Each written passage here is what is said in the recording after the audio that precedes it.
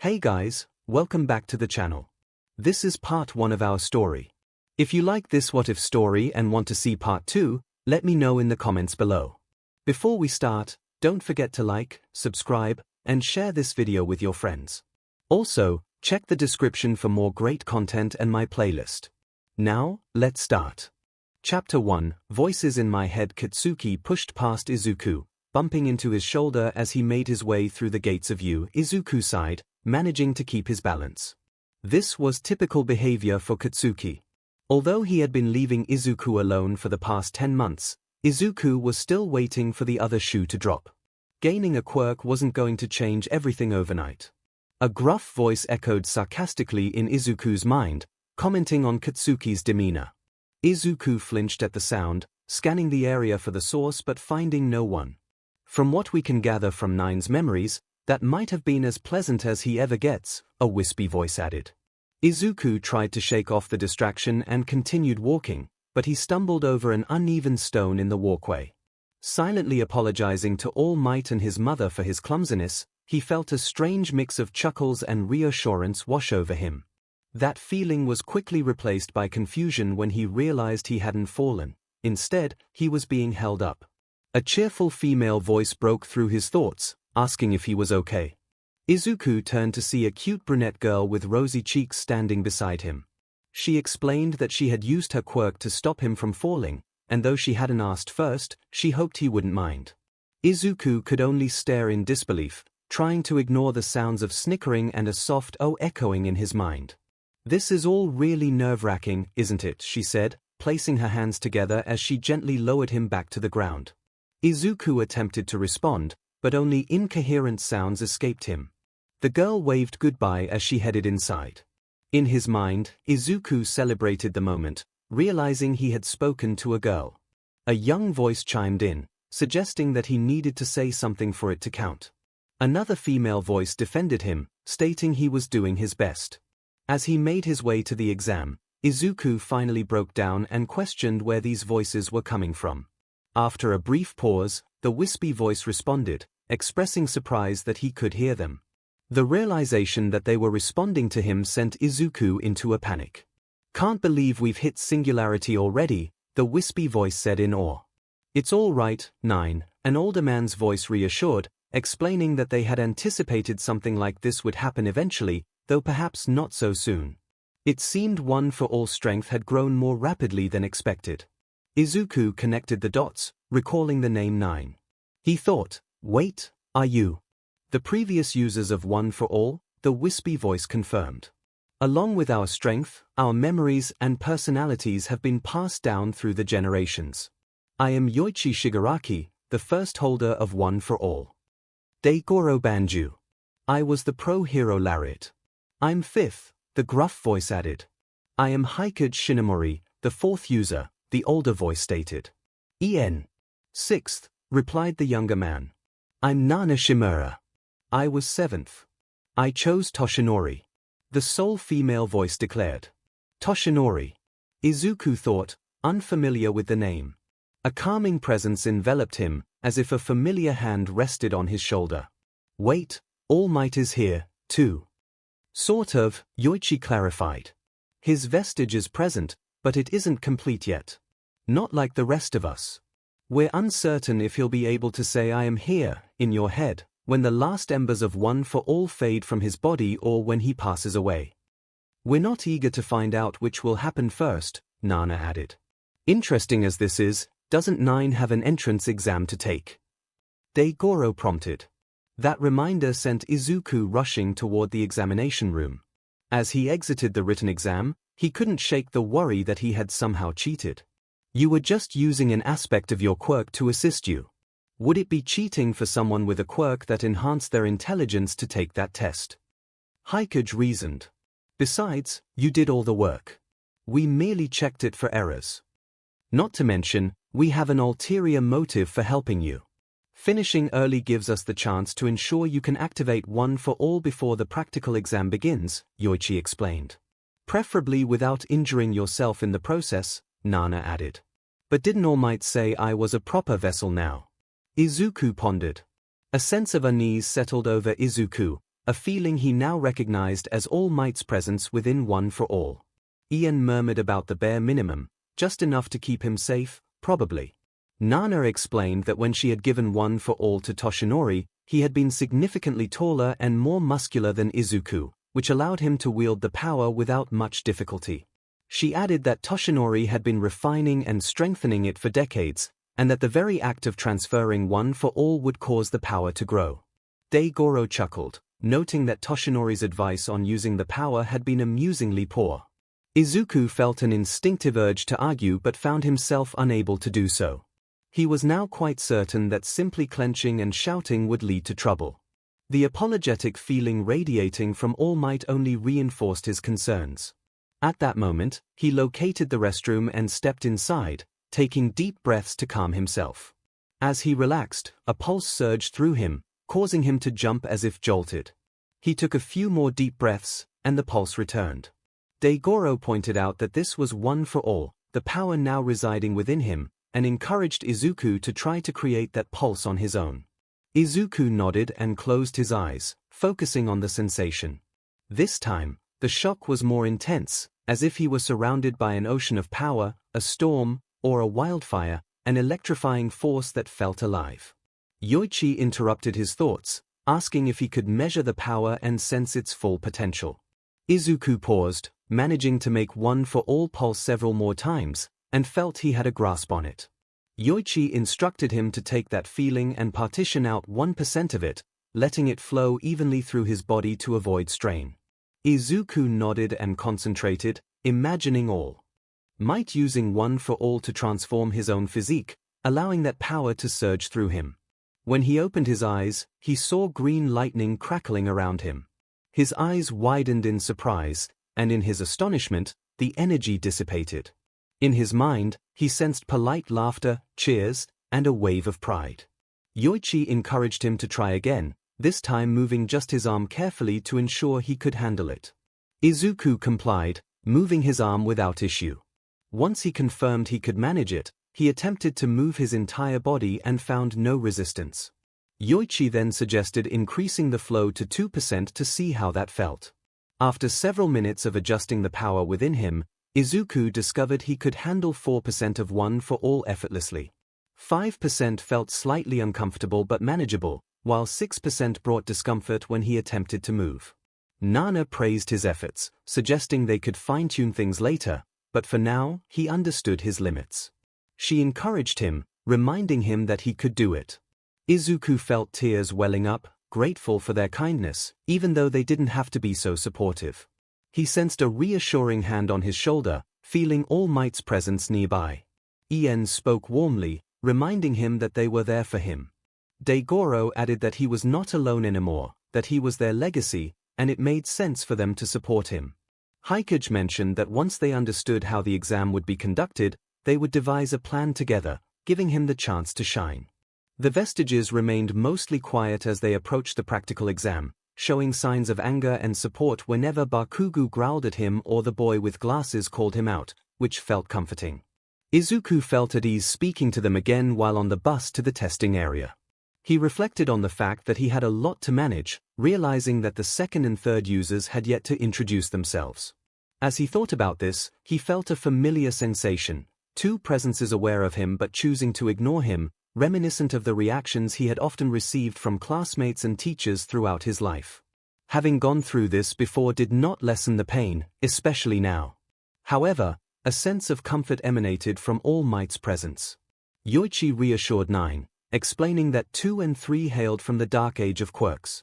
He acknowledged that his experiences differed from theirs, leading to their distinct opinions on quirk usage and heroics. 𝐷𝐴 added humorously that those two were not fans of most heroes, even viewing All Might as naive. This elicited a smile from 9, but Ian quickly interrupted, signaling it was time to strategize. Izuku contemplated his situation, realizing he had control of about 4% of his power. He needed to apply it in an untested combat scenario, aiming to stay within a safe zone. He considered pushing it to 5% if necessary, but overexerting himself could lead to unnoticed injuries. Unsure of his strength at 4%, he decided the first few encounters would be experimental. He pondered using scrap from the robots as potential weapons, questioning if that would suffice if his fists weren't enough.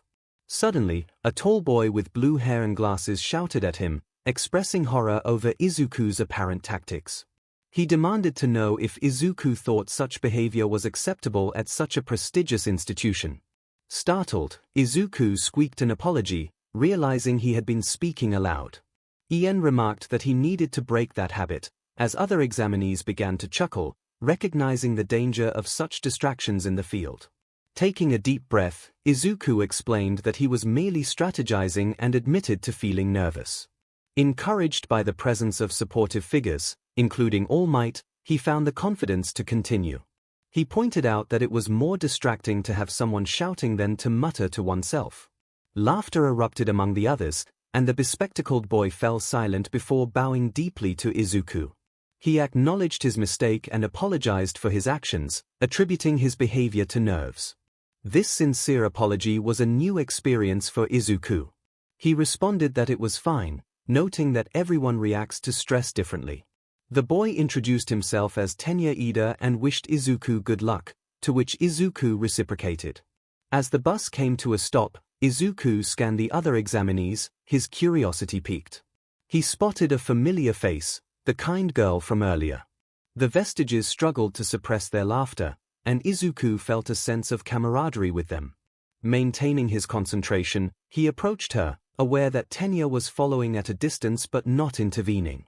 The brunette girl turned, initially startled, but then smiled warmly as she recognized him. She greeted him enthusiastically, recalling their earlier encounter. Izuku expressed his gratitude for her help and wished her good luck, realizing he was feeling more confident than before, aided by the encouragement of the Vestiges. She admitted to being nervous as well and confirmed his name. Izuku introduced himself fully, and she revealed her name was Okako Uraraka, wishing him good luck in return. They exchanged a fist bump, a gesture that felt significant despite his lingering nerves. Nana cheered for Izuku, urging him to HNSS one for all and prepare for the challenge ahead. Taking a deep breath, he summoned his power, feeling electricity dance around him and a red glow pulse through his veins. Uraraka marveled at the sight, but before Izuku could respond, Present MIC's voice rang out, signaling the start of the test. With newfound focus, Izuku launched forward, a blur of green energy as he raced into the testing grounds, ready to face whatever lay ahead. Soon after, he encountered his first robot, a one-pointer. It was time to test his abilities, and he charged forward, striking the robot with his fist. He hoped his hand would remain unharmed. To his surprise, the machine crumpled as if it were made of cardboard. He felt a surge of confidence as he dashed forward again, searching. 4 more opponents. What followed was a flurry of action as he propelled himself ahead. There were a few missteps, particularly when he stumbled at full speed, but fortunately, Tenya was nearby and caught him before speeding off like a blur. Later, he returned the favor by taking down a 2-pointer that was about to attack Tenya from behind. The Vestiges were a true blessing. Even if they had only instructed him on how to activate his quirk correctly, it would have sufficed. Instead, they provided him with guidance, alerted him to targets, and warned him of other examinees in peril. He felt as though he was constantly thwarting robots that threatened exhausted students or pulling others out of the way of stray projectiles. The experience was exhilarating and, frankly, enjoyable. Those 10 months of grueling training were worth it if he could savor this rush. His thoughts were interrupted by a loud booming sound and the sight of a towering robot shaking the ground as it moved, reducing buildings to rubble. He was taken aback, realizing it was the 0-pointer. This seemed excessive, he thought, as he watched the chaos unfold. How could they afford such a machine? He wondered, feeling a sense of dread. Izuku felt a chill of shock wash over him, and he was about to flee when he heard a familiar voice cry out in distress.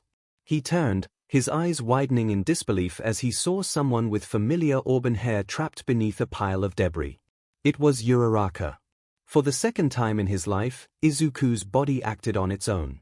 He could hear the urgent calls of the Vestiges within him, much like the voices of heroes he had heard during his first encounter with danger. But, like that fateful day with the sludge villain, he paid them no mind. All that mattered was that 𝐒𝐿𝐼 needed rescuing. As he ran, his mind raced. Pulling her out might cause her more harm. Digging her out would take too long. Even if he managed to free her, the 0-pointer would still pose a threat as they escaped, not to mention the other examinees who might be in danger. He needed to neutralize that machine. Hitting it from below would only push it back or risk it falling on them. No, if he wanted to ensure her safety, there was only one option. He channeled one for all into his legs and leaped into the air, nearly soaring as the power surged into his right arm. He unleashed a mighty punch at the enormous robot, shouting out his battle cry. In quick succession, he realized 3 things. First, his plan had worked. The 0-pointer was completely destroyed, with debris falling away from 𝐒𝐿𝐼 and the other examinees. Second, he was now plummeting from a great height. Third, both of his legs and his right arm were injured. Oh no, he thought to himself. I got ahead of myself. An unfamiliar voice grumbled about his recklessness, likely one of the Vestiges. Admonishment could wait, he needed a plan, another voice urged, sounding uneasy for the first time. Could someone assist him? Another suggested. Unfortunately, they had reached a critical point faster than anticipated, and they were not yet able to pass down their quirks, came the reply. He would think about that later if he survived, Izuku thought quickly. What about a Detroit smash? He could punch with his left arm to cushion his fall. That was feasible, but he would risk injuring his other arm, and timing would be crucial, came the response. The alternative was far worse, so he prepared to punch with his remaining arm. When they said go, he would strike. He braced himself as they counted down. However, their plan was unexpectedly interrupted when he felt a sudden force slow his descent. He looked up to see 𝐒𝐿𝐼 riding on a piece of debris, her face strained with effort, as they began to descend slowly. Or that could happen, one of the Vestiges remarked, breathless. As they neared the ground, both Izuku and the piece of concrete came to a gentle stop. 𝐒𝐿𝐼 pressed her fingers together and whispered a command, causing them to drop to the ground with minimal discomfort for Izuku. Then, she promptly felt unwell. Izuku felt weak as he acknowledged that 𝐒𝐿𝐼's quirk took a toll on her as well. 𝐒𝐿𝐼 managed a faint laugh, admitting that she hadn't thought she had enough energy left to help him but felt compelled to repay him for saving her. Izuku smiled back at her, pondering how he felt so confident despite his exhaustion. En bluntly pointed out that adrenaline and endorphins were likely keeping them both going, while Yoichi noted that the power of one for all was still flowing through Izuku, helping him hold it together. Daigoro expressed his admiration for Izuku's resilience. As 𝐒𝐿𝐼 looked at Izuku's smiling face, she returned his smile, albeit weakly. In the back of Izuku's mind, he sensed a rhythmic sound followed by a sudden click, prompting him to wonder what it was. Yoichi admitted uncertainty about the noise. Before they could dwell on it, Daigoro announced the arrival of help. Recovery Girl, the youthful heroine, approached, assessing Izuku's condition. He jokingly wished for his notebook for her signature, to which she responded that his priorities were misplaced and inquired how he had ended up in this situation. Izuku explained that he had overexerted his quirk to save 𝐒𝐿𝐼. Recovery Girl then leaned down and gently kissed his forehead, and Izuku felt the pain ease as his injuries began to heal. He finally relaxed his grip on one for all as fatigue washed over him. Nana remarked on how Izuku should have been unconscious after such an effort, noting that maintaining one for all during Recovery Girl's healing likely helped him conserve energy. With a groan, Izuku managed to stand as Recovery Girl healed 𝐒𝐿𝐼, who also appeared exhausted but was on her feet. Both teens were given gummy bears to help with their fatigue, with a reminder to take care of themselves. As they made their way toward the exit, 𝐒𝐿𝐼 asked Izuku how he thought he had performed. Izuku admitted uncertainty, recalling that it had all become a blur but believed he had scored 22 points before losing track. 𝐒𝐿𝐼 nervously revealed that she had scored 28 and hoped it would be enough. Izuku reassured her that her actions in the final moments of the exam should count for something, recalling All Might's encouraging words. 𝐒𝐿𝐼's cheeks flushed as she hesitantly asked if they could exchange phone numbers, wanting to remain friends regardless of the exam's outcome. Her words tumbled out quickly, revealing her nervousness.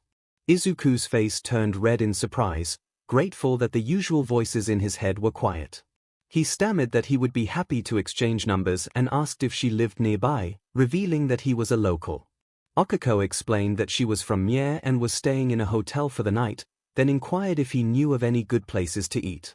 In that moment, Izuku experienced an unexpected insight, realizing that 𝐒𝐭𝐻 was likely looking for something affordable. He understood that she had limited funds after spending much on her train ticket and hotel for the exam. It was clear to him that she needed a meal but didn't want to appear as if she was begging. Yoichi quietly remarked on the situation, but Izuku focused on helping. He suggested that his mother was an excellent cook and offered to ask her to prepare some extra food for 𝐒𝐿𝐻, feeling it was the least he could do after everything she had done for him. 𝐒𝐿𝐻 hesitated, initially planning to decline his generous offer, but she too experienced a sudden understanding. She sensed that Izuku was lonely and had few friends, realizing that this would be a significant moment for him. Though she didn't have the same insights as Izuku, she chose to overlook the oddity of their shared understanding for the time being. If she insisted, she would gladly visit him for dinner. It didn't matter that it seemed illogical, she was certain that this boy had endured heartbreak many times.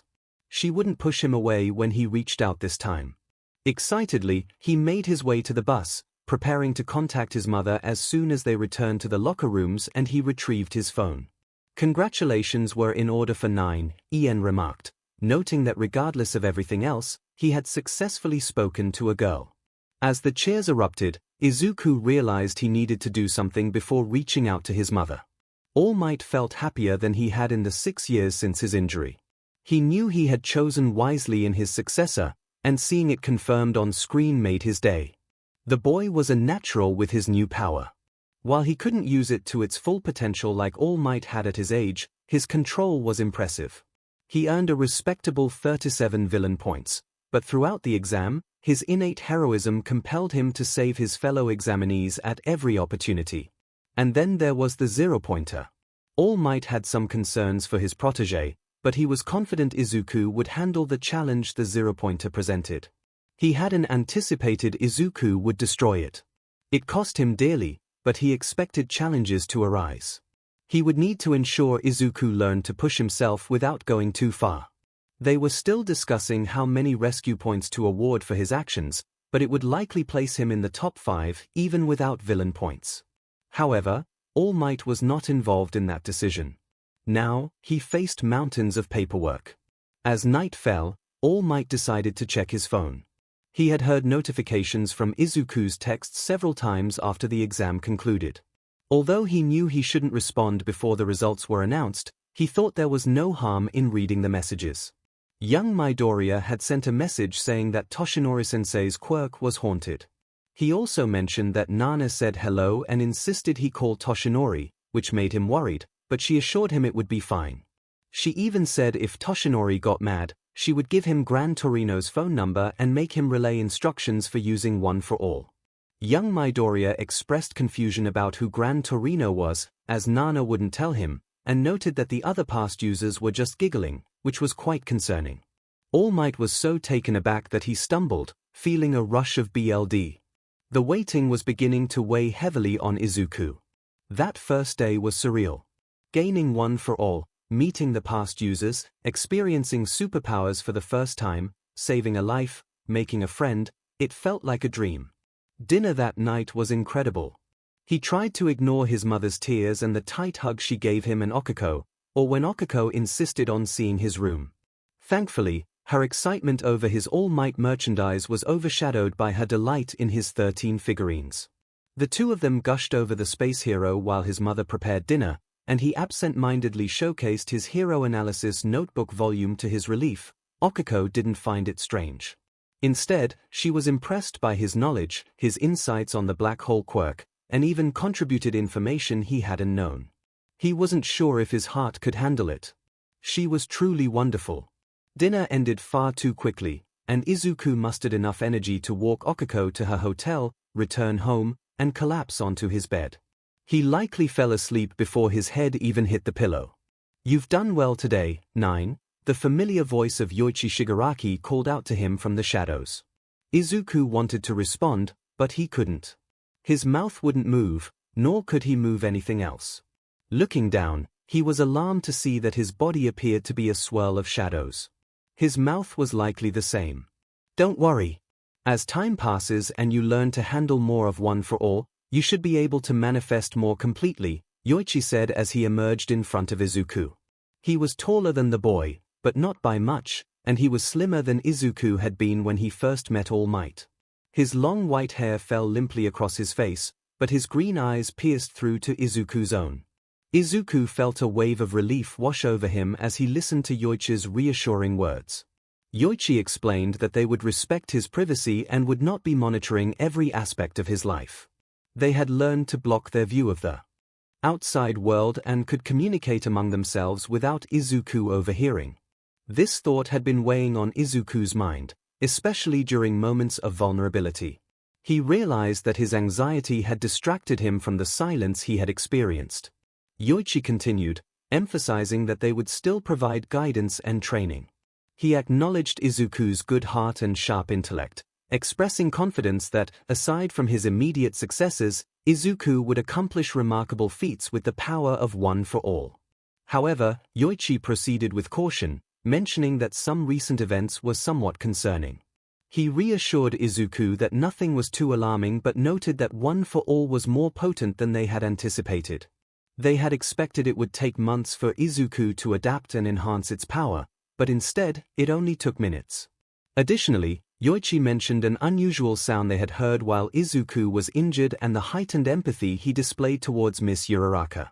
This ability seemed akin to a quirk, leading them to initially believe that Izuku might possess a dormant quirk. However, it appeared to stem from within one for all itself. The quirk factors of Yoichi's 6 quirk successors were also present and had developed to the point where Izuku would eventually be able to access them, although none of them had ever possessed such a power. With a gentle gesture, Yoichi affectionately ruffled Izuku's hair, encouraging him not to worry too much. He reminded Izuku that he had enough challenges to face and assured him that they would support him through this and any other difficulties that might arise.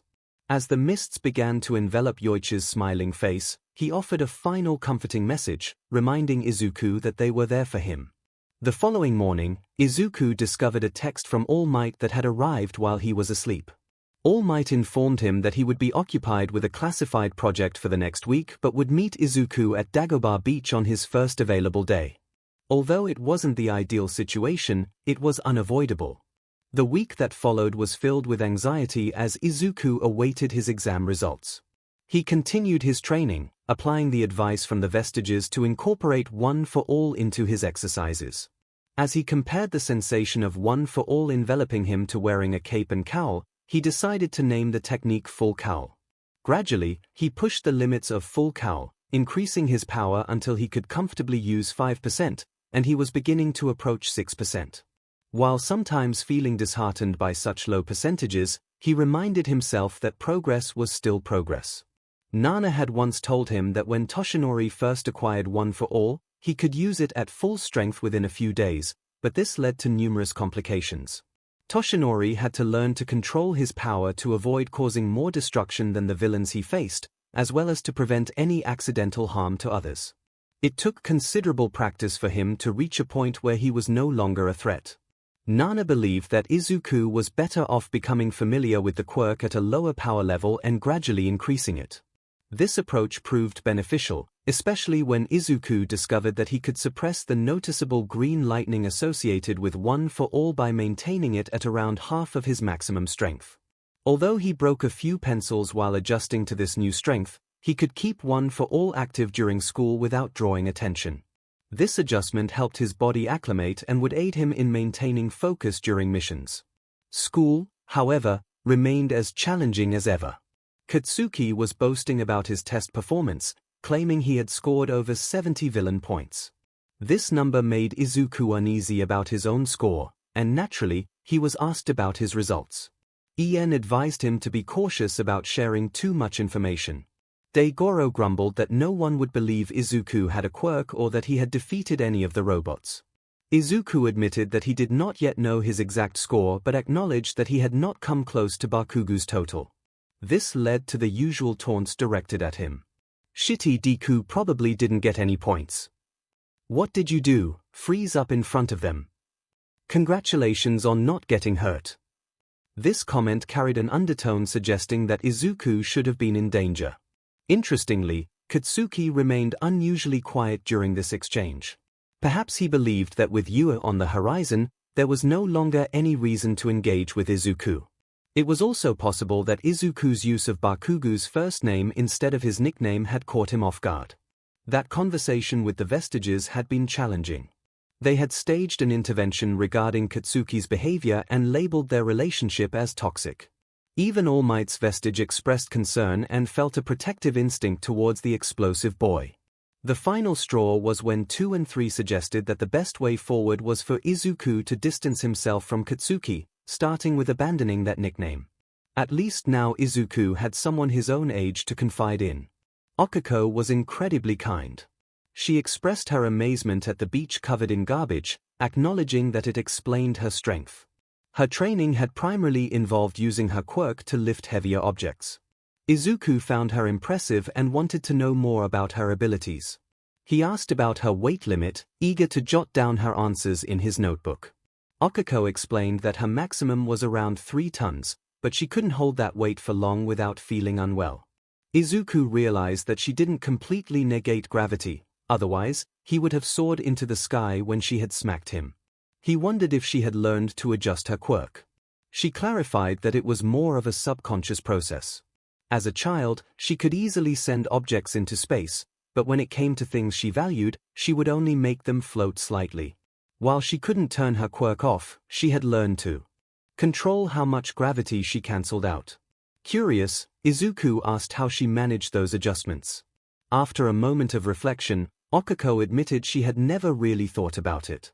She could feel the gravity she was cancelling but struggled to explain it to someone who had never experienced it.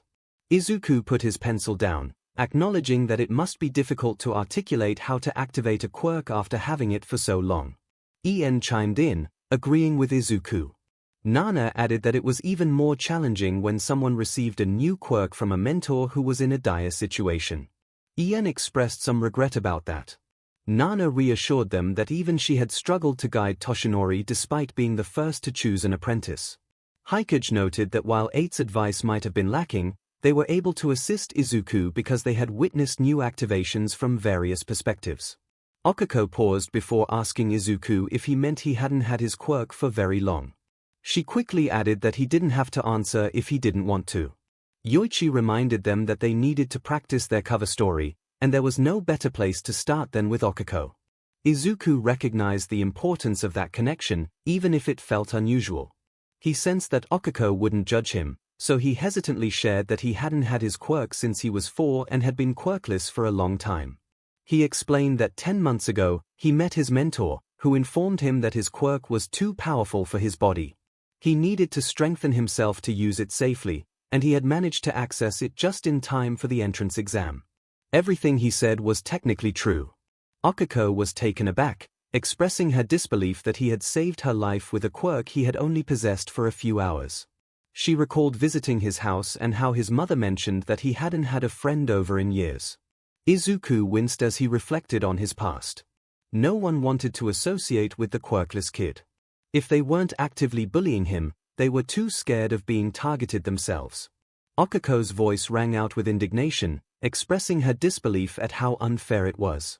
She insisted that Izuku was a kind person who deserved friends, regardless of whether he had a quirk or not. Izuku felt a mix of shock and gratitude at her defense. His anxiety began to creep in as he explained that it wasn't just being quirkless that made him an outcast. He mentioned his obsession with heroes, his tendency to mutter to himself, and how he was always scribbling in his notebooks, which made him seem strange to others. Okiko interrupted him, asserting that if he had a powerful quirk, people would admire his dedication and strategic thinking. She lamented how society twisted good qualities into negatives based on superficial judgments. Tears welled up in Izuku's eyes. He understood that Okiko wouldn't judge him, just as he didn't judge her for her family's financial struggles. But hearing her words struck a different chord within him, and he expressed his gratitude. Okiko encouraged him to call her by her first name, emphasizing their friendship and that he deserved it. Izuku stammered, flustered by the warmth of her words, and offered his name in return. She mentioned needing to help her mother with dinner and promised to talk later, leaving Izuku feeling overwhelmed. It had only been a week, and they were already on a first-name basis. She had even given him a nickname. Everything felt like it was moving too quickly. A moment of silence followed, and Izuku braced himself for teasing from the Vestiges, but they seemed to keep their thoughts to themselves for now. However, he knew that wouldn't last long. Nana asked him if he considered them family, and he could only nod in response, feeling a sense of belonging.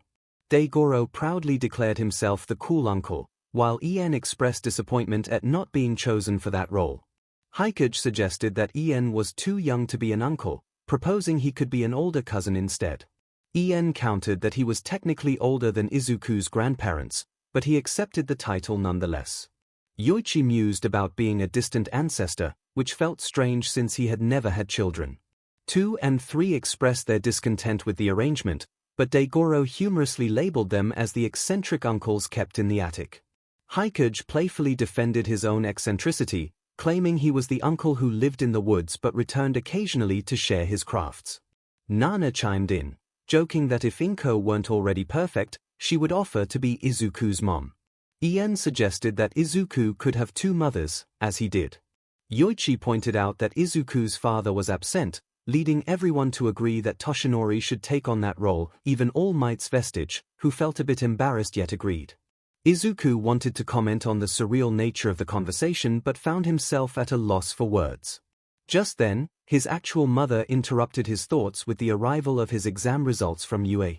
All Might's voice boomed as a projection, announcing his presence. Izuku stared in shock as his mentor explained that he had been busy with paperwork but was excited to share that he was now part of the U faculty. Izuku could only remain silent, processing the news. All Might's Vestige chuckled with pride, and the atmosphere lightened with laughter. All Might continued, praising Izuku's performance on the written exam, revealing that he had placed in the top 5th percentile. He also mentioned that Izuku had earned 37 villain points on the practical exam, which was a commendable score, though it wouldn't secure him a spot in the hero course. For a moment, Izuku felt disheartened. He hadn't made the cut, and he realized that Okiko, with her score of 28, would also be disqualified. He knew he had to find a way to lift her spirits. The thought barely crossed his mind before he sensed the smug laughter of the Vestiges. However, villain points were not the only metric being measured. While a panel of judges observed him, determining how many villain points he earned, they were also monitoring his other actions. Heroes were not judged solely on combat. The camera shifted to various scenes of Izuku striking a robot that was about to attack another student or pulling someone away from danger. The final scene showcased his leap as he took down the zero-pointer, shattering it into fragments. In that moment, overwhelmed by fear and adrenaline, he couldn't appreciate it, but viewing it from the outside was undeniably impressive. How could a hero course reject someone who was so dedicated to saving others, regardless of the consequences to himself? After all, that was the essence of being a hero. That was what his alma mater stood for, training individuals willing to risk their lives for the greater good. Thus, they awarded rescue points. For his selfless actions, the panel of judges granted him an astounding 75 rescue points, the highest in the school's history. With a total score of 112, he not only secured first place in the entrance exam but also surpassed the previous record of 110. As All Might spoke, the projector displayed the top 10 scoreboard. Indeed, he had outperformed Katsuki Bakugo, who placed second with 77 villain points and no rescue points. He noticed that Okiko was also on the board, having earned 45 rescue points and claimed 4th place. Tenya Ida appeared in 6th place with 59 villain points and 14 rescue points. The other names were unfamiliar to him. He could hear the cheers and applause, feeling a swell of pride from his internal support system. Welcome, young Midoriya. This is your hero academia. This was incredible. Nothing could dampen his spirits. How could he have cheated like that, Deku? Ah, right. Katsuki. Katsuki could indeed bring him down. There was no way the boy could cope with Izuku surpassing him. The moment Izuku stepped into the classroom, Katsuki hurled his desk to the floor and approached him with an intensity that suggested he was ready for a confrontation. The teacher showed no intention of intervening, and their classmates eagerly anticipated the impending clash, with one even recording it on their phone. Izuku stammered, claiming he hadn't cheated. There was no way anyone could cheat on the U entrance exam. Then who did you bribe? What did you offer? There was no way a quirkless individual like you could have honestly passed, let alone beaten me. Katsuki's fists began to spark, and the air filled with the scent of caramel as his nitroglycerine sweat accumulated. I swear I will find out and expose you for the worthless waste of space you are. As Katsuki appeared ready to confront him in front of their classmates and teacher, Izuku felt a surge of determination. One for all coursed through him at 5%. Katsuki halted, staring in disbelief as Izuku was enveloped in the green lightning of full cowl. The other students looked on in shock, as did the teacher. I'm not quirkless anymore. It turns out my quirk was dormant. He stated this firmly, having practiced it with the Vestiges and solidified his confidence through discussions with Okiko. I had been training my body for the exam. My quirk couldn't activate until I had enough muscle, or else the power would have overwhelmed me. Does that answer your question, Bakugo? It was a remarkable display, slightly overshadowed by his internal panic. He was surprised he didn't stammer, though his eyes revealed the fear he felt. Katsuki opened his mouth to respond, but the teacher interjected, reminding them that this was neither the time nor the place for such discussions. He instructed them to take their seats so they could begin. Izuku was taken aback. A teacher actually enforcing the rules to prevent Katsuki from attacking him. That was nothing short of miraculous. Well, given the improbable nature of One for All, it could indeed be considered a miracle. Sensei, I'm not feeling well. I'm going to the nurse, Izuku mumbled, his voice cutting through the silence of the classroom. The teacher made no move to stop him. Toshinori-sensei. Izuku called out to All Might's emaciated form. All Might chuckled, remarking on how odd it was to hear him say that out loud. However, since the beach had visitors nowadays, it was better to keep it a secret. Well, I kind of learned your real name without your permission. Izuku bowed in apology. All Might responded, confusion growing. Did I not tell you my real name? Izuku felt a mix of shock and confusion as he processed the revelation. All Might, visibly embarrassed, admitted that he had assumed Izuku was simply a devoted fan. The atmosphere was filled with laughter, except for the silent presence of All Might's Vestige, which radiated a palpable sense of embarrassment. With a serious expression, All Might confessed that he had nearly rushed to confront Izuku after receiving his texts, but the pressure from Principal Nezu had held him back. He acknowledged that Izuku likely had many questions, though he wasn't sure he could answer them all. Izuku inquired whether All Might was aware of the Vestiges from past users. All Might confirmed that he had sensed their presence during moments of great stress, but he had never actually heard them speak. He asked Izuku when this phenomenon had started. Izuku explained that it began when he entered UA. The Vestiges had made comments about his experiences, not realizing he could hear them until he responded. The first user, Yoichi Shigaraki, had mentioned that the emergence of these Vestiges was expected, but the progression of One for All had exceeded their expectations. All Might's concern deepened as he asked if Izuku was okay and if he heard the Vestiges constantly, fearing it might be painful. Izuku reassured him, stating that they respected his privacy and were actually quite helpful, providing him with advice and confidence when he needed it most.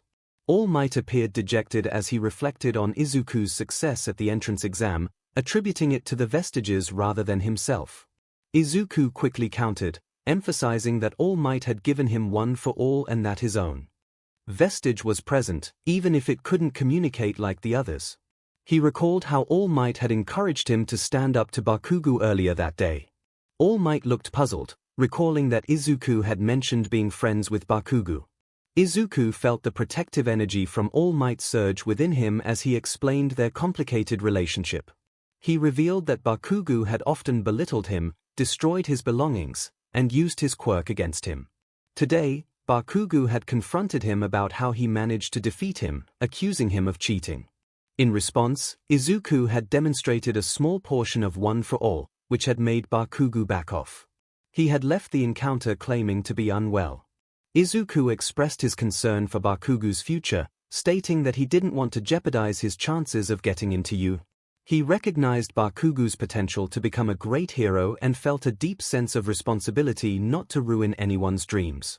As he spoke, he began to withdraw inward, but as he finished, he felt the comforting embrace of the Vestiges surrounding him, followed by All Might's physical presence.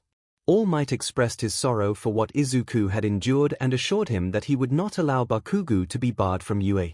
He promised that Izuku wouldn't have to worry about Bakugu anymore because he was there to support him. Pulling back slightly, All Might's eyes glistened with tears as he asked if Izuku had spoken to Nana. Izuku confirmed that he had, sharing her pride in All Might. All Might chuckled softly, expressing how much he missed her and his longing to speak with her again. Izuku offered to relay any messages, but he mentioned that Nana wanted to wait a bit longer before having a conversation with All Might. All Might accepted this, understanding the need for patience. Izuku then posed a question about Gran Torino, prompting an instinctive shudder from All Might.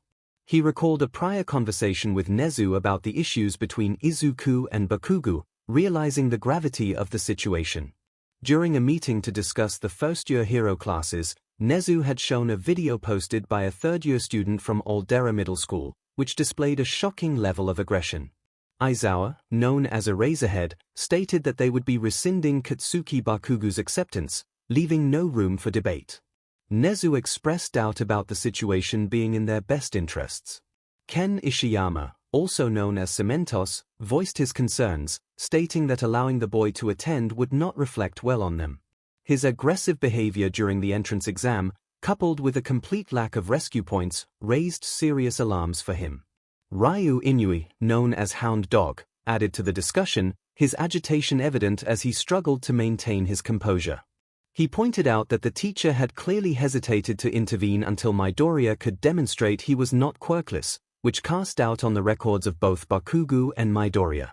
Nemurai Kiyoma, or Midnight, inquired about when Midoriya's quirk had actually manifested, while Hound Dog attempted to calm himself by chewing on a STRP of rawhide. All Might provided an answer, revealing that Midoriya's quirk had emerged on the day of the entrance exam. As everyone turned their attention to him, he elaborated that he had been training Midoriya for nearly a year after witnessing his potential during a villain encounter. All Might shared that he had also been considered quirkless until he was 15, recognizing that both he and Midoriya had powerful quirks that required strong bodies to handle them. He wanted to ensure Midoriya had the same opportunities he had received. Eraserhead leaned back, contemplating the implications of Midoriya holding back during the exam and the consequences of his injuries against the zero-pointer. All Might winced at the thought of such immense power in a young child's body, explaining how it contributed to the delay in accessing it. Eraserhead sighed, acknowledging the challenge of having a teenager with immense power but limited experience. He anticipated that Midoriya would be placed in his class. Nezu confirmed he was considering it and asked Sekijiro-kan, also known as Vlad King, if he would be willing to take Bakugu. Khan expressed skepticism about admitting Bakugu, fearing it would tarnish their reputation among other hero schools. Nezu proposed that Bakugu could be admitted on probation, emphasizing the importance of giving him a chance to learn from his mistakes. He cautioned that denying Bakugu the opportunity to become a hero could lead him down a darker path. The atmosphere grew tense until Snipe broke the silence with a metaphor about keeping the boy contained. All Might admired Snipe's ability to convey a Western American accent in Japanese. Vlad King reluctantly agreed, recognizing the need to protect both Bakugu and Midoriya by keeping them apart. He offered to take Bakugu in Class B. Nezu enthusiastically approved and shifted the focus to another pressing issue. Hisashi Yamada, known as Present MIC, made a light-hearted comment about the situation. Nezu explained that, after reviewing the video and the discrepancies in Aldera's records, he felt a personal investigation was necessary. He had uncovered another concern, Minoru Mineta. Eraserhead frowned, noting that Mineta had performed well in the practical exam and had a clean record, but he now questioned whether that was a warning sign. Nezu revealed that Mineta had a history of harassment accusations that had been dismissed, likely due to his family's connections. Midnight's tone turned serious as she acknowledged the implications of having someone with such a background in their midst. Eraserhead expressed his frustration, feeling overwhelmed by the situation. Nezu confirmed that there were no official complaints against Mineta, and his performance qualified him for the hero course. He pondered the risks of keeping female hero students in proximity to a potential predator and asked if either of them would be willing to take Mineta into their class. There was a moment of silence before Vlad King let out a sigh and acknowledged that managing one public relations issue in his class was already challenging enough, so he could handle a second. Nezu's grin was almost predatory as he informed Aizawa that all 13 young women from the first-year hero course would be joining Class 1A. Aizawa groaned in response, expressing his longing to quit. Nezu simply denied the request. Vlad King growled, insisting that if he had to deal with the situation, Aizawa would have to as well. Izuku Midoriya was engrossed in his hero analysis of the past, Volume 1, focusing on the first user of One for All, Yoichi Shigaraki. He learned that Yoichi had lived during the dawn of quirks and experienced the Dark Age when heroes were not officially recognized. The terms hero and vigilante were interchangeable, and many heroes from that time would be considered villains by today's standards. Yoichi claimed he wasn't much of a hero, suggesting that One for All was likely weaker back then. He appeared frail and sickly, with white hair that raised questions about whether it was natural or due to malnutrition. His green eyes resembled Izuku's own, and he had grown up believing he was quirkless. If he had been chronically ill, it would have taken time for his strength to accumulate and become noticeable. He mentioned having an older brother but did not elaborate, which made others wary when he was brought up. He had known both the second and third users of One for All when they were alive and seemed fond of them, viewing them as vigilantes more akin to freedom fighters than the heroes of today. He expressed that they found All Might too naive and thought even less of Izuku. Despite his sheltered upbringing, he was encouraging and knowledgeable about One for All, and he seemed to have a passion for manga. Izuku stood in front of the door to Class 1A for a few moments, feeling intimidated, until Daigoro reminded him that the door wouldn't bite and that waiting wouldn't help. Izuku acknowledged this but hoped he wouldn't have to face Bakugo or Ida. Although Ida had apologized for his earlier outburst, Izuku was still concerned about potentially offending him. Taking a deep breath, he opened the door. Inside, he was met with the lively scene of Tenya reprimanding a green-haired girl with a sharp-toothed smile, who was lounging in her seat with her feet on the desk. The classroom was nearly full, and Katsuki was nowhere to be found. Yoichi sympathetically noted that Izuku had gotten half of what he wished for. Tenya was emphatic in his disapproval, insisting that it was disrespectful to put feet on school property, punctuating his words with gestures. The girl responded cheerfully, and to Tenya's astonishment, her feet detached and floated to the ground while she remained in her relaxed position. Tenya struggled to find words before finally clarifying that was not what he meant. The girl then turned her attention to Izuku, excitedly noting that he was the fourth green-haired student in the class, which she found fortunate. Tenya quickly recognized Izuku and bowed deeply, congratulating him and apologizing once more for his previous behavior during the exam. He acknowledged Izuku as the superior hero candidate for having understood the true nature of the exam while he had not. Izuku blinked in surprise, clarifying that he had not deduced anything significant and had spent the week worrying about failing the practical. He had acted to save others simply because it felt right. Tenya stood tall and insisted that this made Izuku even more deserving of respect, highlighting the admirable trait of prioritizing others' safety over personal success. It was no wonder he had achieved first place. As murmurs filled the room, Izuku realized there were far more girls present than he had anticipated.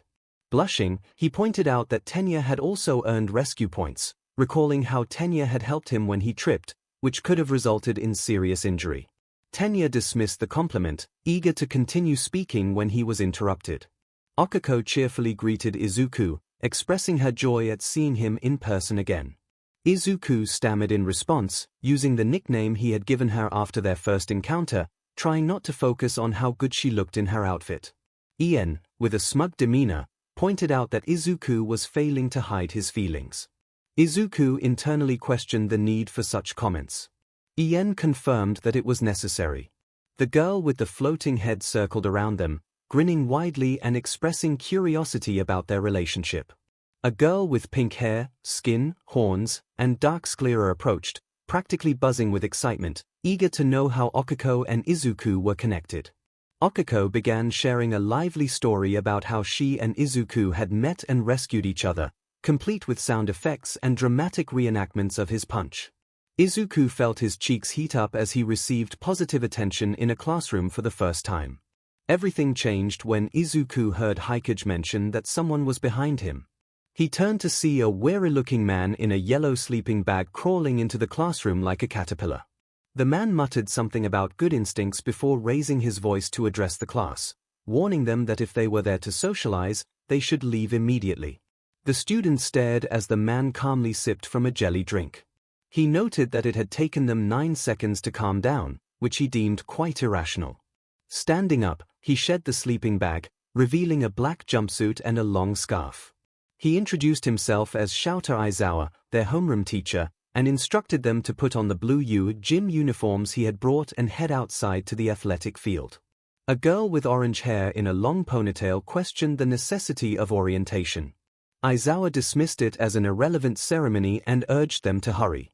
𝐒𝐿 was the first to reach the field, followed closely by Tenya. They were among the 7 boys in Class 1A, which also included a blonde boy with a black lightning bolt in his hair, a boy with red spiky hair, one with large eyelashes and silver hair, one with the head of a black bird, and another whose head resembled a rock formation. He would learn their names later. Nana warned 𝐒𝐿 that if Aizawa was as strict and prone to expulsion as Toshinori had mentioned, they needed to stay alert. 𝐒𝐿 wondered about Aizawa's hero identity. He needed to be a professional hero to teach at U, and his minimalistic costume and the fact that no one else seemed to recognize him suggested he might be an underground hero. This could explain his disheveled appearance and tired demeanor. There were no obvious mutations to identify him, but that scarf seemed familiar. Tenya interrupted 𝐒𝐿's thoughts, pointing out that he was mumbling again, but thankfully, he wasn't angry this time. 𝐒𝐿 quickly closed his mouth, feeling embarrassed as more classmates arrived and some stared at him.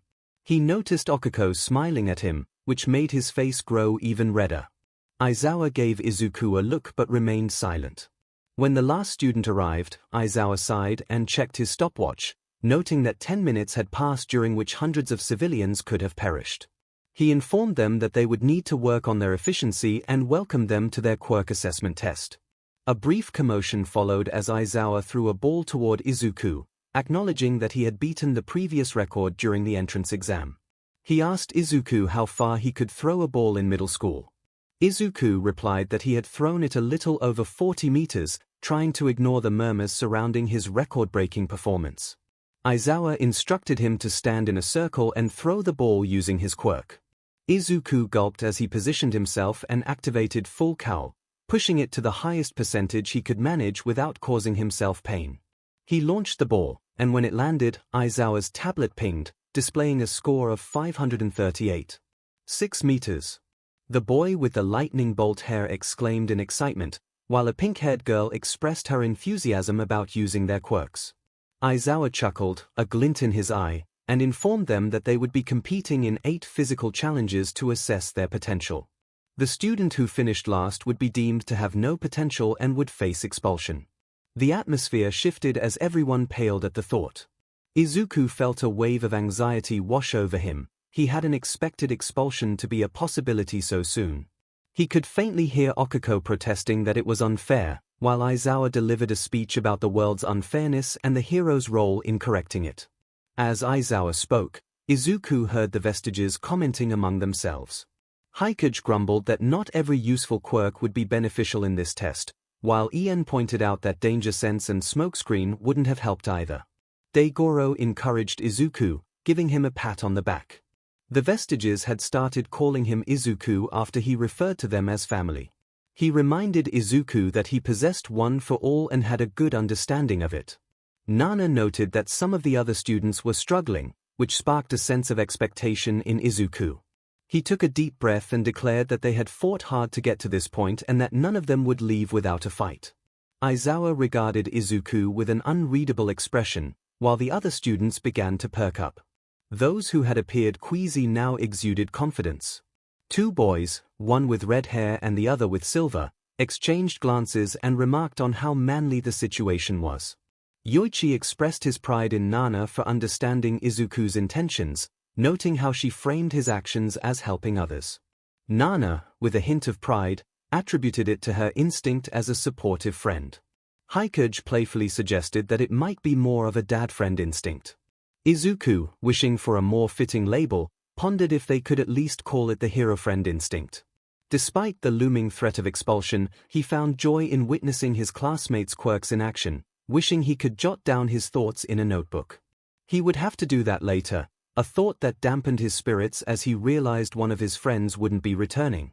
He pushed himself to his limits, finishing in the upper range of average across the events, though he didn't claim first place in any. His classmates, however, showcased their abilities impressively.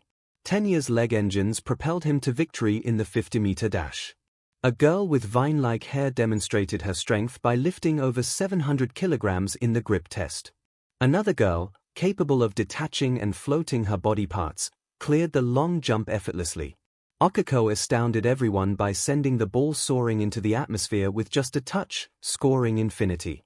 The standout performer was a graceful girl with black hair in a ponytail, whose quirk allowed her to create anything she imagined.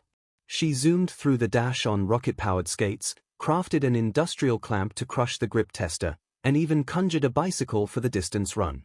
Her ball toss was remarkable, utilizing a cannon to achieve second place. Even those whose quirks weren't suited for the tests gave their all.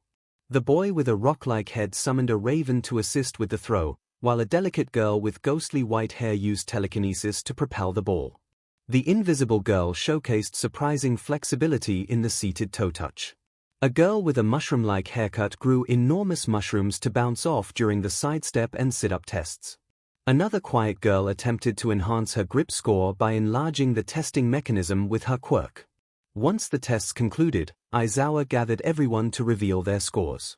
1. Momo Yorozu 2, Izuku Midoriya 3, Ibara Shiozaki 4, Tokage Setsuna 5, Itsuka Kendo 6, Tenya Ida 7, Fumikage Tokoyami 8, Ahiro Kirishima 9, Tetsu 10, Mina Ashido 11, Okako Uraraka 12, Pony Tsunotori 13, Koji Koda 14, Tsuyu Asui 15, Leiko Yanagi 16, Denki Kaminari 17, Kyoka Gyro 18, Yui Kodai 19, Toru Hagakyu 20, Kinoko Komori. Izuku's initial delight at securing second place quickly faded when he noticed Kinoko, the girl with the mushroom haircut, in tears.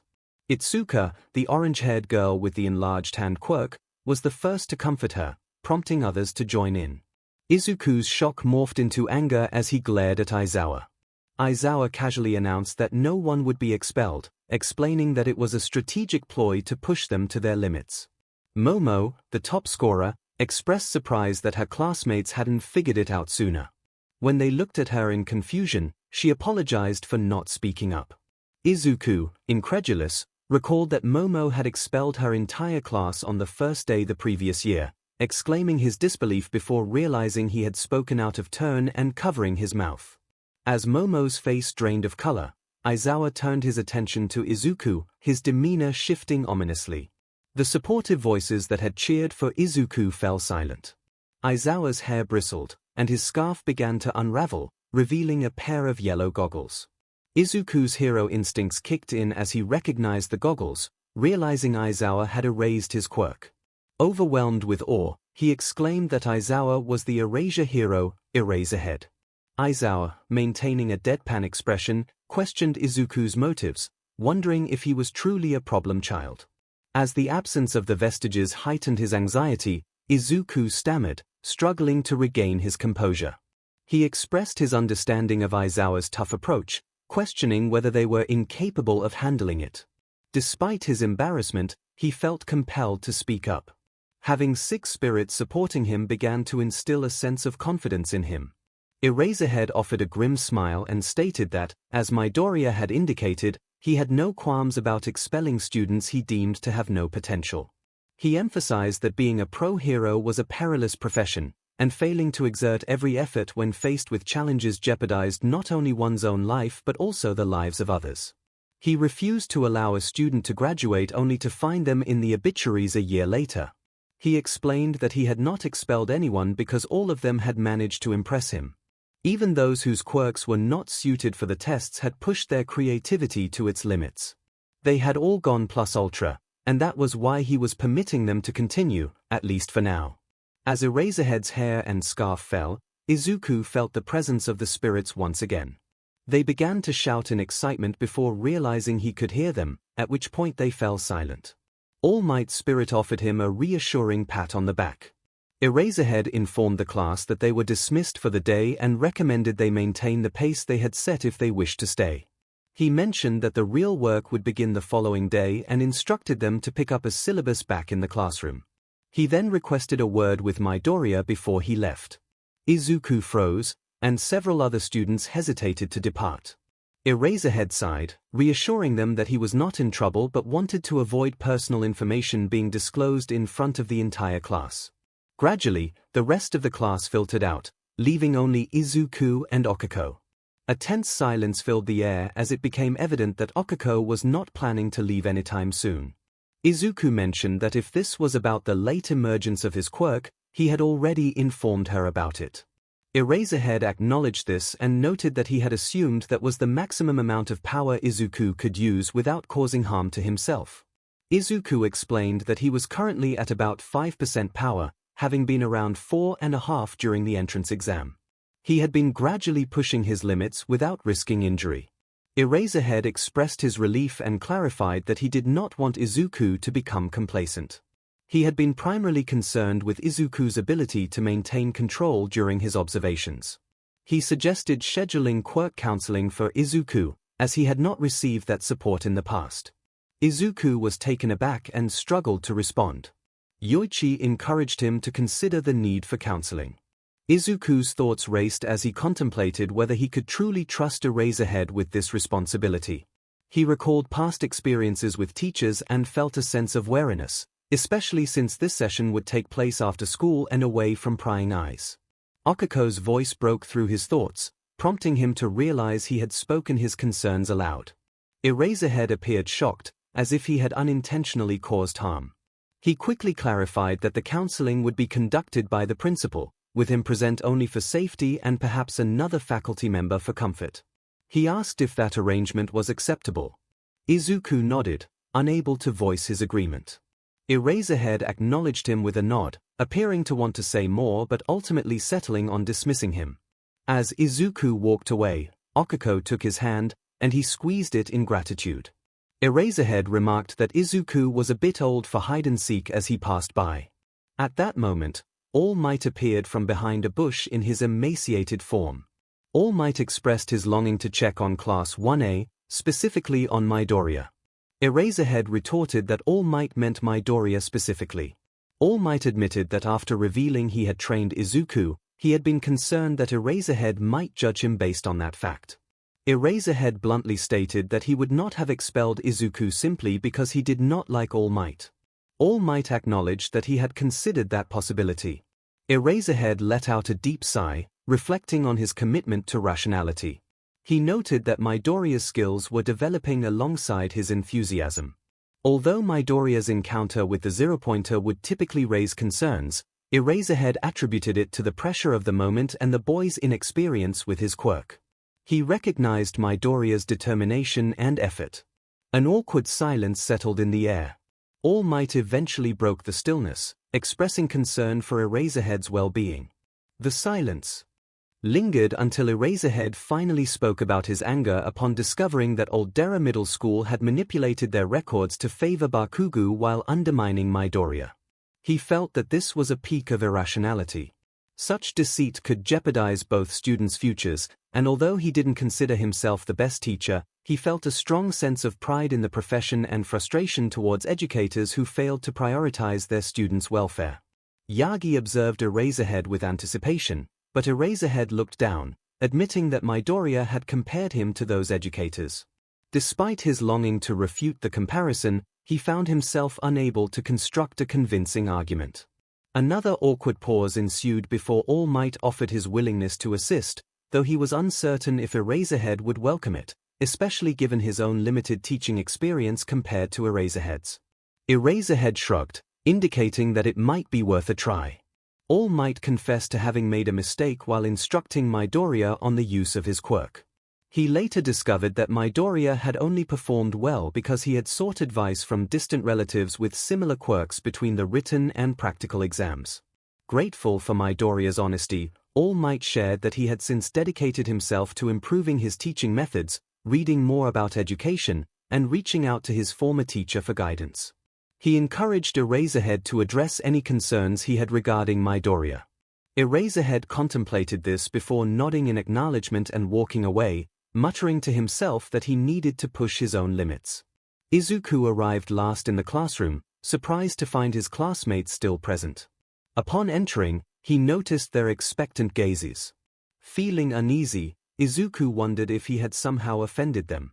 Ahiro, the red-headed boy, expressed concern for Izuku's well-being. Itsuka, frowning, mentioned how intense Aizawa-sensei had been, indicating that they had been worried. Setsuna, the green-haired girl with a unique quirk, chimed in, teasingly pointing out that Okiko had been unusually quiet. Okiko defended her silence, stating that she wouldn't betray Aizawa-sensei's trust.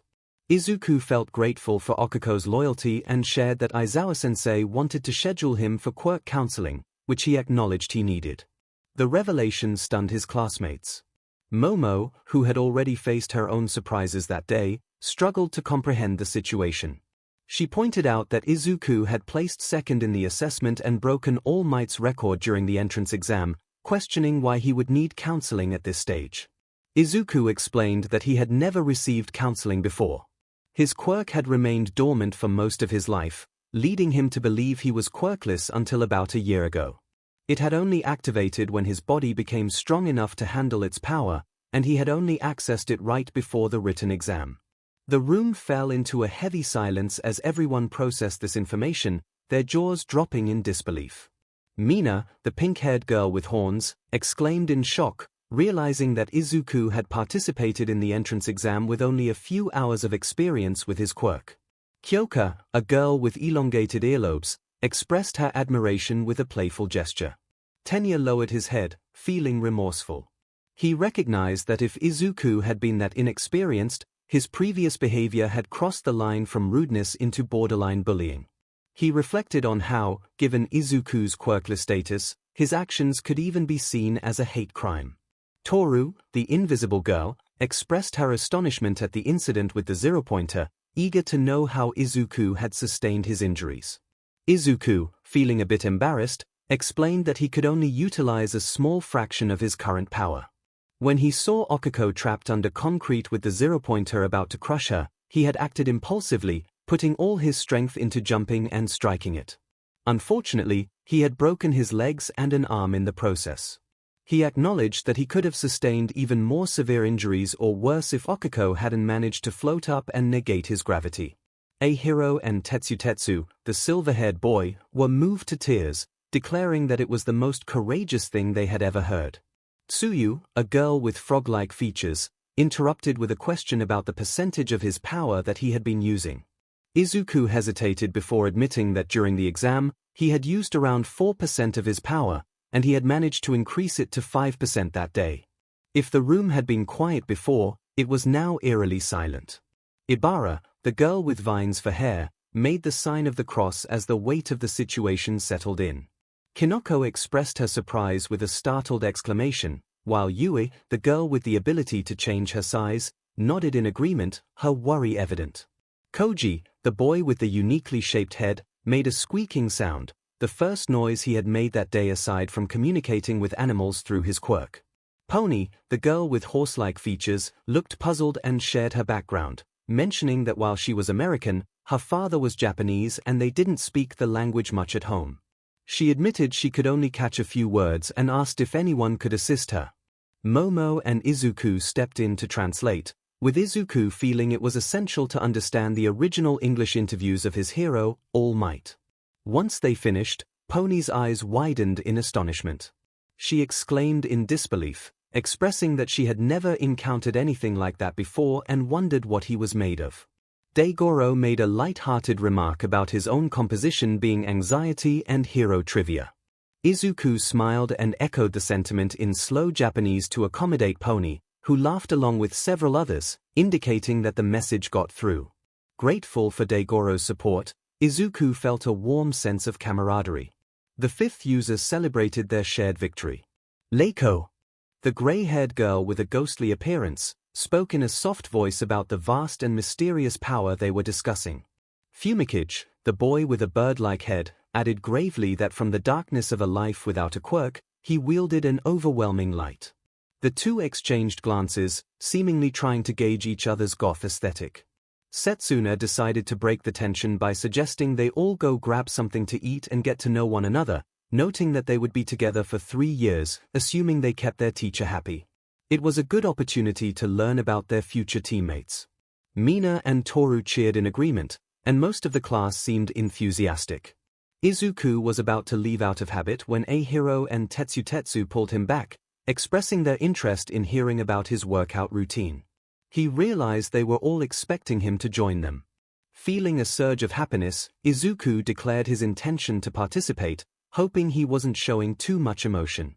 He then pulled out his notebook and asked if anyone would mind sharing details about their quirks, revealing that analyzing them had been a long-standing hobby of his. Ahiro responded with enthusiasm, encouraging him to ask away. As they made their way out of view, Izuku enjoyed a delightful time asking questions. Despite a few hiccups, it was the best experience he had ever had at school. Meanwhile, Katsuki felt that every moment of his life had been dedicated to preparing for this very moment, yet now that he was here, it felt as though the mountain he was trying to climb was nothing but a pile of refuse. The entrance exam had been a disappointment. Initially, he believed he had achieved the total victory he had envisioned, but at the last moment, he discovered he had placed second. This was bad enough. But the fact that Deku, of all people, had claimed first place and broken All Might's record made it even worse. Coming in second to Deku felt like receiving a medal made of dirt. He was frustrated by the concept of rescue points, feeling they were irrelevant. They were there to defeat villains, not to focus on unnecessary extras. Returning to Aldera, he seethed with anger. He was meant to be the hero, but Deku had ruined it. Just as he was about to confront Deku, he witnessed something unbelievable. Deku had suddenly manifested a quirk. That didn't make sense. Deku had been quirkless, he was supposed to be worthless. No one received a quirk that late. What was happening? Then, the teacher intervened, telling Katsuki to stop. Why? It was just Deku. To make matters worse, someone in class recorded the incident and, in a display of poor judgment, uploaded the video. This only compounded his frustration. The teacher had put him on probation, warning that any misstep would lead to serious consequences. It was infuriating. They should have been grateful that Katsuki chose to attend their school. All this trouble over Deku. It wasn't like he was someone important. The worst part was discovering that Aldera had tampered with both his and Deku's records. As if he needed help to surpass Deku. He was relieved that an investigation was underway at the school. Katsuki would gladly provide the Desutaru agency with anything they needed to expose those who doubted his ability to succeed on his own. The first day of class had come to an end. Katsuki had intended to walk in confidently, expecting everyone to recognize him as the king he was. However, that did not happen. A small, upset classmate was crying about the absence of girls in the classroom. Katsuki found it ridiculous. They were aspiring heroes, not chasing after girls. A classmate with two-toned hair and a burn scar completely dismissed him. Most of the others followed suit, including those with less impressive quirks, who rolled their eyes when Katsuki declared his intention to become the #1 hero. One particularly annoying classmate claimed he would defeat Katsuki in a fight at the first opportunity. Katsuki would have laughed if it hadn't infuriated him so much. The most irritating of all was a smug blonde who attempted to engage in pointless banter about proving their class was superior to another. Katsuki knew their class was better simply because he was in it, while the other class had Deku. Yet, the blonde was clearly trying to undermine him, prompting Katsuki to dismiss him, which only made the boy laugh as if Katsuki were the one being delusional. If there was any consolation, it was that he didn't have to deal with Deku for once. However, he couldn't help but think that if Deku were present, at least someone would acknowledge his greatness and remind the others of his goal to be #1. Orientation was as dull as ever, a typical experience in a new school. At least the teachers were heroes, which made them more significant than those he had encountered before. Yet, as the instructor droned on, Katsuki felt as if the teacher was glaring at him, as if he had offended him in some way. He realized that the other hero class was absent. When he returned, the smug boy inquired about it, and the teacher explained that the other instructor preferred to test his students' quirks instead. It was frustrating to think that Deku had the luck to be in that class while he was stuck here. Naturally, the current instructor decided to do something similar. They moved to a field for the usual physical tests, but this time they could use their quirks. Katsuki excelled, as expected, because his quirk was the strongest. He was determined to prove he was number one. However, he ended up in third place. A classmate who had entered through recommendations, and thus hadn't taken the same entrance exam, claimed first place. The smug boy turned out to have the ability to copy quirks, allowing him to perform exceptionally in the tests and secure second place. Katsuki felt a surge of anger, especially when the copycat used his explosion quirk for one of the tests and then ignored it for another. To make matters worse, the instructor revealed their exact scores. The students in 4th and 5th place were not far behind him, which only added to his frustration. At the end of the day, as he left the classroom, he headed toward Class 1A. Everything had gone wrong so far, so he hoped to intimidate Deku and regain some control over the situation. Unfortunately, Class 1A had already left. Skipping orientation had given them a shorter day. The upset classmate had followed him and began lamenting about missing his chance to see the girls, mistakenly thinking Katsuki had gone for the same reason. Katsuki contemplated whether the expulsion would be worth it if he let his frustration get the better of him. Izuku Midoriya's Hero Analysis of the Past, Volume 1 7th User, Nana Shimura Hero Name. Nimbus. She was never highly ranked and focused more on helping others.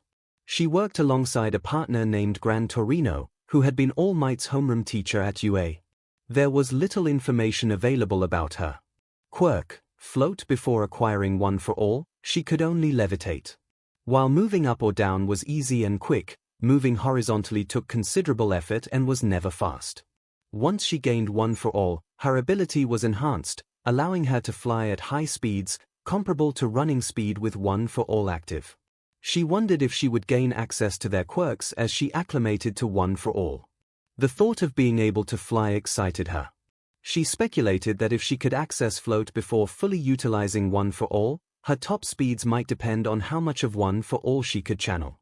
Since quirks were physical abilities, she questioned if she could channel 100% of float even if she couldn't fully use it otherwise. Nana mentioned they could test this carefully when the time came, as high-speed mid-air collisions could be dangerous. She was tall, muscular, and very pretty, resembling Katsuki's mother in her youth. They were not actually related, which Katsuki confirmed through the family registry, much to his disappointment. Nana had a husband and a son, but her husband was killed by a villain she was pursuing. To protect her son from that threat, she had to give him up. Katsuki offered to help her find him, but she advised against it, sounding sad, which motivated him to pursue it anyway. Nana was kind and supportive. She received One for All from Ien, who was killed in battle while passing it on to her. This was how most users had received it. She later passed One for All to All Might. Nana was the first to intentionally find and train a successor for One for All, choosing Toshinori to help him achieve his dream of becoming a hero despite being quirkless. She expressed her frustration at All Might for saying she couldn't be a hero without a quirk, though not too harshly. Sadly, she didn't have much time with him before her passing. When Izuku finally arrived home, he felt a wave of emotions wash over him. Until that day, he had never experienced such a significant amount of social interaction. He had never had the time or opportunity to engage with others in this way. Things took an unexpected turn when Momo took the initiative, announcing that she knew of a casual eatery nearby that could accommodate them all, and that she would treat them. This led to her reserving a private room at a restaurant that most of their families would only visit for special occasions. Akiko, feeling overwhelmed just by the sight of the place, reminded Izuku of her upbringing among construction workers. The colorful expressions of disbelief she muttered under her breath were both creative and surprising. Everyone was taken aback, but Momo's innocent happiness about going out with friends was so contagious that no one had the heart to tell her that this wasn't the norm. Izuku tried to process everything that had transpired. He still couldn't believe he had actually talked to and made friends with everyone. Everyone in class had his phone number, and unlike previous years, this didn't mean he would have to change it or endure a barrage of negative messages. It was fascinating to witness friendships beginning to form as the class naturally gravitated towards one another. While they had mingled and gotten to know their classmates individually, he and Okiko remained best friends. It felt incredibly good. Tenya seemed to have gravitated towards them as well, and Tsuyu was not far behind. Izuku felt a rush of surprise when Tsuyu remarked that his quirk reminded her of All Might's. Fortunately, Okiko dismissed it as her being a fan. She even shared pictures of his bedroom with everyone. Keeping one for all a secret was worth a little embarrassment. Speaking of embarrassment, Setsuna, Mina, and Toru quickly formed a trio, united by their outgoing personalities. They enjoyed playfully teasing others, including Izuku, but it never felt malicious. They were also convinced that he and Okiko were a couple and took great delight in shipping one as power couple, as Mina put it. Hiro and Tetsu became best friends almost immediately. Izuku was astonished by how the two of them had quirks with vastly different mechanisms yet achieved nearly identical results. He was excited to share workout tips, having been following All Might's plans and looking for improvement, and the two were in awe when he mentioned Dagobah. 𝐒𝐿𝐽 and 𝐒𝐭𝐴𝐽 had engaged in numerous conversations, most of which revolved around folklore or horror movies. Their dialogue was filled with dramatic flair, leaving Izuku unsure if they were arguing or flirting in a peculiar manner. They were soon joined by Kinoko and Ibara, who had bonded over a shared interest in gardening. Kinoko seemed to appreciate a magical aesthetic, while Ibara initially worried she might need to perform an exorcism on 𝐒𝐭𝐴𝐽 until Dark Shadow emerged and reassured her that any references to him being a demon were exaggerated. Izuku found it enjoyable to converse with Dark Shadow. Sentient quirks were fascinating. He wished he could openly share that he had one too. Pony moved between Izuku and Momo, as they both had a strong command of the English language. Itsuka, while not as fluent, seemed naturally concerned about everyone and joined in their conversations. She and Momo got along exceptionally well. Denki flitted between groups before settling with Hiro and Tetsu. He was friendly with everyone, albeit a bit flirtatious. Although his attempts at flirting were not successful, he took it all in stride. The only one who appeared annoyed by his behavior was Kyoka, who had a few sharp remarks for him. Izuku felt a bit worried, but Denki didn't seem bothered, and Kyoka, while somewhat aloof, lit up with excitement when discussing her favorite bands. She seemed to connect with Momo more than anyone else. Koji was a bit of an enigma. He appeared content whether in a group or alone, but he was always quiet. Koji could use Japanese Sign Language, and Izuku had learned it when he was younger, though he was out of practice. He had worried that Katsuki might go deaf due to his constant explosions and wanted to ensure they could still communicate. Katsuki had reacted negatively, believing it made him seem weak. Koji, however, felt uncomfortable speaking unless it was to animals, especially since he had struggled to talk without accidentally using his quirk when he was younger. In an urban setting, no one wanted to witness the chaos that could ensue from accidentally summoning all the nearby vermin. Yui remained quiet, but her silence felt different. It was unclear why she chose not to speak. She didn't know JSL, and her quirk had no connection to her voice. At one point, Izuku found himself lost in thought, only to resurface and see standing beside him, gazing at him with a blank expression.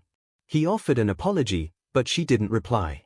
Concerned that he might have upset her, he was surprised when she handed him her phone displaying a contact information page.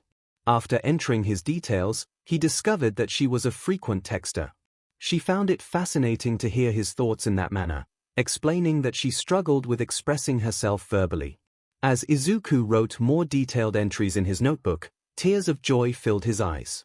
He finally felt a sense of belonging. The comforting presence of the Vestiges surrounded him, and he felt grateful for their support. It was reassuring to have all 6 of them with him. Just as he thought about their presence, he sensed 2 additional presences nearby. A voice, either from the second or third user, spoke to him, expressing sympathy for his past struggles and offering encouragement with a gentle pat on his shoulder. Izuku was taken aback, feeling an uneasy silence from his right side. Another voice chimed in, referring to him as Chief and reminding the first speaker that he was just a kid. It was clear this was 3. The voice continued, acknowledging the familiarity of the situation. 2 began to speak, pausing before sharing their experiences. They explained that in their time, individuals with powers were often feared and despised. Life was challenging for those with meta abilities, or quirks, as they called them. They fought for the right to live without constant harassment, lamenting that a child like Izuku had to face similar hardships. Though it was a small gesture, it brought a smile to Izuku's face. On the second day, which was the first true day of school, Izuku arrived early, determined to complete a task. He steeled his nerves, preparing to enter unfamiliar territory. 𝐔𝐬𝐽 attempted to reassure him, acknowledging his feelings but reminding him that it was just the support department. Izuku admitted to himself that the support he received was invaluable, but years of negative experiences were not easily forgotten. He considered leaving his homemade costume with a note indicating who it was for, but if he could muster the courage to speak to Eraserhead, he could certainly approach 𝐷𝐷 about support items. Taking a deep breath to calm himself, he approached the door of the support lab to knock. Before he could reach it, an explosion blew the door open, sending him crashing to the ground. Instinctively closing his eyes, he felt a weight pressing down on him. As the smoke began to clear, he opened his eyes to find a girl with pink hair and amber eyes, dressed in coveralls and steampunk-style goggles, lying on top of him. He suddenly realized what was so soft and close to his face as he glanced down. Startled, he exclaimed his concern, feeling his face heat up. The girl cheerfully assured him that she was fine, seemingly unfazed by their proximity. She mentioned that there was something to cushion her fall this time. Izuku sought clarification, surprised by her casual attitude. She explained that explosions were part of her process, getting up and dusting herself off as she returned to the lab, leaving Izuku momentarily stunned. He managed to stand and follow her inside, the smoke dissipating quickly. 𝐷𝐷, the excavation hero, entered the lab from the back, wearing a helmet shaped like an excavator's claw and oversized gloves. He expressed frustration, asking if she could at least hold off on the explosions until after his morning coffee. The pink-haired girl responded playfully, promising nothing as she prepared her soldering iron at her workbench. Izuku was starstruck, recognizing 𝐷𝐷 as the only currently active hero with a support license, and the third in history to achieve that. He began to ramble excitedly until the ghosts in his mind cleared their throats, bringing him back to reality. 𝐷𝐷 turned to Izuku, noting that he was a new face and inquired if he had been hurt by the blast. Izuku reassured him that he was fine, mentioning that it wasn't his first encounter with explosions, and certainly not the worst. He awkwardly scratched the back of his neck, hoping his tone conveyed humor. He introduced himself as Izuku Midoriya. 𝐷𝐷 acknowledged the first-year hero student with a nod, noting the unusual sight of students at this hour. He inquired about the purpose of the visit. The student explained that he had 2 reasons for being there. First, he wanted to submit his hero costume, pulling out a green jumpsuit crafted by his mother from his backpack. 𝐷𝐷 raised an eyebrow in curiosity, reminding him that support companies were available to create customized costumes tailored to individual quirks. The boy hesitated, revealing that his quirk had manifested late, on the day of the exam, in fact. He expressed uncertainty about its full capabilities and mentioned an upcoming counseling session, emphasizing his longing to test his abilities early on. 𝐷𝐷's expression shifted to one of recognition as he recalled the student's impressive performance during the entrance exam, where he had remarkably defeated a 0-pointer. He had heard whispers about the student's late development. The boy felt a rush of embarrassment as he acknowledged his newfound fame, leading him to his second reason for being there. He sought information about potential support gear. Suddenly, a pink-haired girl appeared right in front of him, exclaiming her excitement about his record-breaking achievements. She expressed her eagerness to collaborate with him. Caught off guard by her invasion of personal space, the boy managed a hesitant response. She enthusiastically suggested they create something together, pulling him along with her. He felt as though he had left his body in shock. A concerned voice called out to him, while laughter echoed in the background. The boy struggled to regain his composure, stammering in disbelief. After leading him to a collection of machines in various stages of completion, she presented a metallic backpack, proudly declaring it one of her creations. He blinked in surprise, finally realizing she was referring to her inventions. She introduced herself as myheroacademia, aspiring CEO of 𝐻𝐻𝐈 Industries, and expressed her longing to be his personal support technician. He awkwardly introduced himself, extending a hand toward her invention, which she interpreted as a gesture of agreement. She cheerfully noted that she had already forgotten his name, oblivious to social cues. He attempted to clarify his position, but his analytical mind took over as he recognized the jetpack's design, inspired by a well-known hero. Mai praised his observation and excitedly described the jetpack as a fantastic option for heroes on the move.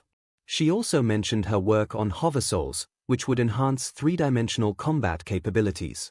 The boy bit his finger, contemplating the implications of using this gear alongside his quirk, float. He expressed his need to adjust to his powers before considering flying. 𝐼𝐺𝐻𝐿oader remarked on the rarity of a hero student showing such restraint. Mai, undeterred, excitedly promised to show him more of her inventions, tossing the jetpack aside as she rummaged through her collection. The boy, astonished, asked if she was a second or third-year student. She cheerfully confirmed that she was also a first-year, just like him. He stared in disbelief, realizing it was only the second day of school, before expressing his shock at the extensive pile of equipment she had.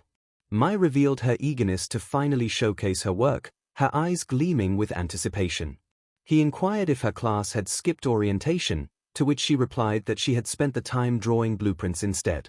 Though he found her explanation puzzling, it sparked an idea in him. He suggested providing her with some statistics to assist in her work. Intrigued, she asked about the stats, her tone a mix of curiosity and apprehension. He nodded, retrieving a spare notebook and tearing out a blank sheet of paper. As he wrote, he explained that his quirk was a physical enhancement stockpile containing immense power, which he couldn't fully utilize without experiencing pain. He recounted how he had used his full power during the entrance exam, resulting in injuries.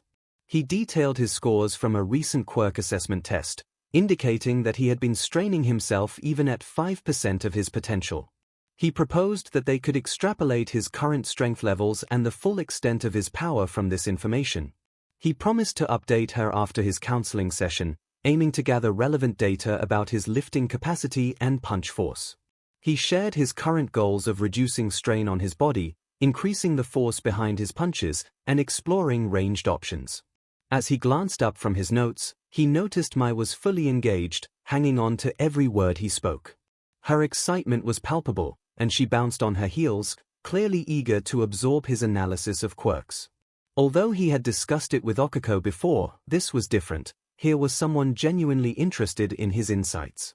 Mai exclaimed that it was perfect, eagerly grabbing the paper as soon as Izuku paused his writing. She declared that this information was exactly what she needed to create some incredible inventions. 𝐼𝐺𝐻𝐿oader chimed in, assuring Izuku that he would ensure Mai's experiments were safe. He explained that typically, first-year support students weren't allowed to work on hero students' gear, but Mai had excelled in the entrance exam, much like Izuku had in his. While her scores weren't record-breaking, they were impressive, and they wanted Izuku to feel at ease. Izuku took a moment to consider Mai's enthusiasm before agreeing to give her a chance. He felt a sense of warmth knowing she was so dedicated and eager to listen to him. It was a comforting feeling, and he could almost hear Nana's approving coos in the back of his mind. As 𝐼𝐺𝐻𝐿oader nodded in agreement, Izuku suddenly felt a familiar rhythm echoing in his thoughts, a sound he thought he would never hear again. Curious, Yoichi interrupted, asking what was happening. Daigoro expressed his surprise, clearly taken aback. Mai cheered with enthusiasm, pulling out a tape measure and stating that she needed his exact specifications to create her inventions. As she began measuring his arm span, she remarked on his muscular build, which made him blush with embarrassment. Thankfully, she completed her measurements just before the warning bell rang, and he hurried to his classroom, hoping his blush would fade by the time he arrived. The most peculiar aspect of 𝐸 was its blend of normalcy and exceptionalism. While the coursework was advanced compared to a typical high school, many subjects felt ordinary. The presence of pro-heroes as teachers added to the surreal atmosphere. After their art history class with Midnight, who had left the room flustered, particularly affecting the male students of Class 1A, lunch began. Yoichi commented disapprovingly on the situation, suggesting it was excessive. Daigoro responded playfully, reminding everyone that heroes must be prepared for anything, including desensitizing themselves to various stimuli. Yoichi could only grumble in response. Setsuna playfully poked Tenya, the tallest member of Class 1A, as they ate, teasing him about his lack of reaction to Midnight. She noted that while he had mechanical parts, he didn't seem like a full robot. Tenya, aware of her teasing, chose to remain composed, explaining that he was simply more familiar with Kiyomi-sensei than most, as she was a close friend of his brother. He added that calling her by her first name would be inappropriate in a classroom setting. Okiko remarked on how strange it must be to have such a close relationship with a teacher, which made Izuku feel a twinge of guilt. She noticed his reaction, and he realized that his empathetic nature worked both ways. He quickly tried to shift the conversation. He excitedly announced that their first heroics class was approaching, hoping to lift the mood. Tenya expressed concern that the syllabus didn't mention who would be teaching, suggesting that 𝐸 might be more secretive about their curriculum than he had previously thought. Mina eagerly asked who they thought the teacher might be. A hero speculated that it would likely be a retired pro-hero. Momo suggested they might have a rotating schedule of heroes teaching various specialized topics. Izuku blinked in realization and asked if they hadn't noticed something important. Everyone turned to him, curious about what he meant. He explained that they all received holographic letters of acceptance, right? Most nodded, but Momo looked puzzled, admitting she hadn't received one. Setsuna leaned back, noting that they were recommended students and had only been informed of their acceptance after their interviews. Izuku felt a wave of uncertainty wash over him. Had All Might really recorded that many acceptance letters? He asked who had informed them of their acceptance. A hero excitedly replied that All Might had delivered the news, and he felt pumped to hear he had placed third. Tetsu chimed in, sharing that he had placed 8th, and the two celebrated with a high five. Mina added her own excitement, mentioning she hadn't been told her ranking but was thrilled to hear All Might say she was going to 𝐸. It was the best news she could have received. Izuku inquired if they had heard about All Might joining the 𝐸 staff. A heavy silence fell over the room as everyone from Class 1A stared at him, and he felt a wave of anxiety wash over him. He asked if All Might had indeed shared that news. Tenya clarified that he had not heard anything of the sort, believing it was merely something All Might was doing as an alumnus. Momo questioned why All Might would share such information, prompting Izuku to reflect on his past experiences.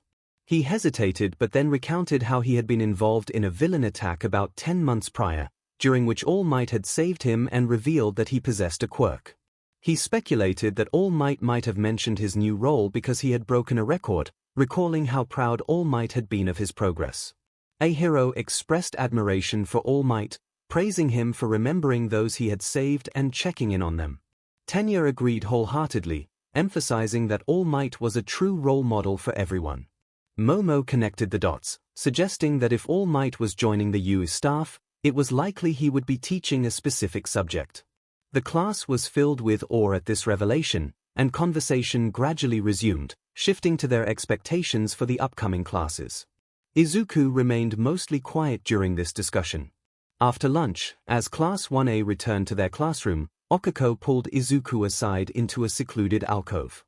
She asked if the mentor he had mentioned, who had guided him about his quirk, was indeed All Might. Izuku winced, realizing she had figured it out, and admitted that it was true. He apologized for keeping it a secret. Okiko reassured him, suggesting that All Might likely wanted him to keep it confidential. When Izuku nodded in agreement, she encouraged him not to worry about fulfilling that request, adding that she might have believed him anyway, as he was quite impressive. Their conversation led to mutual embarrassment, both of them blushing and avoiding eye contact. Okiko attempted to shift the topic, asking about the bad advice All Might had given him before the entrance exam. Izuku chuckled as he recalled how All Might had suggested he activate his power by clenching his muscles and shouting a specific word. 𝐒𝐿 burst into laughter, her amusement infectious, and soon Izuku joined in. They made their way back to the classroom, their laughter fading but smiles still bright on their faces. When All Might entered the classroom to announce the start of combat trials and the opportunity to wear their costumes for the first time, Izuku felt a rush of excitement. He had expected nothing different from the suit he had dropped off that morning, but a note atop his costume caught his attention. The note informed him that he had received new gloves designed to ease stress on his joints and knuckles, featuring a cushioning layer for impact. Despite being basic, Izuku found them comfortable and similar to the gloves his mother had made for him, with some thoughtful adjustments. Leaving the locker room, Izuku felt a surge of enthusiasm for his new costume and support gear, ready to face whatever challenges lay ahead. As he entered the classroom, he wondered how he would navigate the situation. He noted the skin-tight outfits worn by his female classmates and acknowledged the benefits of Midnight's training in helping them adjust. Another classmate remarked on the awkwardness of dealing with PBRTY, adding to the tension in the air. When 𝐒𝐿 approached him, he struggled to maintain his composure, finding her outfit striking. Amidst the chaos of emotions and thoughts, Izuku felt a mix of admiration and confusion, trying to focus on anything but the distractions around him. He resolved to keep his gaze upward until All Might commanded their attention.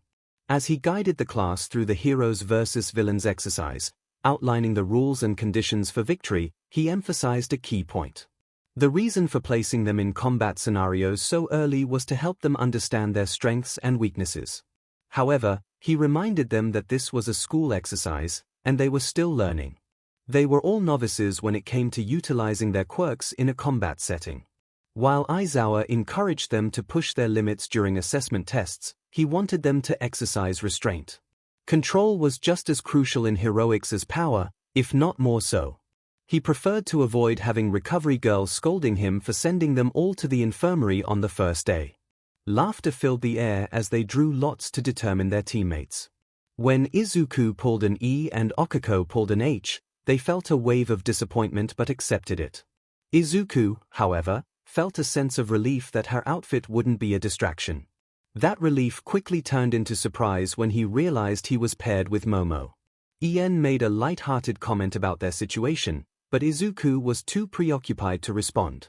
Internally, he shouted for the moment to pass. Externally, he greeted Momo, expressing his pleasure at working with her. Momo returned the sentiment, complimenting his outfit but noting it looked a bit amateurish. She innocently inquired about which support company had made it. Izuku winced at the question, explaining that no company had made it. Since his quirk was still new, he hadn't been able to provide an accurate description. They had planned to create a costume after he received quirk counseling to see if there were any additions needed. Until then, he had intended to stick with his PE uniform, but his mother surprised him by making the outfit based on one of his designs.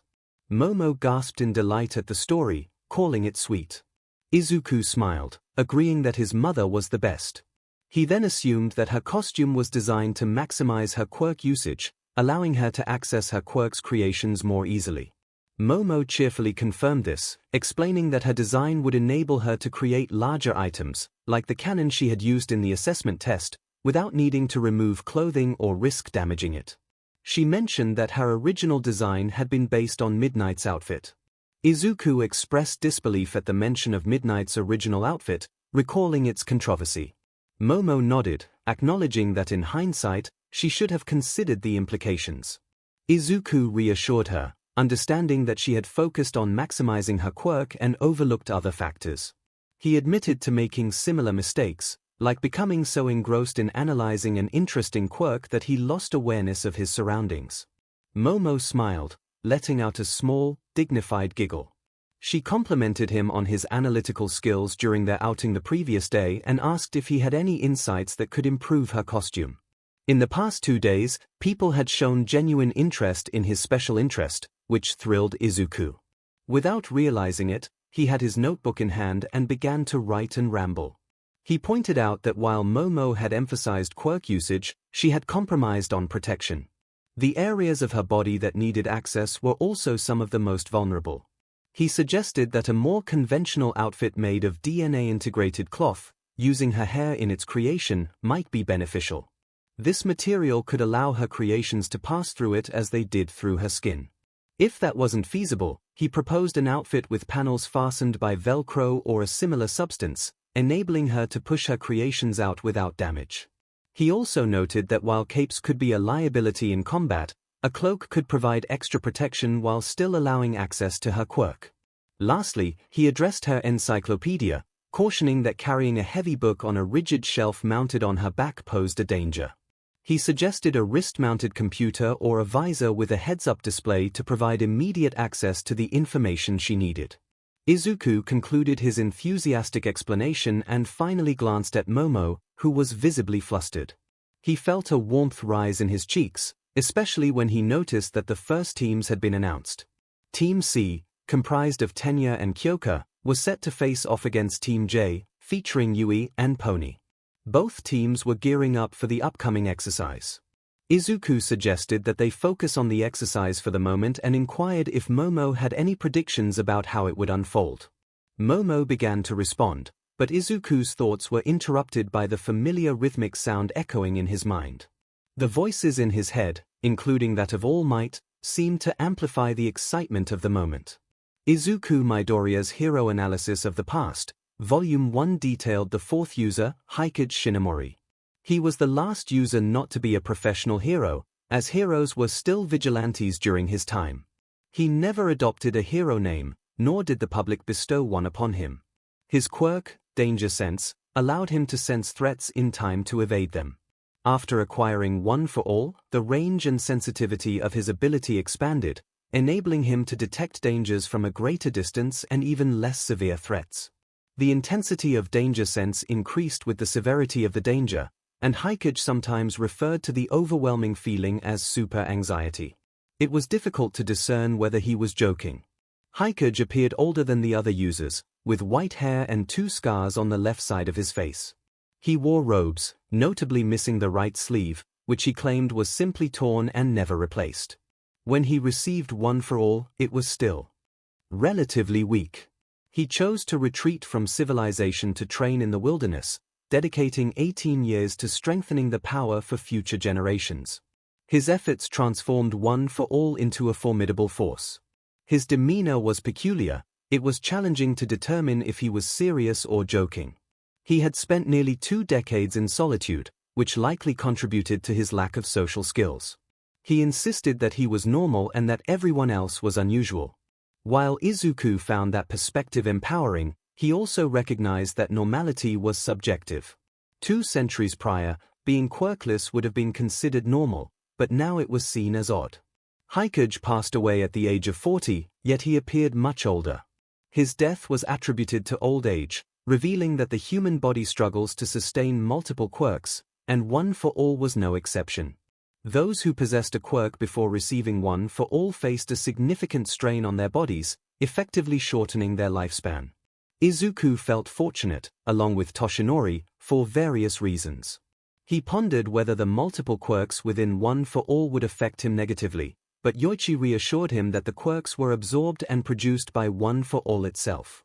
This meant it was a singular quirk generating multiple factors, rather than multiple quirks creating several factors.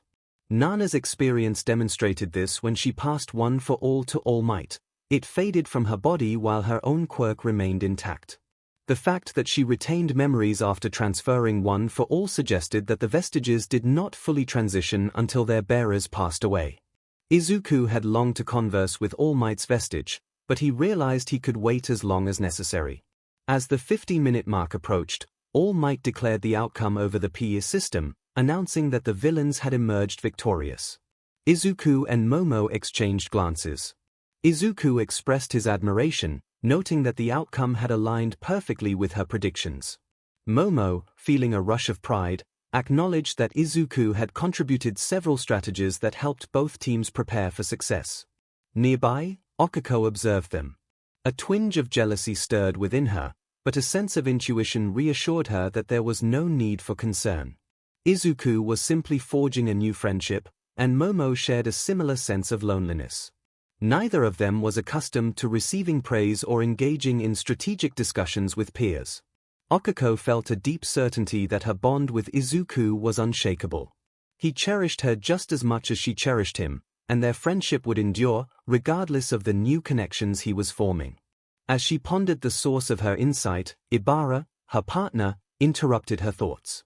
He expressed his hope that they would not encounter their opponents in the upcoming challenges and, if they did, he wished for the strength to endure such a trial. Okiko nodded in agreement, acknowledging the intelligence of their adversaries. The two teams entered the room. Tenya walked in with his head lowered, having been the only student captured in this round. Kyoka frowned but maintained her usual aloof demeanor. Pony entered with a cheerful grin, humming a familiar tune, while Yui remained expressionless as ever. All Might's voice boomed as he congratulated the four students, praising their fantastic performances in their first combat scenario. He noted that they had managed to give their best without causing significant harm to their classmates. He then posed the question of who among them would be recognized as the MVP for this exercise, inviting guesses from the audience. Several hands shot up, and All Might called on Tsuyu, who suggested that Kodai had to be the MVP. She explained how her quirk allowed her to shrink the bomb and conceal it, effectively removing one of the hero's chances of winning. Additionally, she noted how Kodai's ability to enlarge objects cluttered the hallways, hindering Ida's speed. All Might acknowledged Tsuyu's point, asking if anyone disagreed. Only Izuku and Momo raised their hands. All Might turned to Momo, who cheerfully stated that Gyro was clearly the MVP. Kyoka, taken aback, dropped her aloof facade. Momo elaborated on her reasoning, highlighting the hero team's struggles with a poor quirk matchup and the narrow corridors that limited Ida's speed. She pointed out that the villain team had opportunities to win quickly but suffered from a lack of communication. Tsunotori was still learning Japanese, and Kodai's inexperience with non-verbal cues hindered their coordination. In contrast, Momo praised the hero team's effective communication and planning. Gyro had overheard the villains moving the bomb and realized it had been shrunk, allowing the heroes to strategize for capturing the villains. While Ida managed to break through obstacles, he became overly focused, leading to his capture. Gyro, however, demonstrated skill and alertness, evading Tsunotori's projectiles and nearly incapacitating Kodai with her sonic attacks. Momo concluded that without a time limit, Gyro would have undoubtedly captured the villain team. Izuku nodded in agreement with Momo's analysis, while the rest of the class watched in awe, realizing that even All Might was impressed. Clearing his throat, All Might awkwardly affirmed Momo's assessment, declaring Gyro the MVP for this round. He emphasized two important lessons from the exercise. Communication barriers can complicate tasks but are not insurmountable, and it is possible to execute everything correctly yet still fail the overall objective. He reminded them that this is a reality heroes must face head-on. All Might then produced two additional balls from the box, announcing that in the second round, Team A would take on the role of heroes while Team E would be the villains. Momo clapped her hands in excitement, urging Izuku to prepare as they approached All Might to receive their headsets and floor plans. Team A, consisting of Itsuka and 𝐒𝐭𝐴, looked out at their classmates, who regarded them with sympathy. Once the teams departed, Denki sighed in relief, wiping his forehead and expressing his gratitude that it was not them facing the challenge. Ida chastised him for his rudeness, while Kyoka playfully poked him with one of her jacks. Denki defended himself, noting that everyone had been thinking the same thing. No one disagreed with him. 𝐒𝐭𝐴 grumbled about the situation as he and Kendo approached the building. Itsuka blinked in confusion, asking for clarification on his comment. Dark shadow emerged from 𝐒𝐭𝐴's cloak, explaining that it was just something 𝐒𝐭𝐴 liked to say in various situations, whether they were good or bad. 𝐒𝐭𝐴 instructed his quirk to be quiet, letting out a sigh as he considered their strategy. He speculated that the building would likely be filled with traps due to Yorozu's abilities. Itsuka agreed, placing her hand on her chin as she contemplated the situation. She acknowledged that while caution was necessary, they only had 15 minutes to locate the bomb or subdue their opponents. Time was of the essence, and they needed to prioritize speed over caution. 𝐒𝐭𝐴, unsure of their adversaries' plans, pointed to the top floor on the map. He suggested that it would be the ideal location for the bomb, as it would be the hardest for them to access, and its central position would hinder their ability to observe or enter through the windows. After examining the floor plan, 𝐒𝐿 nodded in agreement. She proposed they also check the fourth-floor room directly beneath it as a backup, suspecting that their opponents might anticipate their rooftop approach. 𝐒𝐿𝐽 reminded her that they couldn't prepare for every possible scenario, nor could they assume their enemies had foreseen all their strategies. While clever, their opponents were not all-knowing. He emphasized the need to be ready to confront the threats within the building. 𝐒𝐿 blinked in realization and confirmed that they would indeed be fighting. She acknowledged Midoriya's strength but noted that strength alone didn't guarantee fighting skill. Having trained in martial arts, she felt confident in her hand-to-hand combat abilities. 𝐒𝐿𝐽 recognized Yorozu's intelligence but pointed out that she was accustomed to elite circles. He regarded Dark Shadow as a wild force of nature and expressed his intention to prioritize her in battle. They decided to attempt the rooftop first, with 𝐒𝐿 marking a fire escape on the map. 𝐒𝐿𝐽 agreed, and Dark Shadow emerged, eager to scout for movement on the upper floors. 𝐒𝐿 concurred, understanding the need for caution as they approached the building. Unfortunately, their vantage point yielded little information, even with Dark Shadow extending her reach. Soon, All Might signaled for them to begin, and Team A moved toward the fire escape. 𝐒𝐿𝐽 directed Dark Shadow to pull down the ladder.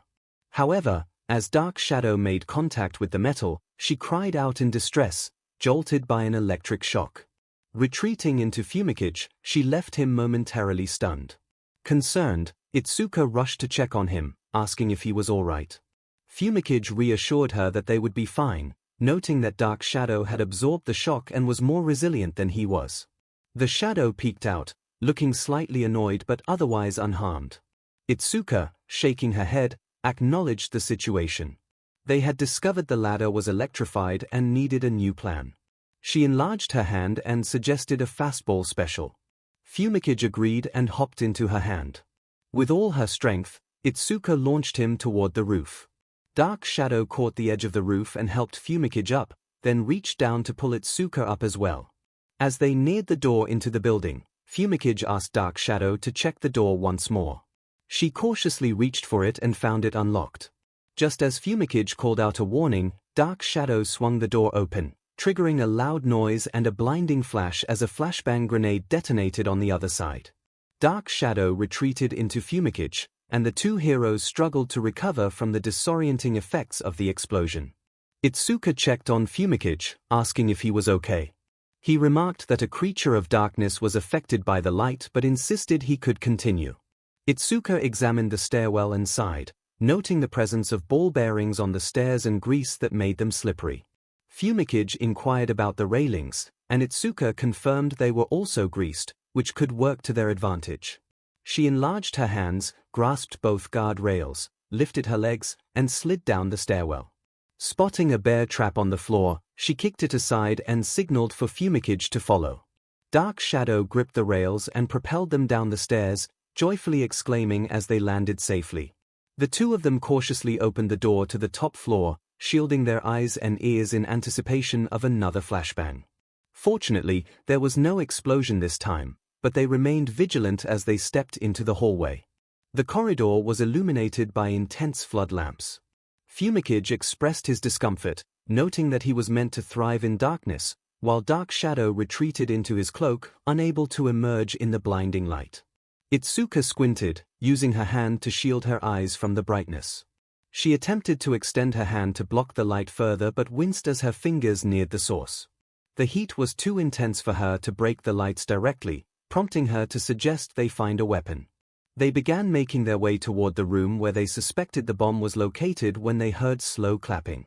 As they turned a corner into a long hallway, they spotted 𝐒𝐿𝐽 leaning against the wall, his face obscured by a mask and a respirator shaped like a smile. He commended them for reaching this point, urging them to surrender and leave to avoid the humiliation of defeat. His costume concealed the nervousness he felt, though the vestiges within him reveled in the situation. Determined, 𝐒𝐿 declared they would not allow him to escape. 𝐒𝐿𝐽 pushed himself off the wall, expressing regret at their defiance. Green lightning crackled around him as he reached into his pocket and hurled a handful of ball bearings at them with great speed. 𝐒𝐿 reacted quickly, swiping with one enlarged hand to create a gust of wind in an attempt to divert the projectiles. While it slowed them down, she still had to block the ball bearings with her other hand, which stung but did not cause serious harm. After the first wave was deflected, 𝐒𝐿 threw another flashbang in their direction and darted away. The loud noise disoriented the hero team, but they quickly regained their composure. 𝐵𝐵𝐺 called out to 𝐒𝐿, urging her to pull out some drywall or a stud from the wall. If 𝐒𝐿 approached again, they could use those to disable the lights. Nodding, 𝐒𝐿 enlarged her hands and tore a portion of the wall away. She then ripped out a wooden beam and tossed it to 𝐵𝐵𝐺 before they both rushed in the direction 𝐒𝐿 had gone. Soon, they found themselves in a room with 𝐒𝐿 and Momo. Momo appeared fatigued but was still ready to fight. The floodlights in the room were just as blinding as those in the hallway, and they quickly realized they were in the presence of the bomb. Or rather, 3 identical copies of it. As they entered, Momo aimed a shotgun at them and fired beanbag rounds at 𝐵𝐵𝐺. The impact struck him squarely in the chest, but his cloak absorbed most of the force, allowing Dark Shadow to take the hit. Dazed but mostly unharmed, 𝐵𝐵𝐺 grabbed his piece of wood and began to destroy the lamps. However, Momo had anticipated this move. She had created a metal staff from her body and poked him in the side, causing him to stumble into one of the bombs.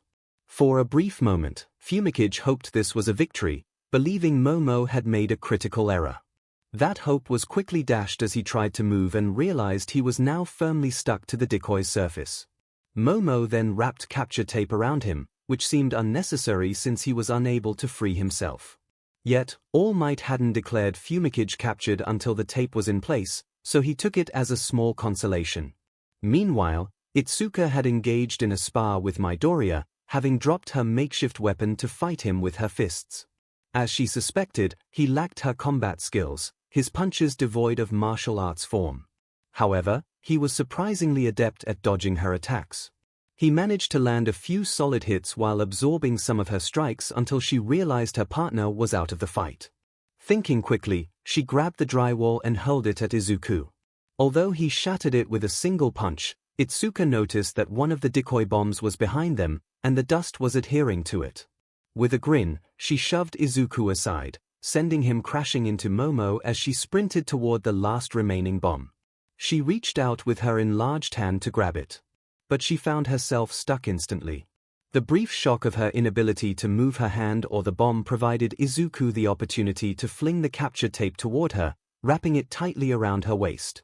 Young Kendo had been captured, and the villain team emerged victorious, as announced by All Might. 𝐒𝐿 rose to his feet and assisted Momo, who was blushing deeply. Together, they produced spray bottles and began to dilute the adhesive surrounding both teams. All Might Sensei was asked by Momo if they needed to disable all of their traps, her fatigue evident. He replied that they would use a different building and instructed them to retrieve the actual bomb. Once 𝐒𝐿 and 𝐵𝐵𝐺 were freed and the sticky substance had dissolved completely, 𝐒𝐿 and Momo guided them out. After disarming a few more traps in the hallways and stairs, they made their way to the 4th floor, their second choice for hiding the bomb. There were 3 copies of the bomb in that location, but 𝐒𝐿 bypassed them and struck the wall behind. It turned out to be a false wall, and after breaking through, he lifted the real prop bomb and carried it outside. All Might expressed pride in the performance of all 4 participants. He acknowledged that while the villains had secured their win through careful planning, the heroes had also demonstrated their skills. Both young Kendo and young Tokoyami had shown cunning and adaptability in a challenging situation. Their failure to succeed was less important than the lessons learned. 𝐵𝐵𝐺 reflected on his reliance on the tools provided by darkness, admitting that he felt adrift in the light. He recognized the need for options should he find himself in a similar situation again. All Might praised him, noting that as heroes, they often face situations where using their quirks could be dangerous or ineffective. In a classroom, this could be attributed to a bad matchup, but in the field, the stakes were much higher. Turning to the villain team, All Might commended their flawless teamwork, albeit with a hint of suspicion. The class noticed his observation, and he quietly made a note to avoid pairing 𝐒𝐿 and Momo again. 𝐒𝐭𝐚𝐲 felt a pang of jealousy at this remark, but it was quickly overshadowed by the embarrassment radiating from the duo, prompting her to giggle. All Might declared young Yorozu the MVP, a statement that most agreed with, including Izuku, who nodded in affirmation. Momo was taken aback, struggling to contain her disbelief. She pointed out that Midoriya had devised the initial plan and set traps to anticipate their opponent's movements. He had even brought high-calorie protein bars when she was running low on energy for her creations. Izuku explained that having the protein bars was simply a habit from his training, and his plans had centered around Momo and her quirk. She had provided all the necessary materials for their success, including the flashbangs and adhesive strong enough to immobilize the heroes. Despite their challenges, she had shown remarkable strength and stamina in combat. He insisted that she truly deserved the MVP title. Momo was stunned, but the genuine praise from Izuku filled her with pride. The synergy they had displayed during the exercise was remarkable, and she accepted her status with a graceful bow, prompting applause from the class. All Might then announced the next round, with Team H as the heroes and Team B as the villains. 𝐒𝐭𝐴 and Ibara prepared for their turn. As they passed Izuku, 𝐒𝐭𝐴 extended her fist, wishing for luck. Izuku bumped her fist with a smile, assuring her that she wouldn't need it. However, it soon became clear that 𝐒𝐭𝐴 was in desperate need of luck, and unfortunately, it was not on her side. The class had low expectations for the villain team, as Toru and Kinoko were ranked 19th and 20th in the quirk assessment. However, it became evident that the assessment did not accurately reflect their potential. While Mushroom might not have seemed advantageous in a gym class, it proved to be incredibly effective when utilized correctly in combat. After inoculating Toru with her quirk's fungal spores, Kinoko began spraying the area with mist to humidify the building. With Toru's assistance and the building's dilapidated state, every available surface became covered with mushrooms. It didn't take long after the hero team entered for mushrooms to start growing on their bodies, draining their energy and significantly slowing them down. Ibara's vines reacted poorly to the fungi, leading to the hero team being quickly immobilized and captured. Kinoko was swiftly declared the MVP, and Momo set about creating a fungicide to treat them. 𝐒𝐭𝐴 felt conflicted. The swift defeat at the hands of the villains was embarrassing, but having Izuku concerned for her was comforting.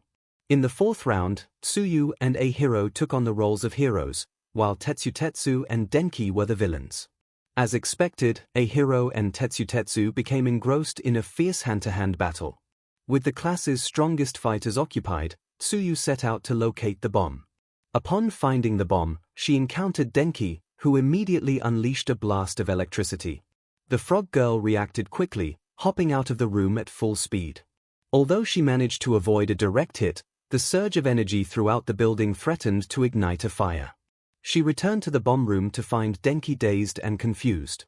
Tsuyu quickly touched the bomb, ensnared Denki with her tongue, and leaped out the window, urging her teammate to evacuate immediately. Fortunately, 𝐴 and Tetsu managed to escape before the building was engulfed in flames. However, they had to wait for Denki to recover before delivering the after-action report. The final round helped alleviate 𝐒𝐭𝐴's frustrations. The villain team consisted of Reiko and Setsuna, who were ready for a serious confrontation. Unfortunately, the hero team comprised Mina and Koji, with Koji drawing inspiration from Kinoko's relentless tactics. 10 minutes of preparation was sufficient for Koji to gather many allies. As soon as All Might initiated the exercise, an army of hundreds of rats swarmed the building. Reiko and Setsuna were brave and possessed powerful quirks, but when faced with the overwhelming number of rats covering the walls and ceilings, they surrendered when Mina called for them to do so. Koji approached the bomb, the sea of rodents parting for him as he walked. Mina, like most sensible individuals, chose to stay outside the building. After All Might declared the hero team the winners, the rats scattered into the simulated city, and Koji bowed deeply in apology to the girls. In the locker room after the trials, Tetsu remarked on Koji's performance, calling it spooky. Koji appeared downcast at the comment, but 𝐴 praised him for achieving victory without resorting to violence. Tetsu quickly added that spooky didn't equate to bad, referencing Tokoyami and Kinoko as examples of how being spooky could also be impressive. 𝐔𝐬𝐚𝐥 solemnly noted the concept of revelry in the dark, prompting Koji to smile warmly at his friends. Tenya expressed concern that the villain teams had won most of their exercises, feeling it was counterproductive for a hero school. Izuku suggested reframing the situation, proposing that playing the villains could serve as practice for defending objectives, just as the heroes were trying to secure them. Tenya enthusiastically agreed, finding it to be an excellent perspective. Denki, having fully recovered from the earlier incident, chimed in with news about a hole made between the girls' locker room and theirs, covered by a poster. The revelation shocked the group, and Tenya insisted they report it immediately, emphasizing the seriousness of the situation. Denki, however, seemed less enthusiastic about that course of action, prompting 𝐔𝐬𝐴𝐺 to express his frustration. Denki quickly backtracked, acknowledging that while it was the right thing to do, he couldn't help but feel tempted by the thought of the girls on the other side of the wall. 𝐻𝐻 and Tetsutetsu reminded him that respecting their privacy was essential, asserting that peeping was not a manly act. 𝐔𝐬𝐴𝐺 reaffirmed his stance, maintaining his commitment to his principles. Tenya expressed disbelief that anyone would even entertain such an idea. Izuku and Koji remained silent, their expressions aligning with their friends' sentiments. Denki sighed, feeling like the odd one out, admitting that while he recognized the immorality of the thought, he hadn't realized he was the only one tempted by it. Izuku felt a knot in his stomach. He wasn't particularly eager to address the situation, but he noticed Denki looking quite downcast. He spoke up, acknowledging that they weren't the only ones feeling tempted. Their classmates were indeed appealing, but it was more crucial for them to feel secure. They certainly didn't want anyone harboring negative feelings towards them. The others nodded in agreement, with 𝐻𝐻 and Tetsutetsu shedding a few emotional tears. Denki managed a shy laugh, expressing that Izuku was completely right. He felt relieved that he had enough self-control not to invade anyone's privacy and promised to inform a teacher immediately so they could address the issue. The boys of Class 1A finished changing, feeling a sense of camaraderie. On the other side of the wall, Kyoka had one of her earphone jacks positioned at the hole, trying to catch the conversation after accidentally overhearing Denki. She was also prepared to defend against any curious eyes. The other jack was connected to her speaker, amplifying the discussion for the other girls to hear. Tsuyu commented that at least most of the boys were decent individuals, though she found Kaminari a bit questionable. Ibara expressed her disgust, noting that the temptation of lust was strong within him. However, she acknowledged that as Izuku had said, no one was free from sin or temptation, and it was somewhat commendable that Denki managed to keep his impulses in check. Kyoka remarked that it was a rather low standard to meet. Setsuna agreed, pointing out that many boys struggled with it. Kyoka reflected on Denki's decision to inform everyone rather than act on his impulses, concluding that it was a positive step. Mina cheerfully noted that her friend Kiri respected women, and Okako echoed that sentiment regarding Izuku. This sparked a thought in Momo, who lingered behind as the girls were leaving. She approached Okako and asked if she could inquire about something. Okako responded enthusiastically, and Momo felt warmth at the nickname Mina had given her. She cherished having genuine friends. Momo then asked if Okako thought there was a mental aspect to Midoriya's quirk. Okako considered this, sharing that although they had become close friends since the entrance exam, it felt as if she had known him for years. She sometimes had intuitive insights about him that turned out to be accurate. Momo nodded, recalling that after they had partnered up, she had heard him discussing ways to improve her costume. Following that, she felt a connection to his emotions, as if they were more transparent than before. Okako was intrigued and mentioned that she had started to feel a similar connection with Momo. Momo was surprised but acknowledged that it made sense. She had been focused on their lessons and hadn't realized she could sense Okako's emotions as well. Concerned, Okako asked if it could be something negative. Momo reassured her, stating that even before feeling this connection, Izuku was easy to read. She speculated that it might be a byproduct of his quirk and hoped it would come up during his quirk counseling later that day. Okako smiled, promising to ask him about it at dinner. Momo tilted her head, recalling that Okako lived in a small studio apartment and had a standing invitation to dine with Izuku and his mother whenever she wished. She felt a sense of certainty about this. Okako confirmed it, expressing her surprise at the wealth Momo's family possessed. She noted that her own apartment was significantly smaller than Momo's bedroom. Momo mentioned that her parents had building projects in Mie and offered to recommend 𝐒𝐿𝐼's family's company for them. 𝐒𝐿𝐼 seemed torn, wanting to assert that they didn't need charity, but it didn't feel that way. Momo insisted it wasn't pity, and they both acknowledged how strange the situation was.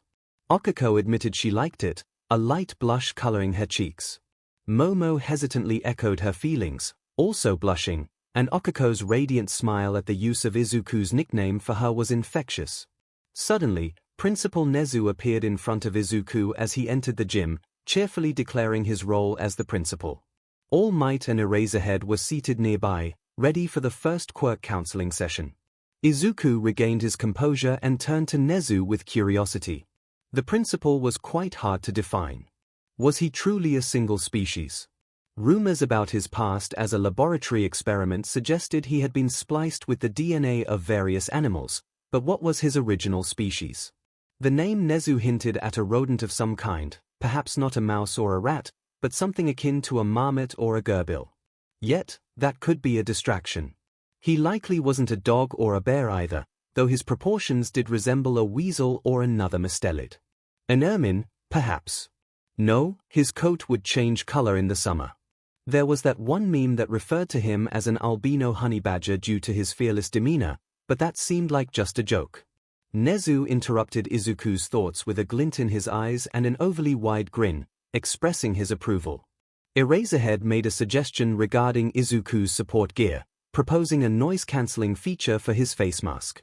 This would allow 𝐒𝐿𝐼 to organize his thoughts without revealing his position to enemies. He also recommended incorporating auto-dictation. 𝐒𝐿𝐼's embarrassment at having spoken aloud was overshadowed by his teacher's helpful suggestion, which he found perfect. 𝐒𝐲u continued, advising 𝐒𝐿𝐼 to use a cipher for his notebooks. While his analysis would greatly benefit him and his allies, if it fell into the wrong hands, the consequences could be severe. 𝐒𝐿𝐼 admitted that most people found his shorthand and penmanship nearly unreadable, but he recognized the truth in 𝐒𝐲u's words. He couldn't rely on that alone. 𝐒𝐲u offered to provide lessons, and 𝐒𝐿𝐼 blinked in awe, momentarily ignoring the concerned expressions on All Might and Eraserhead's faces. 𝐒𝐲u then suggested they get started. Before they began, Eraserhead addressed 𝐒𝐿𝐼, who flinched slightly at the mention of his name. It stung, but he kept his composure. Eraserhead explained that they had arranged this meeting to include 𝐒𝐲u, who possessed a quirk counselor license, Yagi, who had trained him, and himself, as 𝐒𝐿𝐼's homeroom teacher. However, he emphasized that 𝐒𝐿𝐼's comfort was the priority. If 𝐒𝐿𝐼 preferred him not to be present, he could simply say so. 𝐒𝐿𝐼 was taken aback. He had never experienced such consideration from a teacher before. The others chimed in with humorous remarks about the low standards they were discussing, comparing the situation to various absurd scenarios. 𝐒𝐿𝐼, feeling anxious, mentioned that while Eraserhead's quirk could be useful during tests for safety, he would prefer to limit their initial discussion to Principal 𝐒𝐲u and Yagi-sensei. Eraserhead nodded and exited the room without protest. 𝐒𝐲u praised 𝐒𝐿𝐼's decision, taking a cup of tea from an unknown source. This allowed them to discuss matters without having to navigate around the sensitive topic that Eraserhead was unaware of. 𝐒𝐿𝐼 acknowledged that he was trying to find a way to communicate his needs without revealing any secrets. 𝐒𝐲u agreed, noting they would need to devise a plausible explanation for the 6 additional quirks 𝐒𝐿𝐼 was set to manifest. All Might mentioned that one of those quirks belonged to his emissary, Float, and inquired if 𝐒𝐿𝐼 knew about the others. 𝐒𝐿𝐼 frowned, admitting he had little knowledge of the second or third users, describing them as difficult individuals who only begrudgingly acknowledged Yagi and often ignored him. He attributed this to their outdated mindset, which led to a cultural clash. Yagi recognized the grimdark worldview, as it was referred to in America, and expressed understanding of their reluctance. 𝐒𝐿𝐼 explained that Hikoji-san's quirk was called Danger Sense, a purely sensory ability without any visible signs of activation, so they need not worry about it. He described Daigoro-san's quirk, Black Whip, which allowed him to create tendrils of black energy for capturing and swinging. 𝐿𝐼 quirk, Smokescreen, produced a cloud of obscuring smoke from his body. He then handed them copies of his notes regarding these quirks, detailing what the Vestiges had shared and his own analysis. As Izuku observed Nezu reviewing the notes, he felt certain that whatever species Nezu belonged to had to be a predator. Nezu whispered in admiration, expressing his thoughts on the information. Izuku mentioned that there was more to the story. He scratched his upper left arm with his right hand and explained that One for All contained another power, one that was invisible and did not belong to any of the previous wielders. He felt completely quirkless, and even Yoichiji-san was unsure of its origin. It seemed that there was an additional quirk present, which was how One for All reached singularity earlier than anticipated. All Might coughed, and Nezu's expression shifted from delight to concern. The unidentifiable mammal inquired about the nature of this new quirk. Izuku felt a blush creeping to his cheeks as he recalled the moment it first activated during the entrance exam. He had saved Uraraka-san from the zero-pointer, and after they both landed on the ground waiting for Recovery Girl, he sensed something change. He heard a rhythmic thumping sound, which he believed was an accelerated heartbeat, followed by a click. The Vestiges had sensed it too. Since that moment, he found he could understand her feelings better, beyond just non-verbal cues. He could identify her mood with ease and even received flashes of her favorite foods, hobbies, and aspirations, all of which turned out to be accurate. He suspected that this ability might work both ways. Izuku felt his face heat up, especially with All Might grinning widely while Nezu appeared both concerned and slightly playful. Nezu asked if there was a chance this new quirk could reveal more about One for All, which seemed to be his main concern. Izuku replied that while it wasn't impossible, he doubted it. Uraraka-san had not known he was quirkless until he told her, and it seemed the quirk was guiding him toward actions that would strengthen their friendship, skipping steps and providing hints. He sighed, feeling a wave of embarrassment wash over him. He thought that was all it would do, but today, when he met Hatsume-san and discussed support items, he heard the click again. It had also occurred during the battle trials while strategizing with Urozu-san. All Might appeared ecstatic until Izuku mentioned involving Mai and Momo, which left him looking conflicted. Nezu, however, looked like a child on Christmas morning, thrilled with his gifts. Nezu concluded that they could create a description of Izuku's quirk. He explained that Izuku was not stockpiling strength but energy. The method of obtaining this energy was unknown, but he could express it in various ways, primarily by enhancing his physical abilities. Additionally, he could occasionally read the brainwaves of those close to him and transmit his own subconsciously. As he grew accustomed to his power, he might be able to emit or sense energy in different forms. Izuku nodded and pondered what to call it, suggesting that superpower still worked. Nezu informed him that it was up to him to choose a name, as quirk names could be descriptive, simple, or extravagant. He cited an example of someone who named his quirk Magic instead of something more indicative. Izuku contemplated this and proposed the name Decade Force, explaining that it expressed itself 10 years later than usual. He thought he could claim to have 10 special techniques and keep some as secrets. Nezu burst into laughter, delighted by the idea, and encouraged Izuku to stretch and prepare for the physical portion of their training. He decided to text Aizawa to inform him they were ready. After Izuku left, Nezu tried to suppress his amusement as he began typing. All Might looked concerned and asked Nezu to spare young Midoriya from any plans he might have. Nezu reassured him that nothing he was considering was unethical. He then posed a question about whether humans considered it unethical to arrange couplings based on the potential physical attributes of offspring. All Might hesitated, unsure if Nezu was joking. Nezu was intelligent enough to know the answer, yet he was not human and often struggled with human morality. Choosing caution, All Might responded that it was indeed considered unethical, referring to it as eugenics, which was a significant violation of ethics and frowned upon in society. Nezu frowned, expressing disappointment over the change in plans. He acknowledged that this confirmed his next project for the Desutaru Agency would involve targeting Endeavor. He mused that if his potential experiment was deemed unethical, then acquiring a woman to produce a child with a specific quirk certainly fit that description. All Might was taken aback, his shock evident as he processed the implications of Nezu's words. Feeling a rush of BLD in response to the overwhelming situation. Izuku Midoriya's Hero Analysis of the Past, Volume 1 5th User, Daigoro Banju Hero Name. Lariat. He was the first user to become a professional hero. The system was established only after 𝐒𝐭𝐻𝐲 retreated to the woods. When asked if he named himself after the rope or the wrestling maneuver, he simply affirmed it. Quirk name: Black Whip. This ability produced a black energy that manifested as ropes he could control. He utilized them to grip objects, capture individuals, and swing from place to place. The one-for-all power enhanced the strength and maximum length of the WHPS.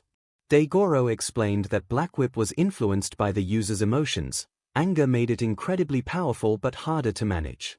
Using Black Whip while confused or emotionally unstable could lead to unpredictable results. He possessed a presence reminiscent of All Might, being tall and muscular with a shaved head and a beard. His attire consisted of a leather jacket and breaths, without a shirt, and he wore a bandolier, which he claimed was for storing various tools and medical supplies, though he humorously noted that it resembled bullets because it looked cool. Daigoro had a rough and brash personality, describing himself as super funky.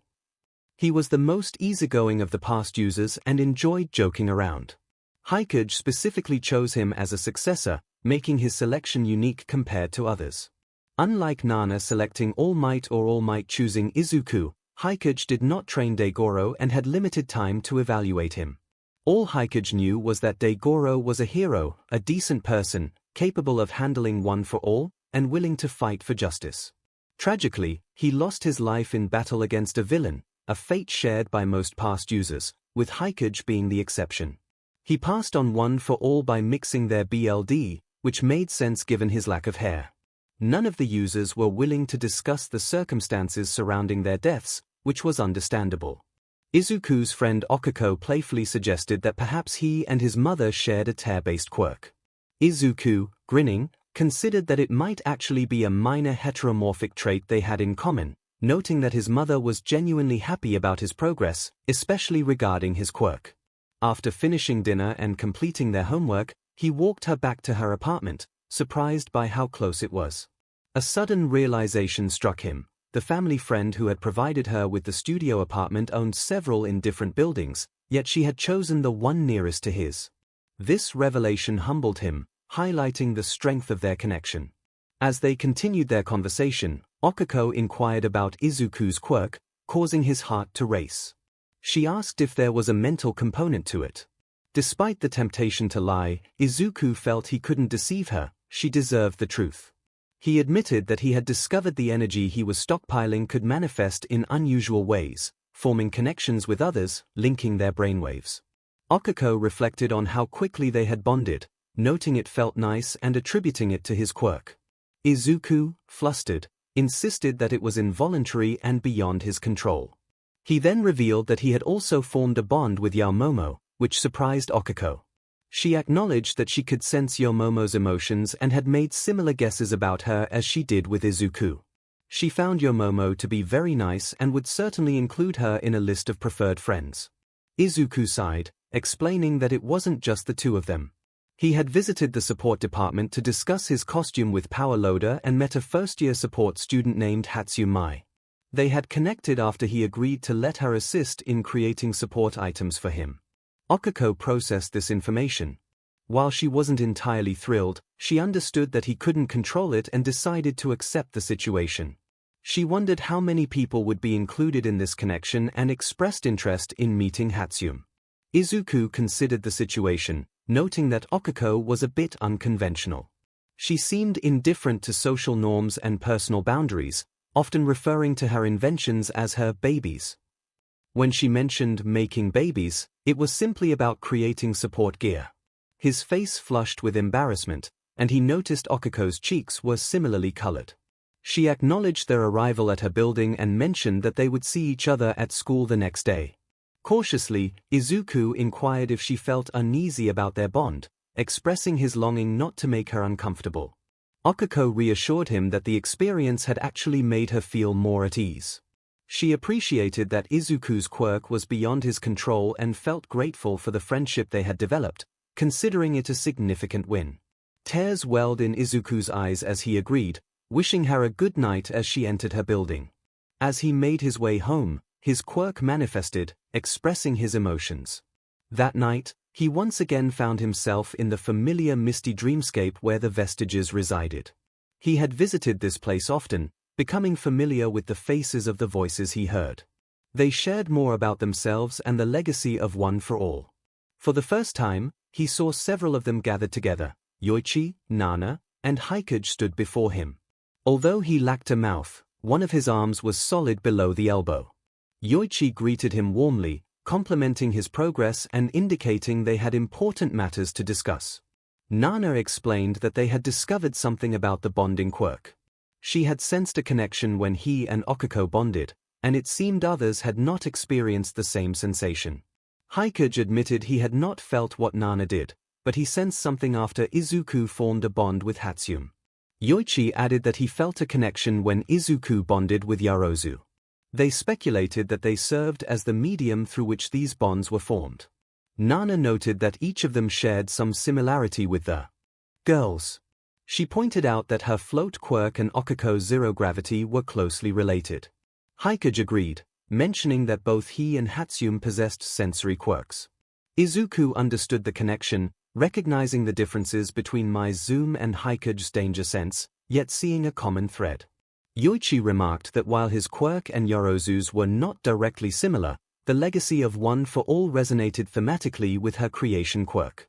Nana playfully wished they could hear Izuku's thoughts while he was in the dreamscape, hoping he would soon be able to form a mouth. Izuku expressed his agreement through his expression. Yoichi noted that Izuku had adapted well to One for All, partly due to his use of invisible mode, which allowed him to utilize full cowl at a lower power to minimize visible signs of his quirk.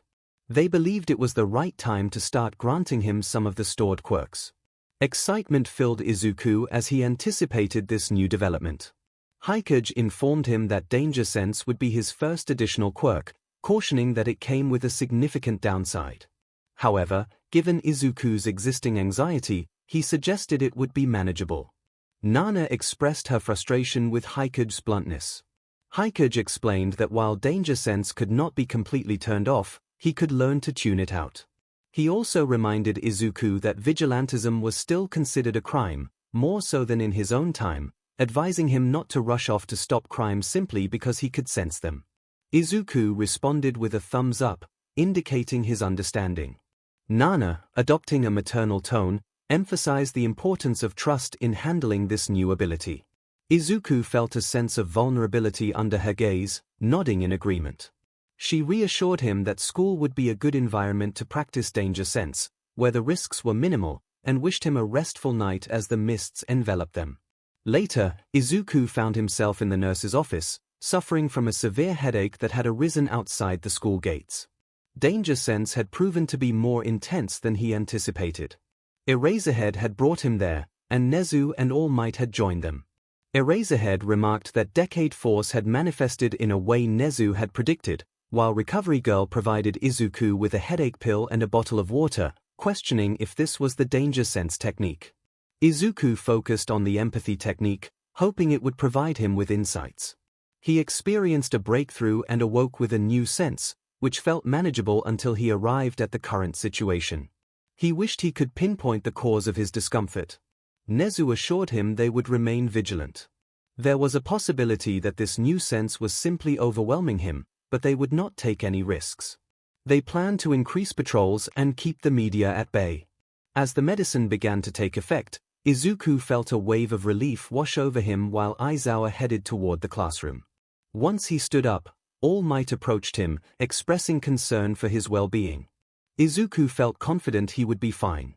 𝐒𝐭𝐽-san had mentioned that the pressure he sensed was a looming threat, nothing immediately dangerous, but a potential problem that could arise at any moment.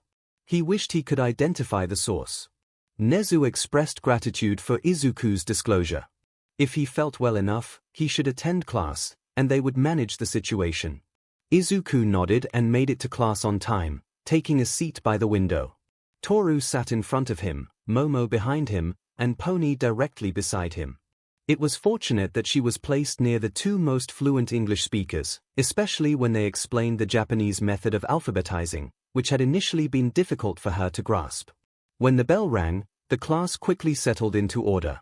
Eraserhead acknowledged their improvement, noting that they were getting better at organization.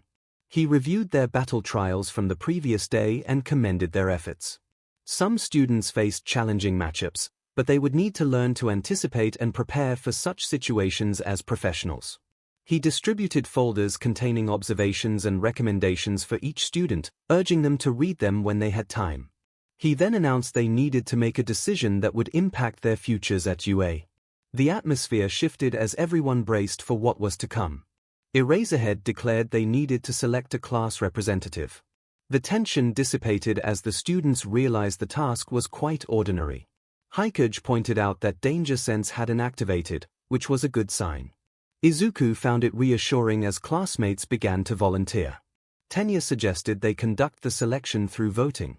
Tsuyu raised a concern, wondering if everyone would simply vote for themselves since they hadn't known each other long. Itsuka proposed a rule against self-voting. Tenya agreed but noted the difficulty in enforcing such a rule while maintaining the integrity of a secret ballot. He reasoned that anyone who received additional votes would have demonstrated their worthiness. Izuku suggested that each person could vote for 2 candidates. It amazed him how just a week ago, he wouldn't have dared to speak up like this. This way, they could vote for themselves and another person they trusted. He also inquired if anyone wished to abstain from the position to help them out. Pony, Koji, and Yui opted out, likely due to communication barriers. No one else withdrew, and Tenya decided to follow Izuku's suggestion. Despite not stepping back, Izuku chose not to vote for himself. He believed Tenya's leadership and Momo's intelligence made them more deserving of his vote. Yoichi commented on Izuku's noble choice, acknowledging it might hurt his chances. Izuku reassured himself that it was fine. While it would be nice to hold the position, he doubted he would be selected. During lunch, Okiko congratulated him, her excitement palpable. Izuku was still in disbelief as he sat down, unable to fathom that he had won. 11 classmates voted for him, while Momo secured second place with 9 votes. Itsuka received 7, and Fumikage and Leiko each had 2, prompting identical grins from Mina and Setsuna. The remaining students garnered only 1 vote each. Tenya enthusiastically remarked that it should not have surprised anyone. From the very first day, Izuku had supported his classmates, helping them better utilize their quirks and embodying integrity and strength. The battle trials had showcased Izuku and Momo's exceptional planning skills, which was why he had voted for both of them. Momo, curious, asked who Tenya had voted for if he hadn't voted for himself. Izuku sheepishly admitted that he had voted for Tenya, recognizing the instincts he displayed in organizing the vote, while Momo received his other vote. Tenya expressed his determination to live up to Izuku's trust, his happiness evident. As Okiko inquired about Tenya's background, he began to share details about his brother, a topic Izuku had been curious about since their first day together, when he had been asked to keep it confidential. Meanwhile, Izuku ate quietly, attempting to calm his racing thoughts. He felt like an imposter, a thought that lingered in his mind. Yoichi reassured him, reminding him that he had earned his place fairly. Nana added that everyone was aware of his past as quirkless, but they had chosen him based on his abilities and contributions. Izuku managed a small smile, realizing they were right. He had stood firm when the class faced Eraserhead's expulsion threat, and his analysis had helped his classmates feel more confident.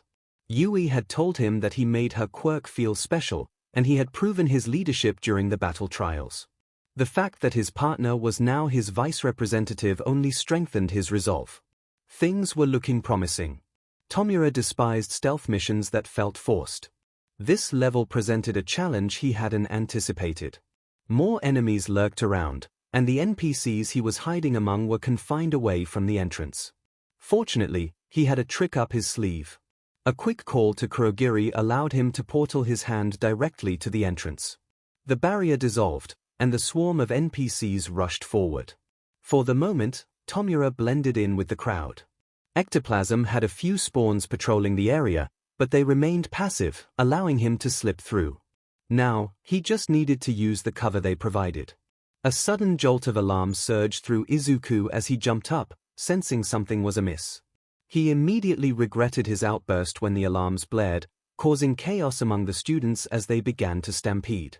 Izuku attempted to assist his friends, but his danger sense was still alert. It wasn't painful, but it was focused. He pinpointed the source of the disturbance and fought his way through the crowd to reach it. Fortunately, Tenya managed to divert attention with a clever use of Okuko's quirk. Izuku didn't catch the details but seized the opportunity to move forward. The sensation intensified as he approached the source of the danger. He found it in the teacher's office. There stood a young man in plain black attire, with pale blue hair, cracked skin, and piercing red eyes. He clutched a folder, extending his pinky finger in a manner reminiscent of Okuko. Their eyes locked just as the man sank into a swirling void and disappeared. Eraserhead sighed as Izuku relayed his encounter to the staff, expressing that he had meant his earlier comment about being a problem child as a light-hearted jab, not a challenge. Present MIC stifled a laugh, reminding Izuku that while they appreciated his intentions, he couldn't just run off like that. Izuku felt a pang of regret, explaining that he hadn't encountered any other staff members on his way. Nezu spoke gravely, emphasizing that he must understand the importance of caution. He acknowledged Izuku's instincts but reminded him that he was still a student with a quirk he had only recently accessed. Rushing into danger was reckless, and he urged Izuku not to jeopardize his life. As Nezu's words sank in, Izuku lowered his gaze, acknowledging his understanding. Nezu then shifted the conversation, asking if Izuku believed a warp quirk had been involved in the villain's escape. Izuku confirmed this, clarifying that the villain likely didn't possess a warp quirk himself. He noted the folder the villain had taken and the way he held his pinky finger out, suggesting a touch-based activation quirk with potentially negative effects, which wouldn't account for the warping. Nezu appreciated the insight and informed Izuku that the staff needed to discuss the investigation further. He instructed Izuku to return to class. Izuku nodded, considering whether he should keep this information from his classmates. Present MIC responded that the rumor mill was already in full swing, suggesting it was better for Izuku to share what he knew, as they would have likely heard multiple conflicting accounts by now. Izuku nodded. As he departed, Nezu remarked that the situation had become clearer. The security cameras had failed to capture the intruder due to static interference, a phenomenon easily generated by a warp quirk.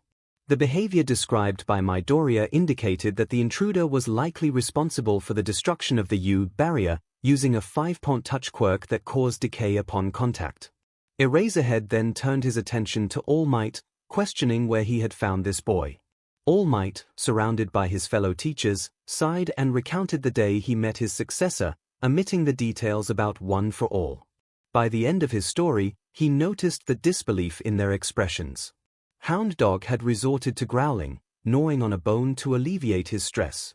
Eraserhead felt torn and exhausted as he reflected on the situation. He acknowledged that Midoriya had demonstrated the instincts and determination necessary to become a great hero, and recognized that All Might, sharing a similar background, was uniquely suited to guide him toward that goal. He even understood Midoriya's interference, considering that a child was in peril while those with the authority and training to help were inactive. However, Eraserhead also recognized the gravity of the situation. After a day filled with psychological turmoil, a young boy who had been repeatedly told he was worthless had thrown himself into a life-threatening scenario. In the best-case scenario, he believed it was worth the risk to save even one person, even if that person had bullied him for years. In the worst-case scenario, it could have been seen as a desperate act. Regardless, after risking his life, he received validation from his idol, fulfilling a long-held wish. Nezu summarized the situation, noting that they had a young man who had been conditioned to throw himself into perilous situations without regard for his own safety. This was evident during the entrance exam, where saving Uraraka took precedence over his own well-being. All Might looked down, expressing regret. He acknowledged that while he was not solely to blame, he bore significant responsibility for the situation and felt compelled to rectify it. He admitted he would need assistance. With a crack, Hound Dog broke the bone he had been chewing. He paused, took a deep breath, and calmly suggested that he should meet with Midoriya. They had given the boy time to adjust to a new school, but it was clear he needed professional help. Hound Dog emphasized that it was essential to communicate that this was not a punishment. All Might smiled at Hound Dog, agreeing that it was a wise decision. He cautioned, however, that Midoriya had endured some difficult experiences. Hound Dog nodded, assuring that he would be prepared for their sessions and would bring plenty of treats afterward. Nezu contemplated the desk from which the intruder had stolen, realizing that Midoriya was looking to enhance his support gear. He proposed providing him with an emergency signal device, allowing him to alert the faculty when his danger sense was activated. Eraserhead agreed, suggesting that giving Midoriya an outlet would prevent him from rushing into danger. Present MIC added that typically, they would need to stress the importance of not abusing such privileges. However, in Midoriya's case, it was more crucial to teach him how to use it effectively. They could not afford to worry about the boy who cried wolf when their real concern was the boy who was willing to confront the wolves directly. Suddenly, Nezu exclaimed that he had identified what was missing, a copy of the teacher's schedules. Everyone paused and turned their attention to All Might. Nezu then cheerfully announced that he had a plan. Since the invasion had been triggered by All Might's presence, they could assume the attackers aimed to gather information on him, likely to launch an assault. While the timing of their strike remained uncertain, they would adhere to the schedule and prepare for an attack during any of All Might's classes. They would ensure that at least one additional faculty member accompanied All Might whenever he was with students, preferably two.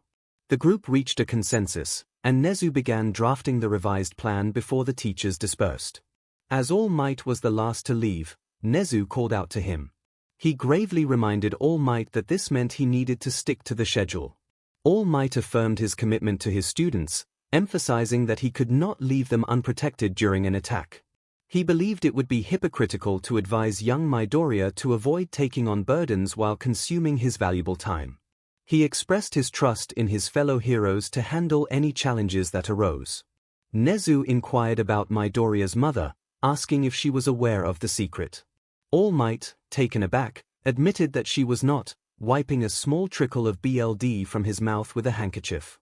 Nezu insisted that All Might should rectify this situation that very night, and All Might agreed, feeling confident that it would be a straightforward task. Upon arriving at the Midoriya apartment that evening, All Might found himself overwhelmed by the day's events. It had been a chaotic day, starting with a break-in and a meeting, followed by his first foundational heroics class with 1B, which had been quite challenging. Vlad King was present, looking utterly exhausted, his eye bags prominent. He sipped from a coffee cup that All Might suspected contained more than just caffeine, understanding the strain of managing students. All Might attempted to evaluate young Bakugo fairly, despite his personal feelings. The boy's past bullying of his successor made it hard to remain objective, but as a teacher, he needed to provide Bakugo with the chance to grow. Unfortunately, Bakugo's fragile ego and competitive spirit were causing disruptions in the class. The only positive aspect of the match was Bakugo being paired with Bondo, a quiet boy who avoided conflict. However, they faced Kamakiri and Monoma, who were determined to defeat Bakugo. Kamakiri viewed Bakugo as a rival, while Monoma aimed to suppress Bakugo's behavior to elevate his own class. As expected, Bakugo charged ahead to confront his opponents, leaving Bondo to guard the bomb. The battle was intense, but ultimately, Bakugo was captured, trapped between his two adversaries. All Might suspected that Bakugo might have unleashed a powerful attack if not for the earlier destruction of the storage tanks. The villain team emerged victorious, with Bondo managing to ensnare the heroes with his glue as time expired. Ironically, Bakugo's mood worsened despite his team's win. Other students faced their own challenges. Young Todoroki swiftly won his match by freezing the entire building, while his partner, Awase, displayed a sour attitude. Young Mineta unnerved Shoji with strange comments about a closed portal to untold wonders, leaving the tallest boy feeling unsettled. Teamwork was lacking throughout the class, evident during the exercise. Attempts to select a class representative had devolved into chaos, leading Vlad King to appoint Shoda and Shishida simply because they were the only ones trying to quell the discord. It had been a long and taxing day, and perhaps All Might could be excused for overlooking a few details, such as informing young Midoriya of his visit that evening. Thus, shortly after dinner, All Might knocked on the door of Midoriya's apartment, transforming into his heroic form for the brief time he had left. When Mrs. Midoriya opened the door, he bowed and announced his purpose, expecting her to be surprised. He did not anticipate her fainting. He also did not expect young Uraraka to be present. As they tended to Mrs. Midoriya, Uraraka expressed her astonishment at the situation.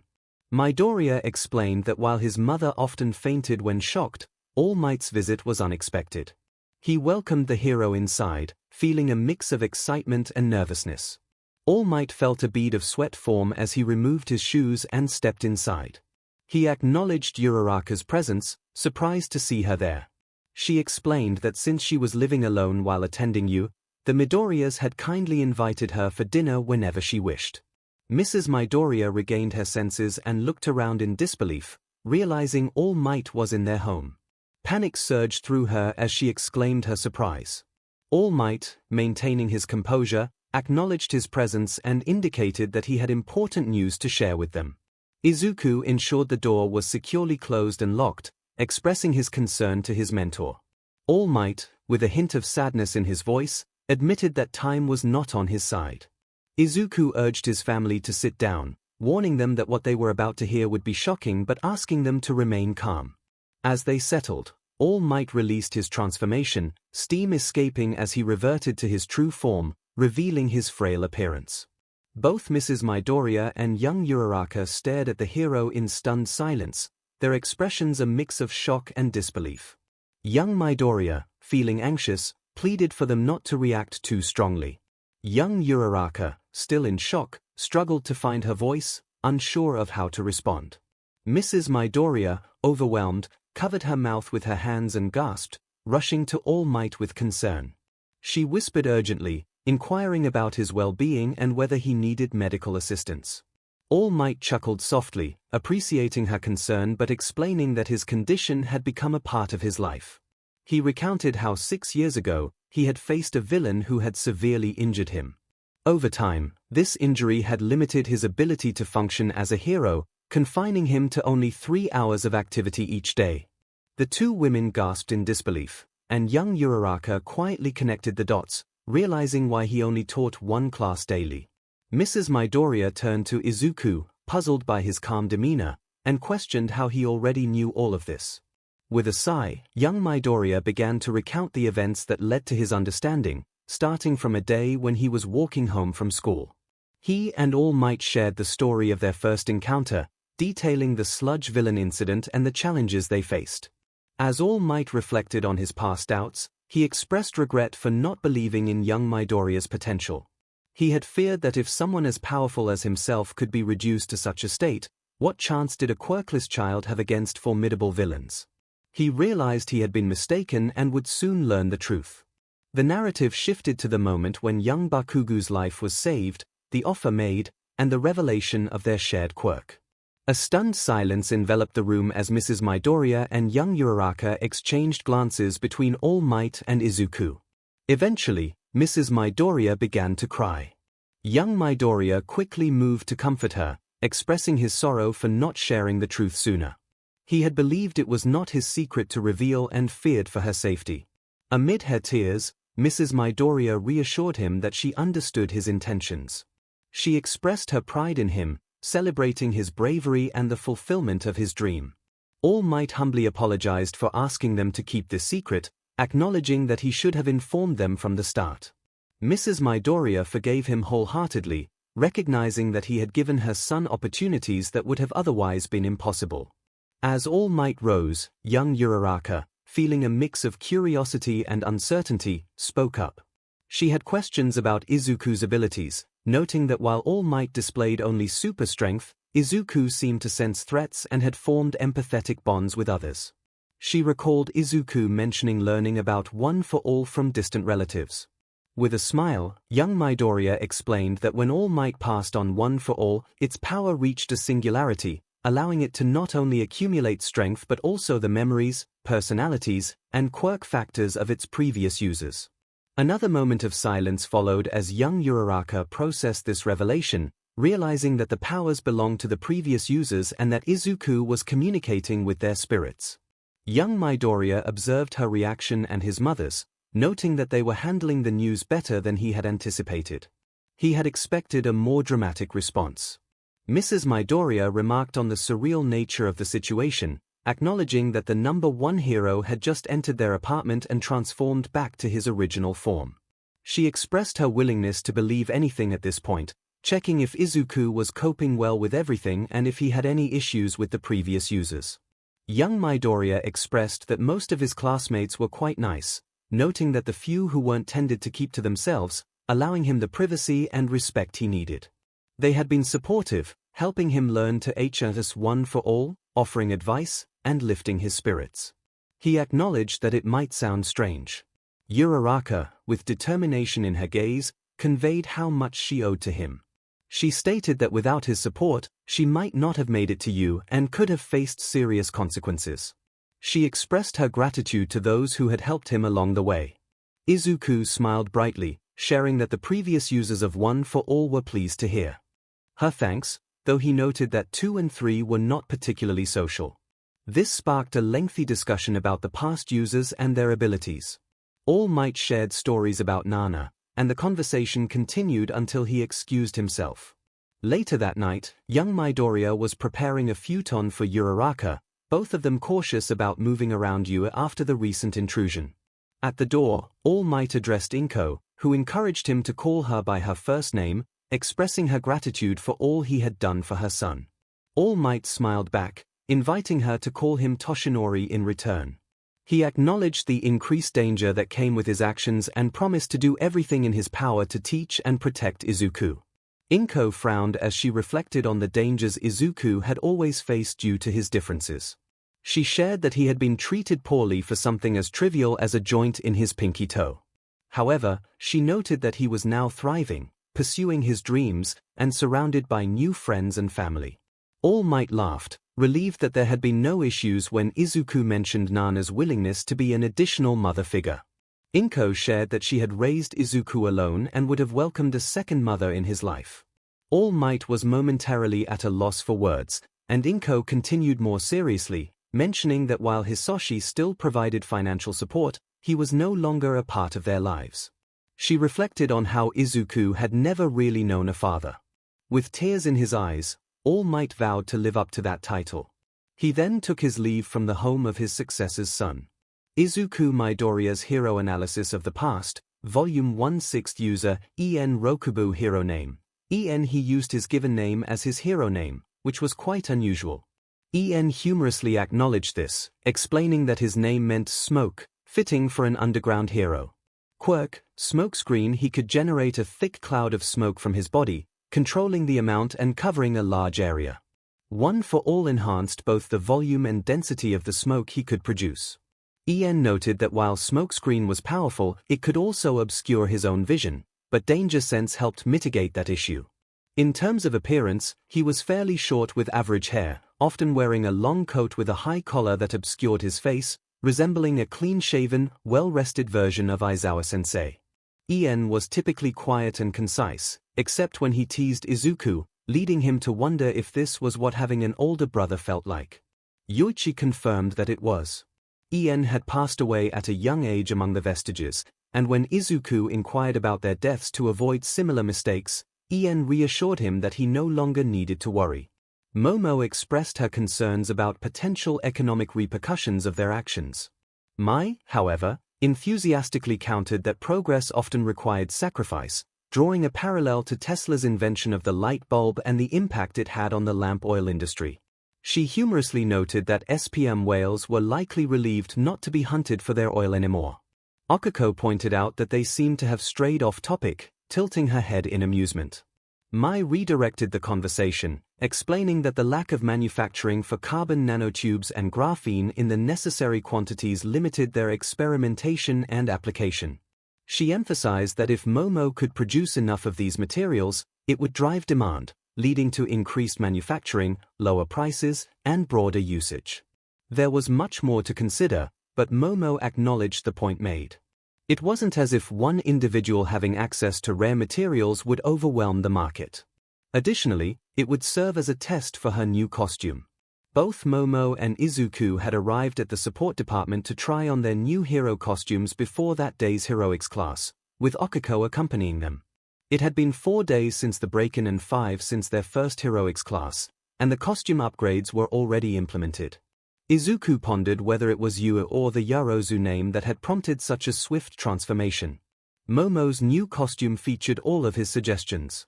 Her leotard had been replaced with a red armored jumpsuit that integrated her hair to connect it to her genetic code. Silver lines adorned her suit, acting as adhesive panels that could be easily removed if the suit's integration ever failed, allowing her creations to emerge.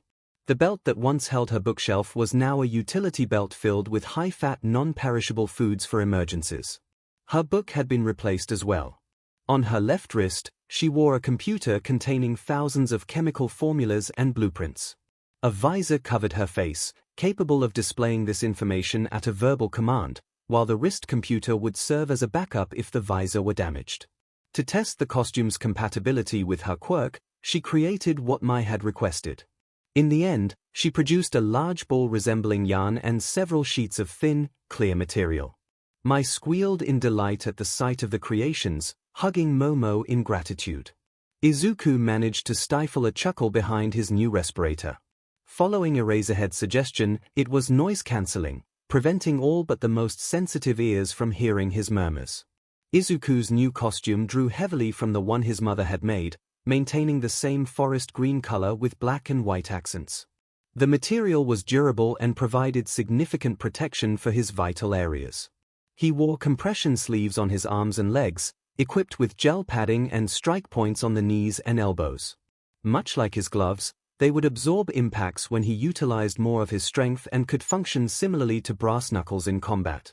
His boots were reinforced with lightweight metal soles and toe coverings. He felt a wave of embarrassment during a practice session in their next heroics class when Itsuka critiqued his fighting style. He was aware of his inexperience in fighting back, but his face turned bright red when Itsuka pointed out that he seemed to have forgotten he had legs. Since that moment, he had been exploring ways to incorporate kicks into his style, seeking advice from Ida and learning about the elbow and knee strikes of Muay Thai. At this point, he was making noticeable progress. Nana admonished him for his brief moment of self-doubt, insisting on a positive mindset. He swayed off the noise-cancelling feature of his mask and expressed his excitement about the costume, marveling at how everything seemed perfectly arranged. Mai replied, noting that given how often Power Loader had her test the designs, they had to be in top shape. She expressed her disappointment at not being able to give him some of her flying creations to test, but since his report indicated he would be flying soon enough, she needed to find another subject.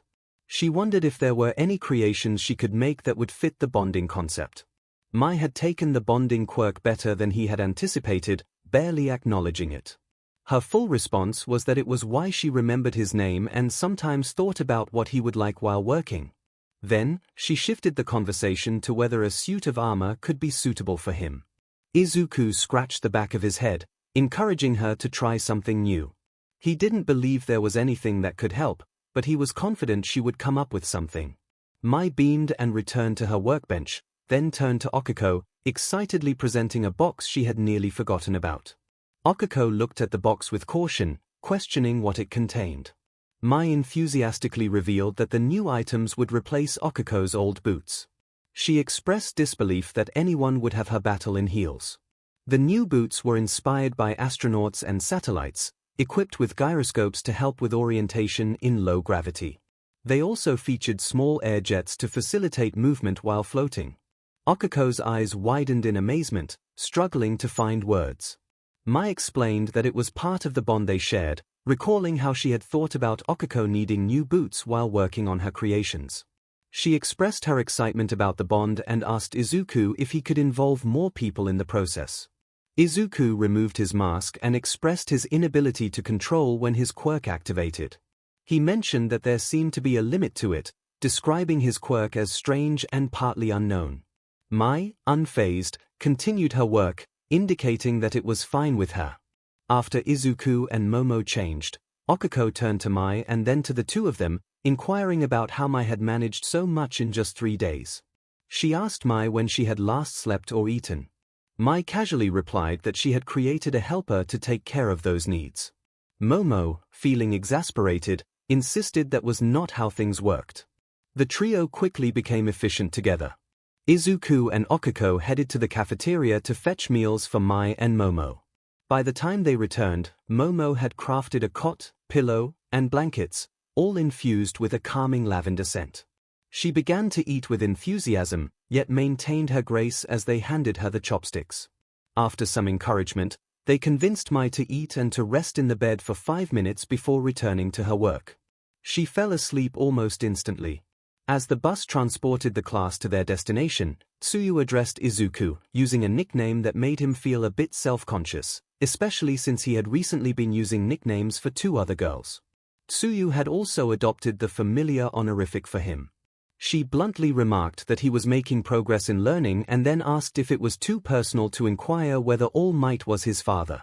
The bus fell silent as everyone awaited his response, including the teachers, who were present for safety reasons after a recent break-in. Fortunately, the bus was self-driving. Izuku, accustomed to the absurdities that had come with gaining one for all and dealing with the ghosts in his mind, took the question in stride. Instead of stumbling over his words, he thought about how this was his life now and responded that he wished All Might were his father. He explained that his parents were divorced and that his biological father had been living in America for years. Tsuyu tilted her head, her expressions often difficult to interpret, which Izuku thought might be why she spoke so directly. She expressed her regret for bringing up painful memories, noting that All Might treated him like family during class. Denki chimed in, suggesting that while All Might not be his father, he certainly acted like one. Tenya, having emerged from his earlier funk, pointed out that All Might had informed only Izuku about joining the staff at Izuku sighed, feeling slightly betrayed, especially by Okiko, who was smirking. He then recalled telling them about how All Might had saved him a year ago and revealed that he had been training him for 10 months to access his quirk before the entrance exam. The class nodded in acknowledgement. The revelation left everyone, except the teachers and Okiko, in shock. A hero exclaimed how lucky Izuku was, while Toru questioned why All Might would drop everything to train a random kid he had saved, noting that he saved multiple people daily. Izuku offered a weak smile, explaining that he reminded All Might of himself at that age. Another silence followed. Mina screeched in disbelief, asking if that meant All Might had also been quirkless until he was 15. Momo, in a subdued tone, clarified that Izuku had stated it outright. Izuku continued, sharing that All Might had a mentor who guided him in understanding his quirk. He mentioned that All Might felt it would be hypocritical not to provide him with the same opportunities he had received. He explained that this was the connection between them, and All Might was trying to avoid showing favoritism. Eraserhead muttered that All Might was not succeeding in that regard. Izuku apologized if it seemed like All Might was neglecting the others because of this. Tsuyu thoughtfully acknowledged that it did seem a bit unfair but noted that life had been unfair to Izuku for a long time, suggesting that it all balanced out in the end. Fumikage began to speak about karma, while Leiko pondered whether the scales would eventually tip in another direction. Fortunately, the bus came to a stop, and they quickly exited. They had no idea how prophetic Leiko's comment would turn out to be. Izuku thought to himself that this was the worst field trip he had ever experienced as he fell into the water. During 13's speech, where she warned Class 1A about the lethal potential of their powers, Izuku suddenly collapsed to the ground as danger sense surged through his mind like a sharp jolt. He managed to activate the panic button Nezu had given him, and Hound Dog helped him up just as a black mist portal opened in the middle of the plaza. Once they arrived, the alarm ceased, likely due to the Warper's influence. Aizawa, Hound Dog, and All Might charged into the chaos of villains. Once his muzzle was removed, Hound Dog proved to be a fierce opponent on the battlefield, and despite Izuku's concerns that Aizawa's quirk wouldn't function in such a scenario, he was effectively overpowering the villains. However, the real threat lay with the 4 nearly human creatures with exposed brains. The largest was a deep black, covered in scars and bulging muscles, with a bird-like beak. Another was similarly dark and muscular but smaller, lacking eyes and sporting a more human-like mouth. A third creature was a pale yellow, equipped with talons and bat-like wings. The last was a sickly pale green, with elongated arms and 4 eyes protruding from its exposed brain. The apparent ringleader, who was clearly the young man Izuku had seen leaving Yu beneath a costume of severed hands, referred to them as Nomyu. All Might was currently engaged in battle with all of them. 13 was assigned to protect the students when the Warper, a man composed of black mist, appeared. 𝐴hero and Tetsu attempted to confront him, but they were quickly transported elsewhere. The villain then unleashed portals on the remaining students, scattering them in all directions. This was how Izuku found himself several meters above the flood zone. Interestingly, the adrenaline rush triggered by the villain's arrival made danger sense much more manageable. Once the larger threat was revealed, the smaller, immediate dangers felt far less overwhelming. He turned his attention to a new source of danger, a man with a shark-like mutation, and prepared one for all. Yoichi declared that it was a full-fledged emergency, urging everyone to utilize every available resource. He instructed them to see if they could lend Izuku their quirks. Daigoro reported that Black Whip wasn't functioning. En added that Smokescreen wasn't working either. Izuku recognized 2's voice as he declared he wouldn't share his quirk. 3 chimed in, agreeing that they couldn't help even if they wanted to. However, Nana enthusiastically announced that Float was on its way and would arrive shortly. Yoichi grimly remarked that they would see if there was time for that. At that moment, a familiar figure in a green wetsuit descended, expertly kicking the villain in the head before grabbing Izuku with her tongue and swimming both of them toward the boat in the middle of the lake. As they made their way, a vine extended forward. Izuku grasped it and helped pull Ibara along. 3 of the 4 green-headed members of Class 1A reached safety on the boat. Izuku expressed his gratitude to Zu, glancing out at the villains in the water, who had yet to make a move toward them. Zu replied calmly, looking out as well. Ibara began to softly pray, reciting a comforting verse about fear and protection. Zu, aware that Izuku had a plan, asked what their next steps would be. Izuku reasoned that the villains wouldn't attack if they didn't believe victory was within reach. He noted that sending Zu meant they were unaware of their quirks, which also explained their hesitation to attack. He continued to strategize before charging up full cowl. He then shared his idea. The plan unfolded seamlessly. Izuku leaped into the air and flicked his middle finger with all his strength. Though it didn't break, it was quite painful. The force of the concussive blast caused the lake to churn, creating a whirlpool at its center. As the villains were drawn into the vortex, Tsuyu leaped overhead, carrying Ibara. Ibara's vines extended out, ensnaring the villains together. Soon enough, the 3 of them were swimming toward safety. Once the villains were subdued, the 3 students began their return swim.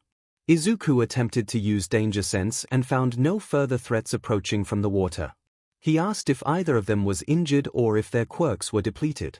Tsuyu assured him she was fine, appearing completely composed. Ibara confirmed he was physically well, stating that his vines were still abundant and would thrive with sunlight.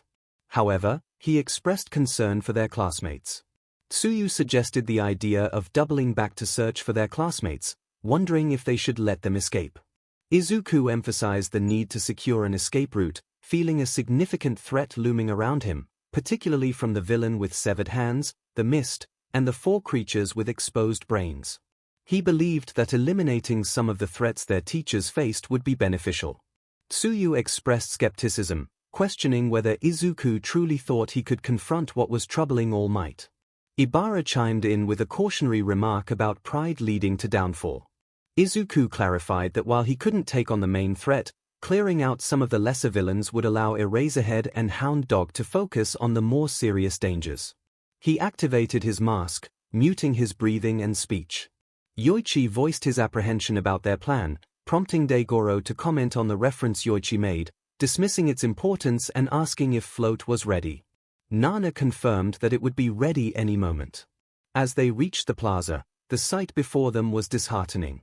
All Might was engaged with a beaked creature, Eraserhead was facing an eyeless opponent, and Hound Dog was battling a 4-eyed foe.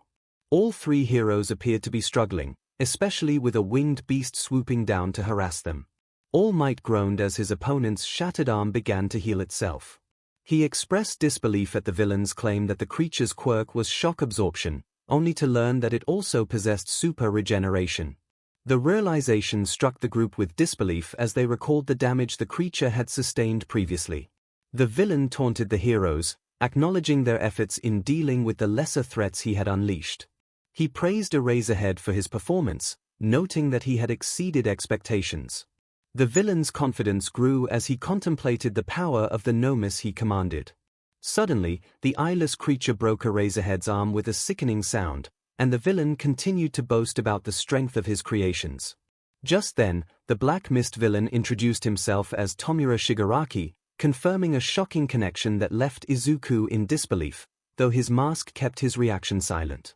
Yoichi and Nana exchanged worried glances, discussing the implications of this revelation while focusing on the immediate threat. Tomura expressed frustration towards Kurogiri, warning him that if he weren't their means of escape, he would take action against him. He was visibly agitated, scratching at his neck. Izuku observed Tomura's behavior, likening it to a child throwing a tantrum, while Nana noted the familiarity of the scene. Tomura then turned his attention to the lake, plotting to wound the symbol of peace's pride, which triggered Izuku's danger sense. As Tomura rushed toward Tsuyu, Izuku shouted a warning and prepared to strike the villain. However, the winged Nomyu intercepted his punch, sending it flying due to the force of Izuku's attack. The wind pressure knocked Tomura backward. Tomura, furious, accused Izuku of ruining his stealth mission and commanded the winged Nomyu to eliminate him. The creature lunged at Izuku with its talons ready to strike. In response, Izuku launched himself upward, glowing with energy.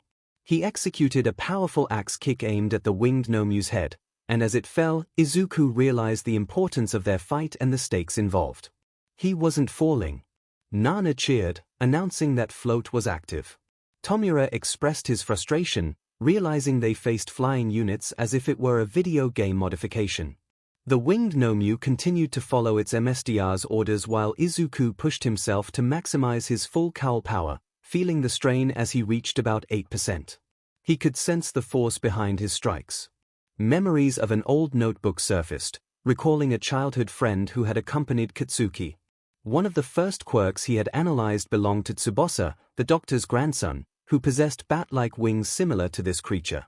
There was a way to incapacitate him, though it was not pleasant. Yoichi grimly advised Izuku that if these creatures retained any thought, he would be doing it a favor by ending its suffering. Trusting his honorary grandfather, Izuku soared toward the Nomyu, skillfully maneuvering and targeting its wings with his metal soles. The patagium, the delicate skin forming the wings of bats and pterosaurs, was vulnerable, and tearing it would hinder flight. With a powerful kick, he struck one wing, causing the creature to lose altitude, and repeated the move on the other wing. Once it began to fall, Izuku ascended and dove toward the descending creature. With determination, he executed a move that sent the winged Nomyu crashing to the ground. After its head struck the earth, he flew horizontally, dragging its body along until it collided with a massive boulder. Surprisingly, this Nomyu did not possess super regeneration, as it lay still and did not rise, even as it breathed. Izuku's arms ached, but he could manage the discomfort as he focused on Tomura. Tomura recognized the threat, declaring that they were facing a mid-boss and called for Kurogiri to initiate a backup plan for All Might. A new voice interrupted, declaring Tomura's efforts futile as Kurogiri was pulled away by Leiko, who emerged with a violet glow. Tomura shouted in anger, vowing to reduce her to atoms. Fumikage intervened, unleashing Dark Shadow, which ensnared Kurogiri in its grasp, beginning to squeeze.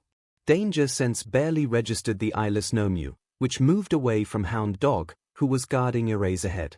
Suddenly, something grabbed him around the waist, pulling him away from danger. Tsuyu retracted her tongue, bringing Izuku toward her and the entrance. A series of thumps echoed, prompting Daigoro to inquire about Nana's earlier comment. Nana shouted back, urging them to unpack the frog's bond later. An arrow struck the eyeless Nomyu in the brain, and Izuku recognized Momo as the source, having shot it from a crossbow with a long wire attached. Momo warned everyone to stand clear, tossing the other end of the wire to Denki, who grinned and began generating electricity. The wire crackled with energy, transferring it to the conductive arrow, causing the Nomyu to twitch and spasm. Momo explained that these were bioengineered creatures, noting that this one had regenerated from blows that would be fatal to others. As she spoke, the beast collapsed, smoke rising from it, and it did not rise again. Izuku could only watch in awe. Tomura, growing increasingly agitated, scratched himself and wondered how things could worsen. He reached out for all might as he started to run, determined to act. Suddenly, a bullet struck Tomura's right hand, severing his pointer finger with precision. Several more bullets found their mark, causing him to cry out in pain as he shouted for Kurogiri.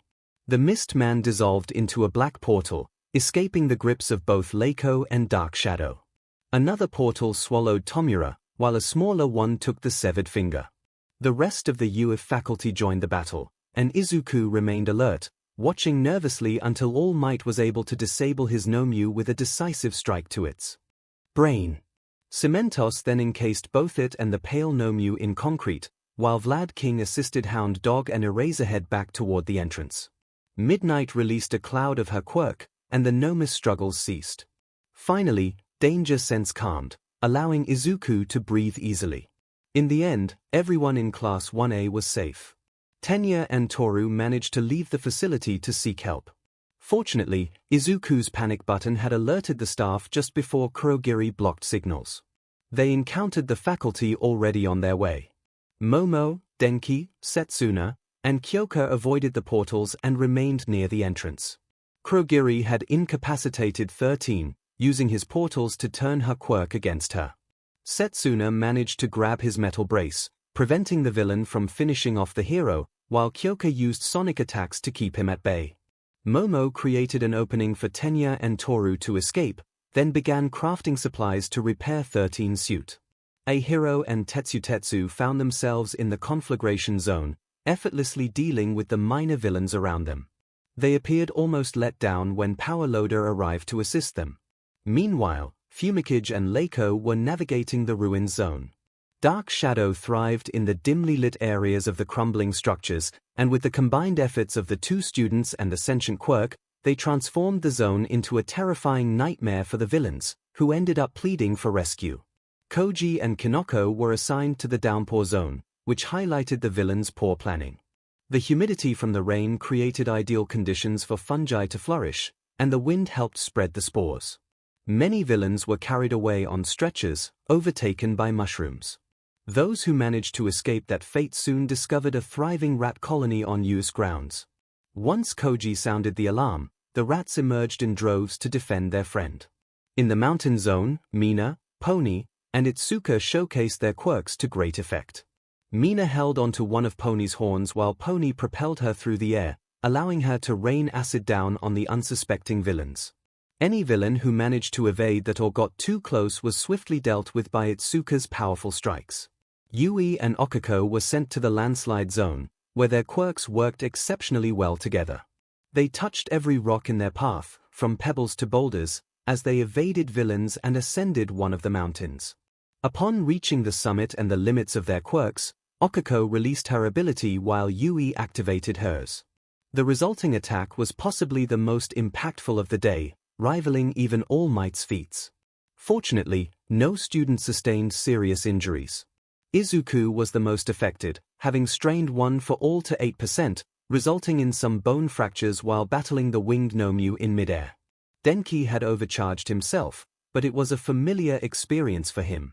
Mina had overused her acid, resulting in minor burns, but a quick remedy from Recovery Girl would fix that. Among the teachers, Eraserhead suffered the most, with a broken arm and leg. 13 was not far behind but would recover thanks to Recovery Girl's assistance. Hound Dog didn't show any visible injuries but would also require healing. When Izuku was taken for questioning, All Might appeared in his diminished form, accompanied by a seemingly ordinary officer. Izuku was introduced to Detective Tsukochi, who had been cleared by All Might as one of the few who knew about One for All before Izuku received it. The briefing proceeded smoothly. At the conclusion, All Might expressed his gratitude, acknowledging Izuku's significant contribution in removing the winged 𝐴𝐻𝐼 from the fight. He emphasized that pressing the panic button when danger sense activated was the most crucial action of the day, as the timely arrival of his colleagues had saved everyone. However, All Might reminded Izuku that he had broken the promise made to Nezu by approaching the plaza. After apprehending the villains attacking him, he should have either exited or found a place to hide. While All Might could not guarantee Izuku's safety, he advised him to avoid the main conflict. Placing a reassuring hand on Izuku's shoulder, All Might praised his strength and bravery, assuring him that he would one day become a remarkable hero. Yet, he reminded Izuku that he was not a hero yet. All Might acknowledged his own role in this and encouraged Izuku to cherish his bright future and the people who cared for him, urging him not to jeopardize that. Unable to articulate his feelings, Izuku nodded as he made his way back to his class. Suddenly, a green blur rushed toward him, and Tsuyu embraced him tightly, her voice trembling with emotion as she expressed her fear for his safety. She conveyed her relief, explaining how terrified she had been when he faced the formidable creature that had posed a threat to their teachers. From another direction, Okiko rushed into him, her tears flowing as she scolded him for his recklessness. Momo stood nearby, her eyes red from crying, trying to maintain her composure. After what seemed like a moment of silent understanding, she joined the embrace, shaking her head in disapproval. She reminded him that while his bravery was commendable, he had come dangerously close to death. As class representative, he needed to prioritize his own safety, as they all wanted him to continue fulfilling his role. The group hug soon expanded as Mina, Pony, Toru, Yue, and Setsuna joined in without hesitation. Denki, a hero, and Tetsu quickly followed suit. Itsuka's large hands enveloped everyone in the embrace. Kyoka cautiously approached from the outside, wrapping her jacks around the group. Ibara remained at a distance, seemingly reluctant to join the hug, but her vines extended to encircle the others. Tenya chose not to participate in the hug but bowed in apology for his absence. Everyone assured him it was unnecessary, as his swift action to warn the faculty was the best use of his abilities. Leiko and Fumikage stood nearby against the wall, silently holding hands. Koji and Kinoko also refrained from physical contact but stayed close to the group and to each other. A flock of crows that Koji had befriended seemed to be attempting to lift their spirits. Izuku felt overwhelmed. He was unaccustomed to such affection, having never been hugged by anyone his age before. Emotions of fear, loss, and gratitude surged within him, causing him to cry. He expressed his thanks to everyone, admitting that he had been focused on saving others rather than himself. He promised that he would ensure his own safety as well, vowing to return to them no matter what challenges lay ahead. Each member of Class 1A was screened home by the police. For those who lived alone, like Okiko, Nezu took great care to inform their families and bring them to their side as quickly as possible. When Izuku received a text from Okiko, he learned that her parents had arrived at her apartment before she did. School was cancelled the following day. Momo invited the entire Class 1A to her house to relax in the aftermath of the ordeal. Izuku's mother was, of course, by his side, eager to hear every detail. He shared everything with her, leaving nothing out. She cried enough to fill several buckets and fainted at least twice, but her happiness at knowing he and his friends were safe from danger was evident. They turned in early that night, but despite the exhausting nature of the day's events, Izuku's mind raced. Sleep eluded him. In the quiet of his thoughts, Izuku found himself speaking to his new family. He felt a need for answers. Yoichi responded solemnly, expressing his hope to share this information under better circumstances. They had believed his brother was dead, but it was time to discuss him. Izuku learned about Yoichi's older brother, the world's first true supervillain, a man capable of taking and giving quirks at will. This was the individual who had stolen a quirk that halted aging, the one they had all fought against, the one responsible for the wounds inflicted on Toshinori. Mugen Shigaraki was the villain who had named himself after his quirk, All for One. Izuku absorbed this revelation. The rumors about a quirk thief, an immortal villain, and a secret king of Japan's underworld were indeed true, and they all pointed to the same person. The most shocking detail was the origin of One for All. It was revealed to be a fusion of two quirks, the stockpiling quirk, which had been forced onto Yoichi by All for One, and his natural, invisible quirk that allowed him to transfer it willingly to others. Izuku contemplated the implications of this discovery. He wondered if the original holder of the stockpile quirk was also present within this connection. 𝐂𝐲𝐽 clarified that they did not fully understand the mechanics, as only his brother and the vestiges of quirk owners could interact with each other. It appeared that when two quirks merged, the DMNT vestige took control. One stockpile became one for all, it fully belonged to 𝐂𝐽. Izuku realized that 𝐂𝐽 would not have experienced the advanced aging that 𝐒𝐭𝐽𝐲 had endured. 𝐂𝐽 responded with a hint of humor, acknowledging that he likely wouldn't have lived to see 40 due to his medical issues. However, he quickly turned serious, apologizing for his dark humor, which he had grown accustomed to from a young age. Izuku understood. With his mother, Okiko, Momo, Zu, and the rest of his classmates expressing their concern for him, he recognized that he could not put himself in danger like that again.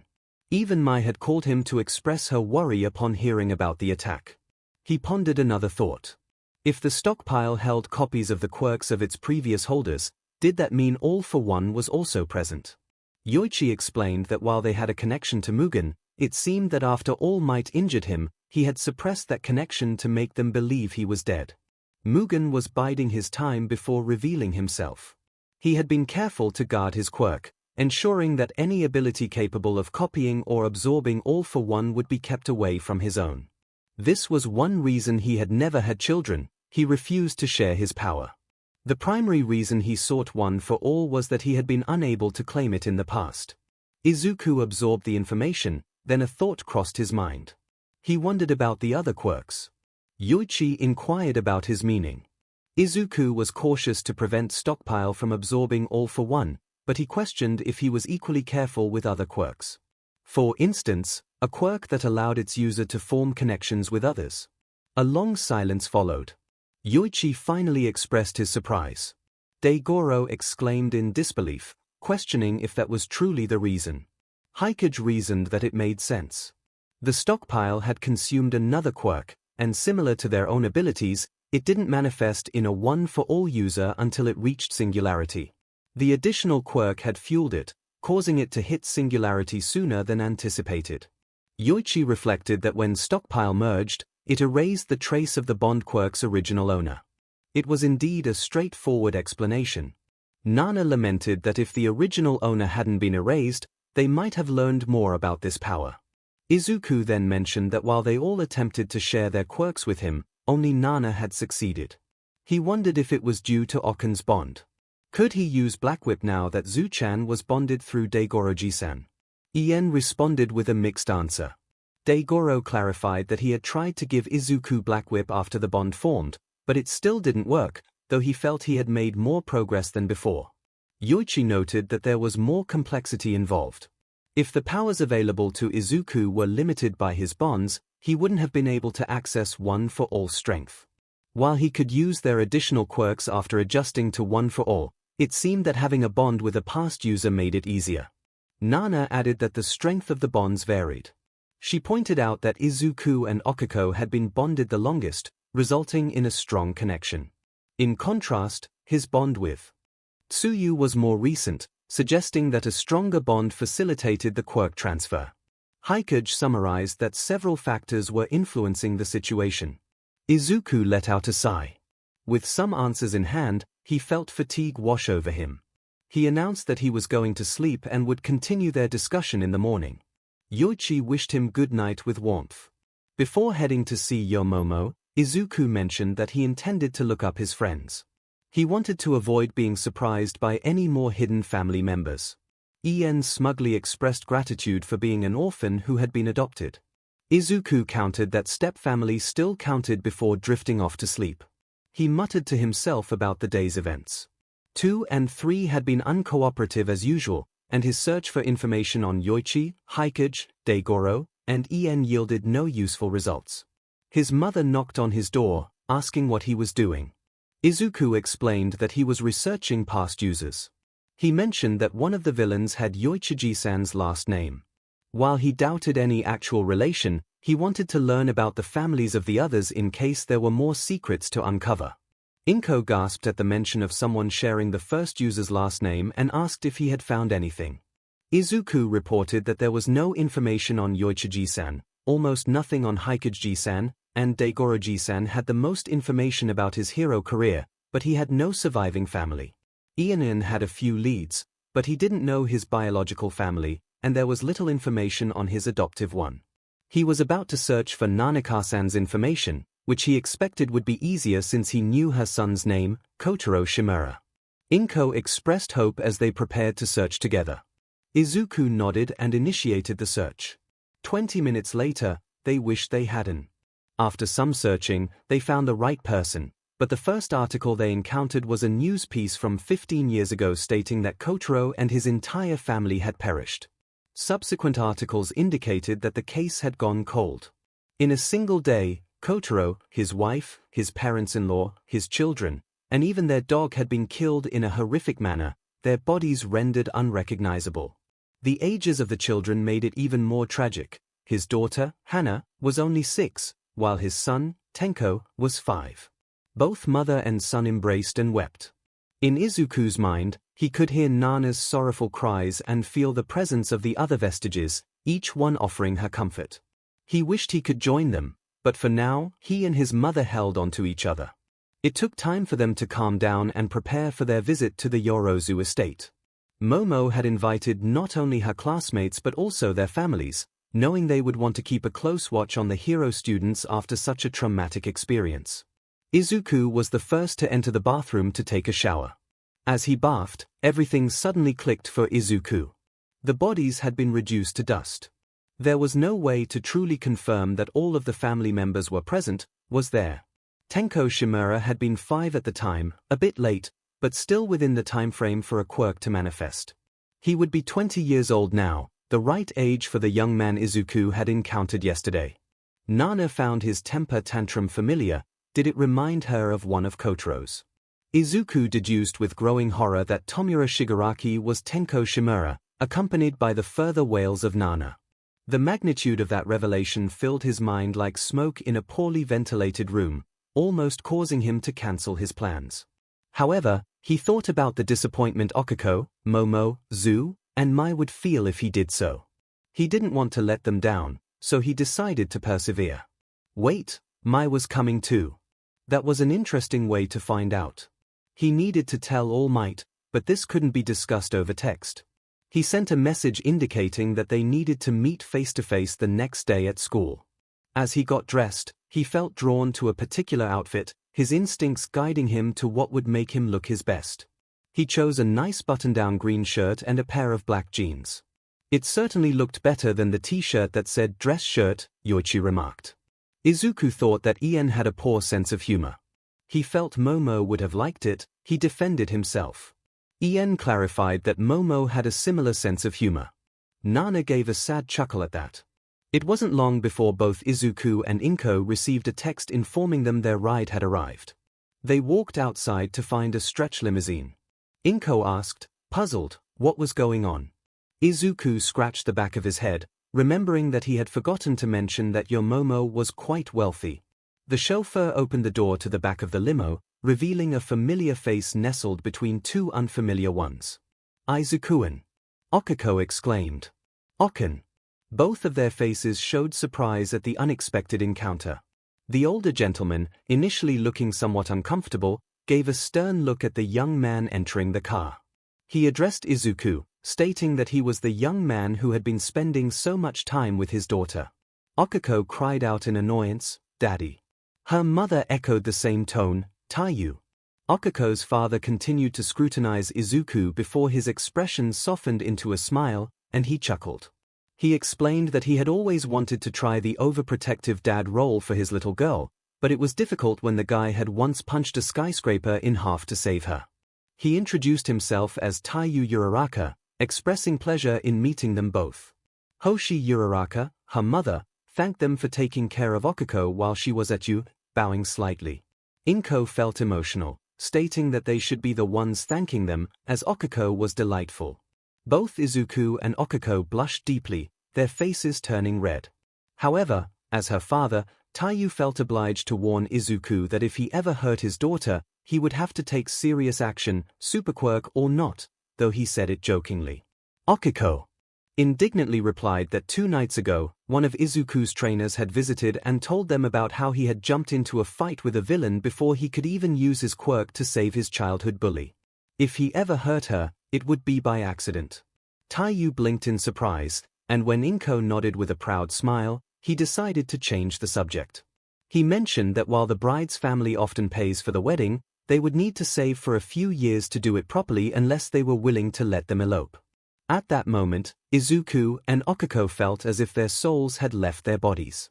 The Yorozu estate was quite imposing, second only to UA's campus in size, and it was a close second.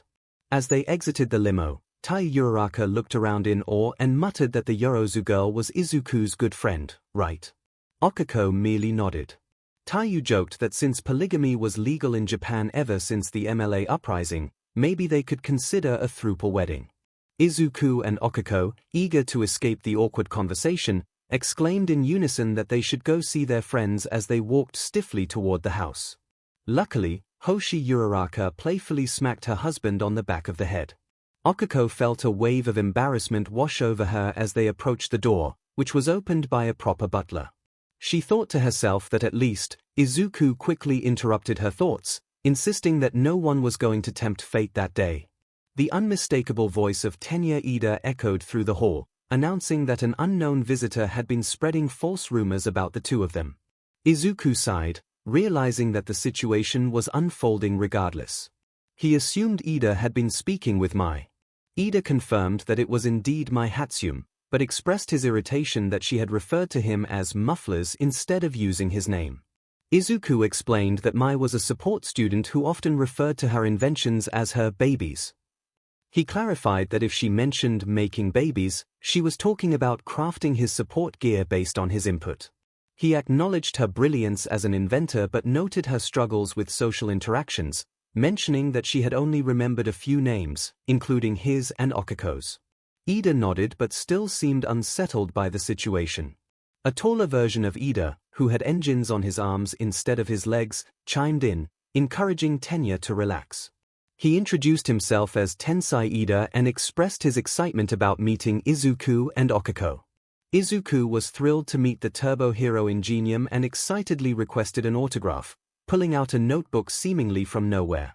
Tensai laughed and agreed, noting that if Izuku weren't on his way to becoming a top hero, he would consider hiring him for analysis after seeing his notes. Suddenly, Mai rushed forward and hugged Izuku, asking how her inventions had performed the previous day. Tenya was taken aback by the sudden display of affection, while Okiko, accustomed to Mai's antics, and Tensai, who found his brother's reaction amusing, shared a laugh. Izuku sensed Mai's concern about her inventions potentially failing him and reassured her that they had worked perfectly. He explained that while he had been startled at one point, her respirator had kept him safe, and the compression sleeves had minimized any injuries. He also shared his success in unlocking flight and how the Iron Souls had helped him against a winged villain. Mai beamed with pride, thrilled to hear that she had a satisfied customer. Okiko added that the boots had been fantastic as well, prompting Mai to celebrate her 100% satisfaction rate. She then asked Izuku for notes on his classmates to expand her sample size. Izuku hesitated, stating that he wouldn't share without their consent. Frustrated, Mai declared she would convince them herself and dashed off to find others from Class 1A. As Momo approached, dressed in a lovely blue dress and leggings, Izuku reflected on how fortunate he was to have friends, especially several wonderful women. A voice in his mind quipped that luck was the primary reason for his situation. He brushed off the thought as he greeted Momo, expressing gratitude for her invitation and complimenting her home.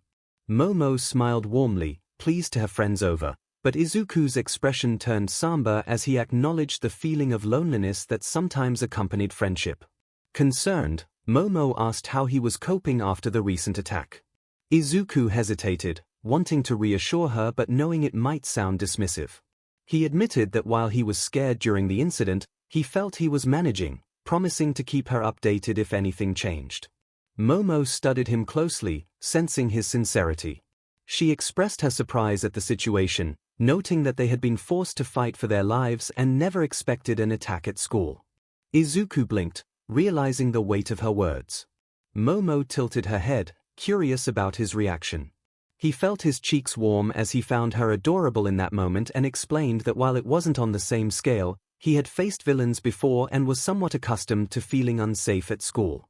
Thus, it wasn't as shocking for him as it was for others.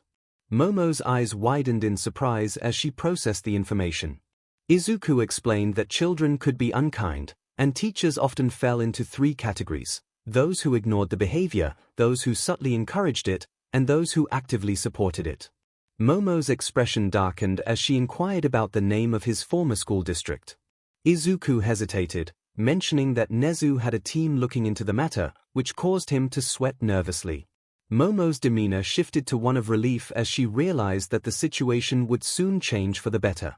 Just then, one of Setsuna's floating hands seized Izuku's shirt while another tapped Momo's shoulder, pulling them away for another discussion. As Izuku settled down with a drink of water, Tsuyu approached him. She greeted him warmly, and he felt a sense of comfort in calling her by a nickname, even if it wasn't quite the same as true confidence.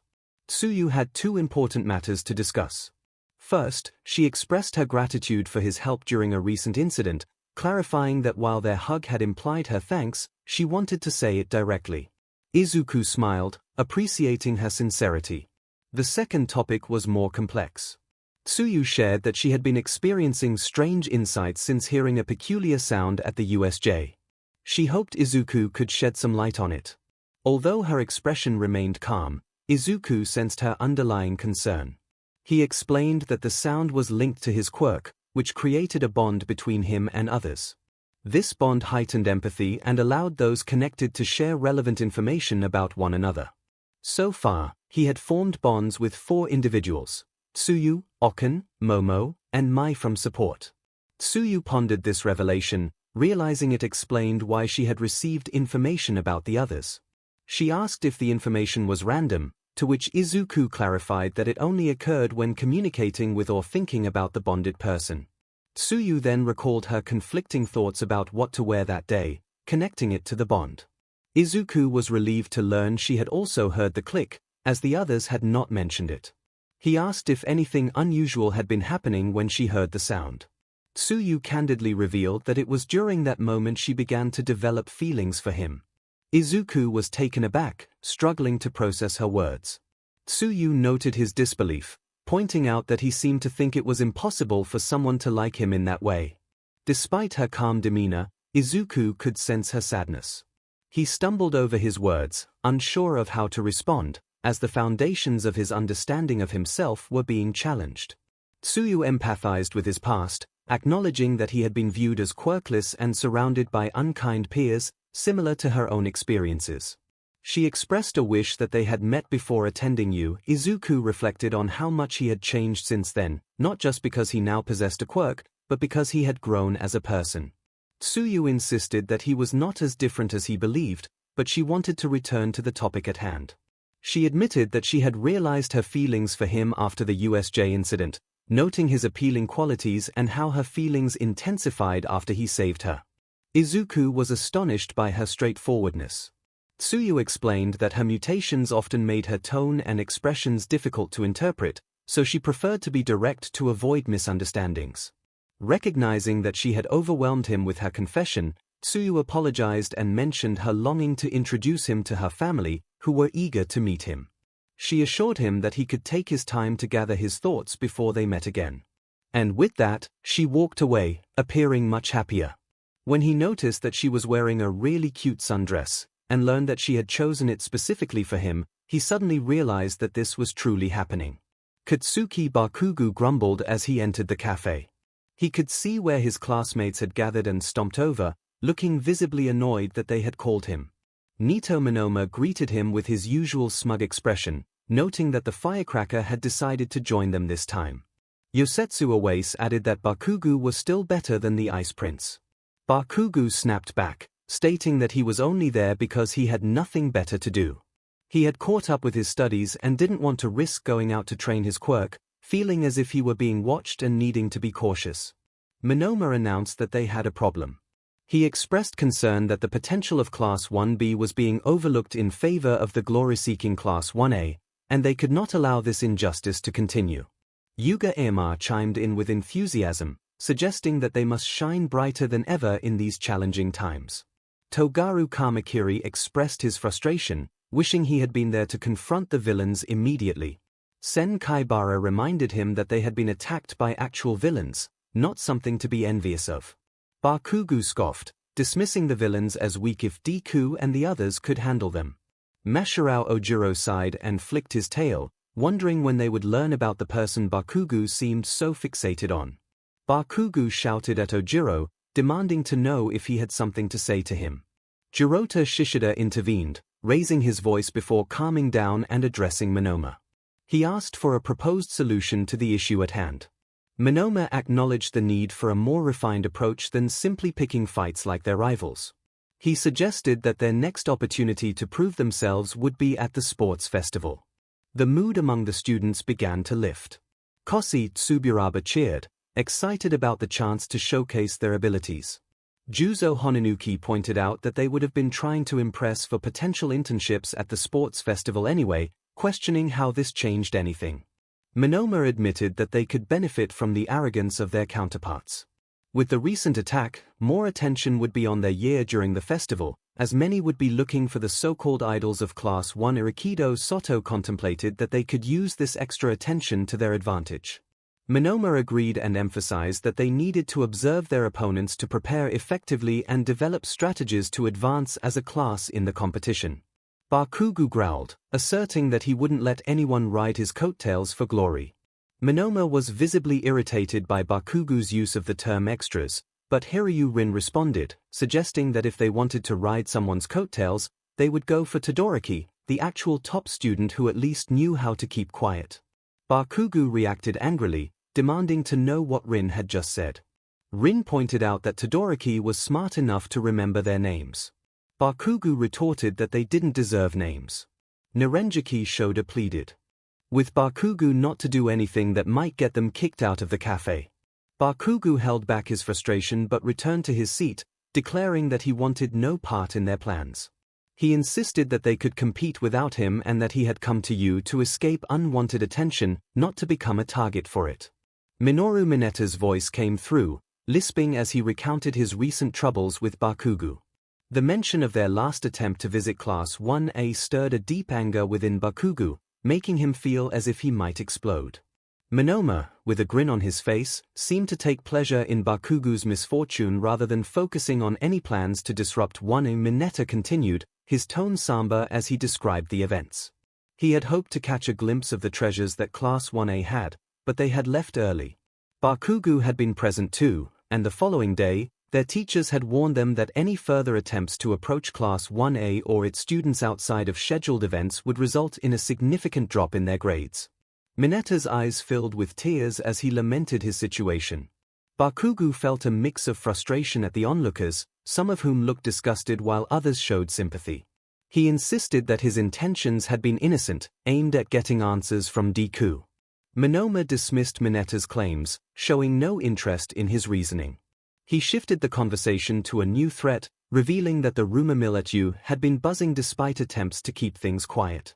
One student from Class 1A had reportedly been the hero of the USJ incident, alerting the faculty to danger and even taking down a villain who had posed a challenge to All Might. This student had stolen the spotlight from others. Monoma declared that Izuku Midoriya was their greatest potential threat, and Bakugo's rage intensified to an almost calm state. He demanded to know more about Deku, catching everyone off guard. Shoda expressed disbelief, realizing that Midoriya was the same student who had excelled in the entrance exam and broken All Might's record. He questioned why anyone would label him as useless.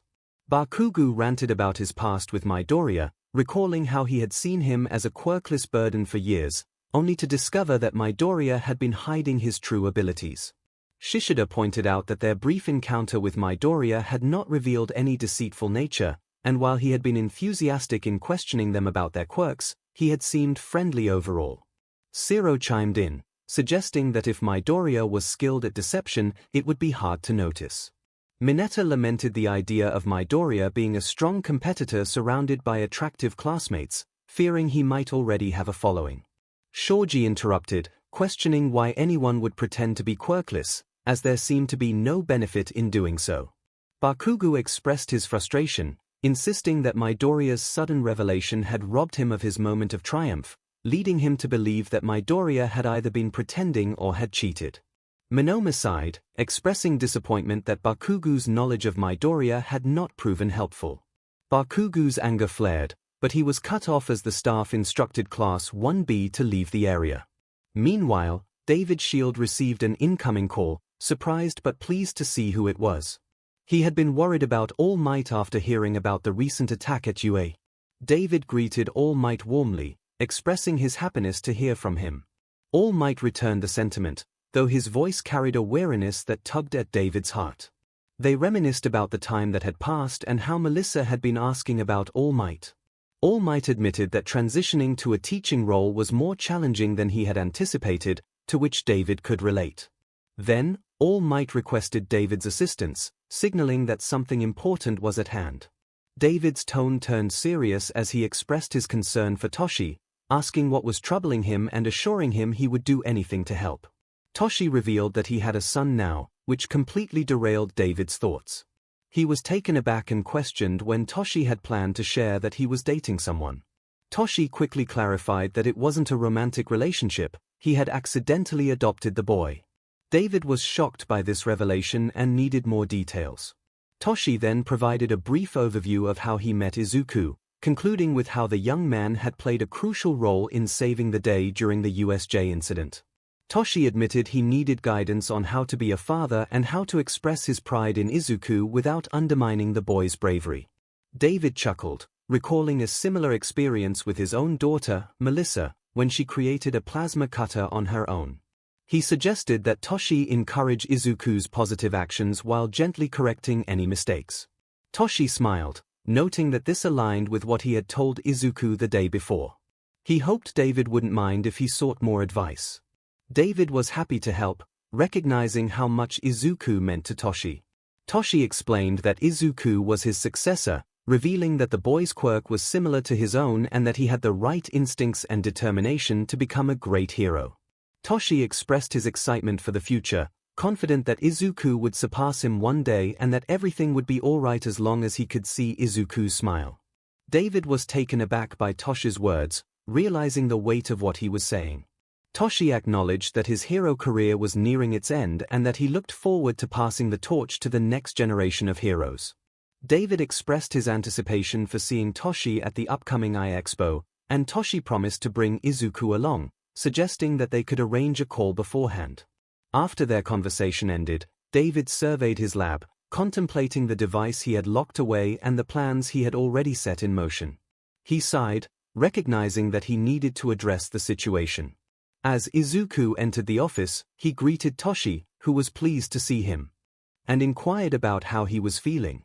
Izuku admitted that he felt complicated, as there were pressing matters to discuss that were not pleasant. Toshi's smile faded as he anticipated the topic. Izuku confirmed that he had spoken with Yoichi about his brother after Tomura had mentioned the Nomus possessing multiple quirks. This led to the realization that Yoichi's brother must still be alive, a fact confirmed by Kurogiri's information. Toshi contemplated this revelation, noting that the existence of multiple quirks in the Nomu suggested that All for One was still active in some form. He speculated whether Tomura could be a descendant of All for One.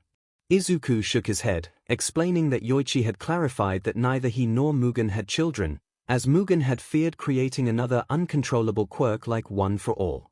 Both Yoichi and Mugen had chosen to remain asexual. Toshi was startled to learn Mugen's true name but quickly composed himself, expressing regret that this issue had resurfaced. He admitted that if he had known, he would not have given Izuku One for All, as he never intended to involve him in this conflict. Izuku reassured Toshi that he couldn't blame him, as everyone had believed All for One was dead. He emphasized that it didn't matter, Toshi needed a successor, and even with the knowledge he had now, he would still have consumed the heir to inherit the quirk.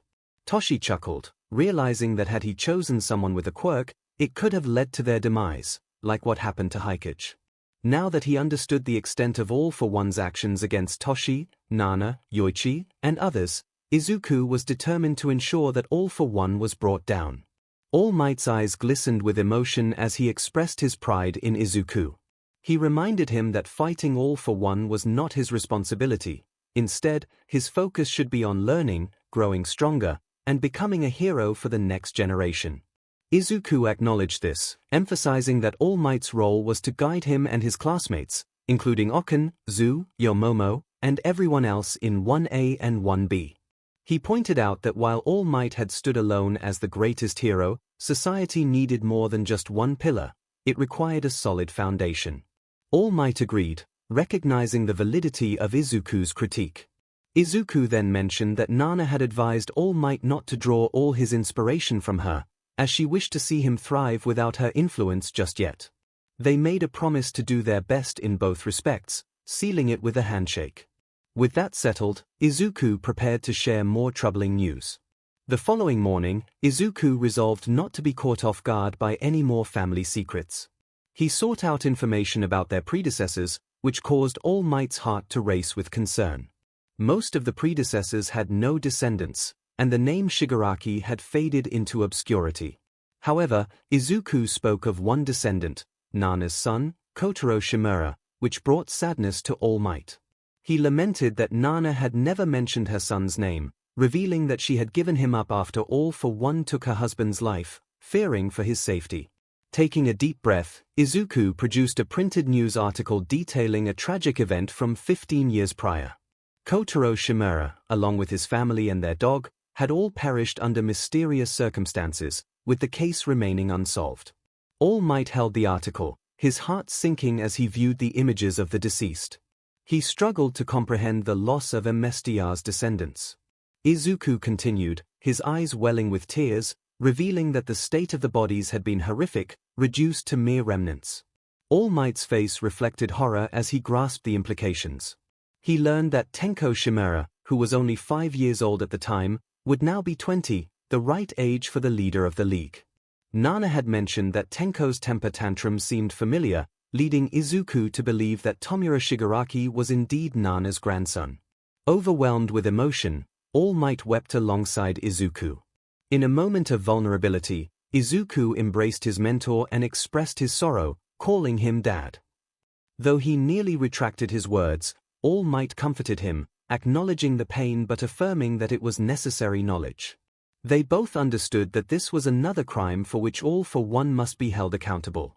With renewed determination, Izuku promised they would work through this together, and All Might expressed his pride, stating that despite the pain, he would recover because of Izuku's presence. Daigoro then broke the somber mood, asking if they were ready for more discussions. Izuku hesitated, unsure about addressing Zu-chan's feelings for him and the others. Daigoro enthusiastically pointed out that 4 lovely girls liked Izuku, which he considered a dream for many. Yoichi chimed in, expressing that it wasn't everyone's dream, to which Daigoro countered that it could be 4 guys or, for Yoichi, a collection of comic books and delicious pasta. Izuku felt overwhelmed by the realization that people might actually have feelings for him, especially his classmates, and he noted that class was about to begin. The start of class was relatively uneventful compared to his earlier conversation with All Might. Eraserhead, fully recovered, announced that US Sports Festival would take place in 2 weeks, despite recent events. While some questioned the wisdom of this decision, most of the class felt excitement by the end of the announcement. Among them, Okako was the most enthusiastic, her determination to begin her hero career and support her parents evident. For those not closely connected to Izuku, her intensity was a bit intimidating. Aizawa observed 2 important details. First, that the afternoon's foundational heroics class would be a joint training session with Class 1B, and second, that the principal wanted to meet with the 2 representatives before lunch. When lunchtime arrived, a large crowd gathered outside, obstructing their path. Izuku stared at the faces in the crowd, relieved that his danger sense remained quiet, indicating that everything was likely fine. He hesitantly offered assistance, asking if they could help. From behind him, Tenya interjected, requesting to pass through as they needed to break for lunch. A tall student with messy lavender hair and noticeable dark circles under his eyes commented on Class 1A, expressing disappointment that they did not seem to live up to their reputation. Mina, feeling defensive, insisted that they had yet to showcase their abilities. The boy seemed to acknowledge her point with a non-committal hum. Setsuna, her head floating above her classmates, inquired if they were there to assess the competition. The tired-looking boy explained that some of them were indeed scouting. He elaborated that not everyone made it into the hero course and had to settle for other courses. However, if they performed well in the upcoming sports festival, they could earn a transfer into Class 1A. He added that their positions were not guaranteed. A poor performance could allow someone from Class 1B to take their place. Izuku's mind raced with thoughts as he processed the boy's words.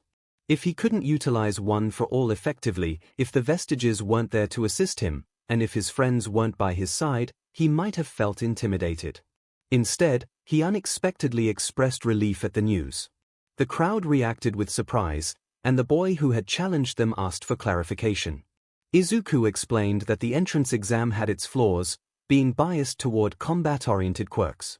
He pointed out that many useful powers would excel in heroics but would struggle against robots. He mentioned that All Might's former sidekick, Sir Night-Eye, would find it challenging to use foresight effectively in such a scenario.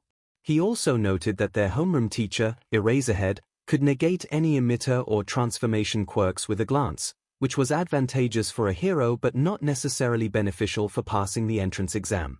The crowd exchanged confused glances as Izuku continued his explanation. His words were clearer than usual, surprising everyone. The purple-haired boy expressed shock upon learning that Eraserhead was their homeroom teacher. Izuku confirmed this, sharing that they had been training rigorously since day one to prove their worth in the course. He challenged the boys' claim of wanting to take their seats, stating that they had been working hard every day and that he should be prepared to bring his best. A hero cheered in support, affirming their determination. Tetsu echoed the sentiment, encouraging Izuku. The purple-haired boy regarded Izuku with a smirk, acknowledging that he lived up to some of the hype. He extended his hand, declaring a challenge. Izuku introduced himself and accepted the challenge with a handshake. As the two representatives of Class 1A approached the principal's office, Nezu opened the door for them before they could reach it. He greeted them warmly and offered tea. They both accepted a cup, and after tasting it, Momo remarked on the unique blend. Izuku pondered aloud, guessing that the tea was brewed with Nezu's own preferences rather than those of a human. Nezu's smile broadened as he confirmed the assumption, prompting Izuku to note that it didn't significantly narrow down the possibilities regarding Nezu's species. Nezu then shifted the conversation to the reason for their meeting. He explained that he had a favor to ask of each of them, emphasizing that there was no obligation to accept and that declining would not lead to any hard feelings. He acknowledged that considering this request might be seen as unfair, and even if they agreed, they could withdraw at any time without consequences. Izuku and Momo exchanged glances before Momo encouraged Nezu to share his proposal. Nezu began by explaining that two students from the hero course had performed exceptionally well on both the written and practical entrance exams, passing the initial background checks. However, it was soon discovered that their records were not as clean as they appeared. There were significant consequences for denying their admission, and the hope was to guide them toward better behavior. Unfortunately, they found themselves in a difficult situation. The sports festival was still set to take place, and while it was crucial to demonstrate that the recent villain attack had not instilled fear, Nezu argued that student safety should be the priority. However, the school board and the HPSC had restricted his options. As a result, two students who could not be trusted to make wise choices were about to participate in a highly publicized event broadcasted live. Momo summarized the situation, noting that Nezu intended to test the students in school before the festival to ensure their behavior or to remove them if necessary. Nezu presented a folder containing information about a small boy with purple hair. This was Minoru Mineta, whose family was deeply invested in education, with several relatives on various school boards, including his mother, who was a member of U.S. board. Unfortunately, this connection meant that Mineta's record had been cleared of numerous accusations of inappropriate behavior. Even credible claims were often overlooked by schools wishing to avoid scandal, and without an official record, there was no way to deny him entry. Nezu then proposed a solution, suggesting that Mineta could be placed in a class without any female classmates. Both students were surprised, and 𝐒𝐿 expressed his confusion about Class 1B being all male while all the hero course girls were in Class 1A. 𝐒𝐿 was taken aback that they hadn't realized this sooner. Momo explained that they didn't interact much with the other class, and neither 𝐲𝐸 nor 𝐔𝐸𝐸 had mentioned it in their meetings. 𝐒𝐿 noted that the gender ratio seemed unfair, being slightly over 2-to-1. 𝐒𝐿 acknowledged this unfairness but pointed out that Mineta would still interact with the girls from all first-year courses during the sports festival. He hoped Mineta would behave appropriately under scrutiny, but he was unwilling to risk embarrassment for the school. Turning to Momo, 𝐒𝐿 indicated that he wanted her to spar with Mineta to see if he would act inappropriately. Momo accepted the task gracefully, despite 𝐒𝐿's concern that she didn't have to take it on. Momo reassured him that she had made her decision, and 𝐒𝐿 sensed a strong, almost predatory energy from their bond. 𝐒𝐿 then revealed another folder, appearing hesitant to continue. 𝐒𝐿 quickly deduced that it was about Bakugo, surprised at how easily he could refer to him by that name instead of Kaken. 𝐒𝐿 confirmed this with a somber expression. 𝐒𝐿 took a deep breath and expressed his reluctance, recalling how he had been used by teachers to support Bakugo's progress for years before attending U. He did not want to return to that situation. 𝐒𝐿 responded with a warm smile, appreciating 𝐒𝐿's maturity, and assured him that they would not force him to confront Bakugo. However, the exercise was intended to assess Bakugo's ability to control his temper, and there could be complications. 𝐒𝐿 instinctively curled inward, acknowledging his understanding of the situation. 𝐒𝐿 assured them that they would do their best to protect the students, but if anything went wrong with these two, the consequences would be severe. After their meeting, Momo placed a tentative hand on 𝐒�'s shoulder, expressing her longing to understand what was happening. She felt that the bond they shared was not revealing anything about Bakugo. Grateful for the bond's limitations, 𝐒𝐿 took a moment to gather his thoughts.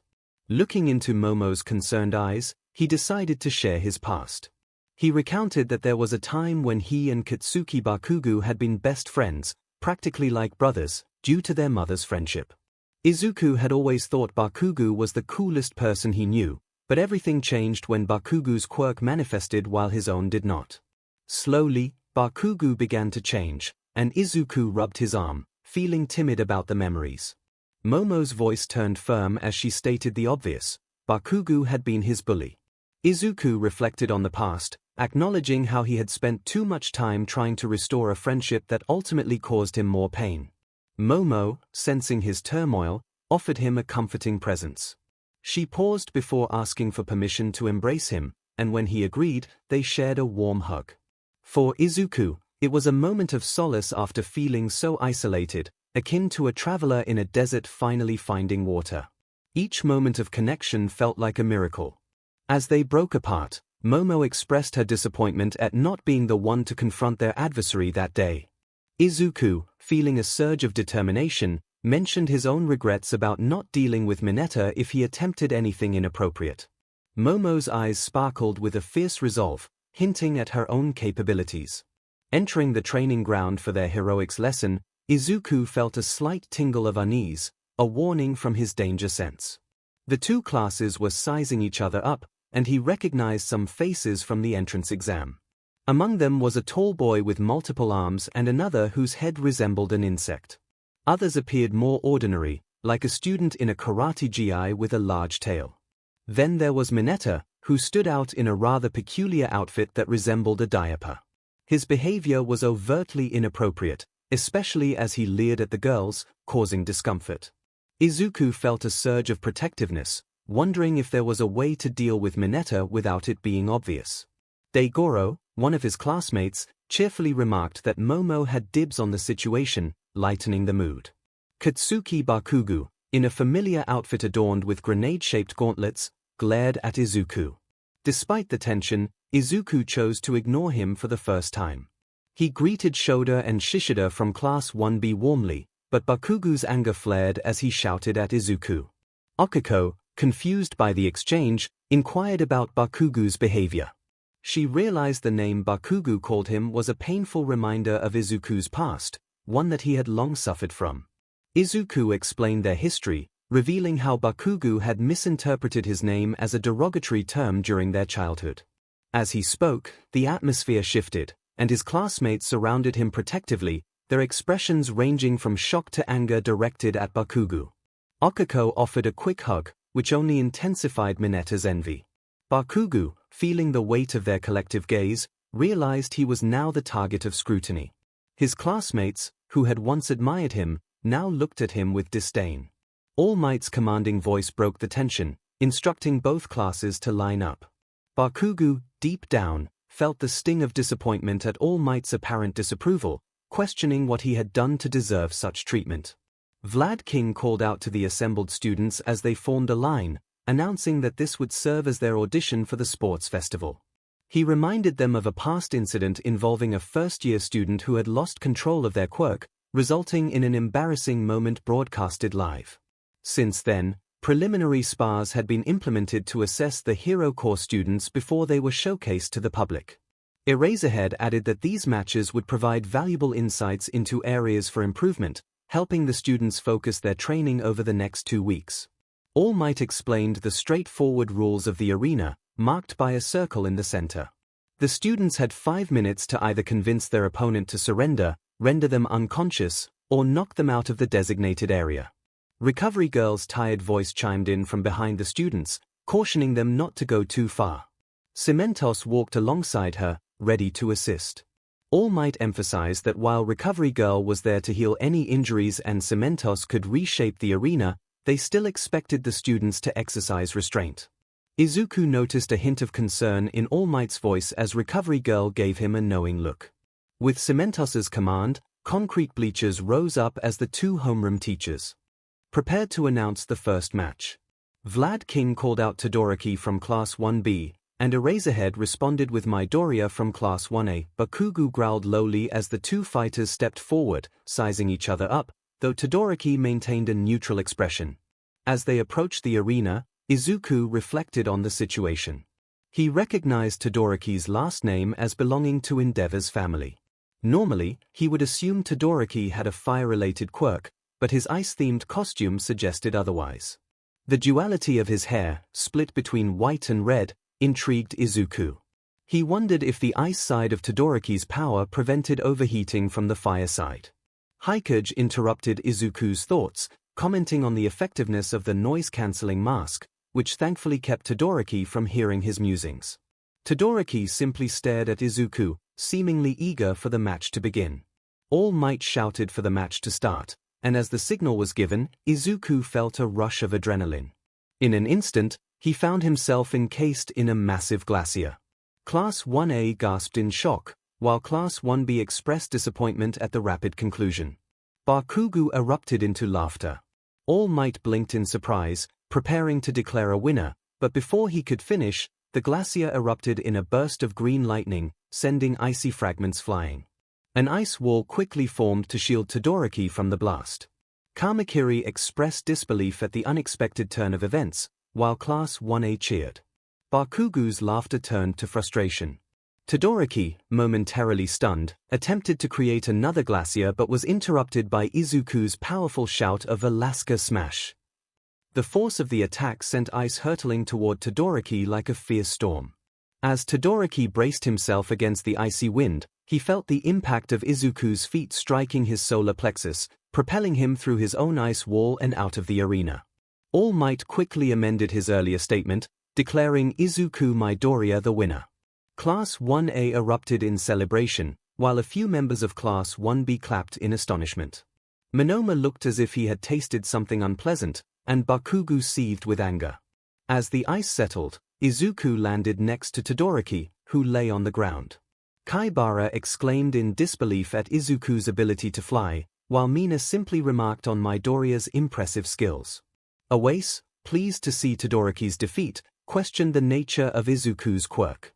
Setsuna chimed in with a playful grin, joking about the absurdity of Midoriya's powers. After landing, Izuku approached Todoroki, offering his hand and asking if he was all right and needed assistance.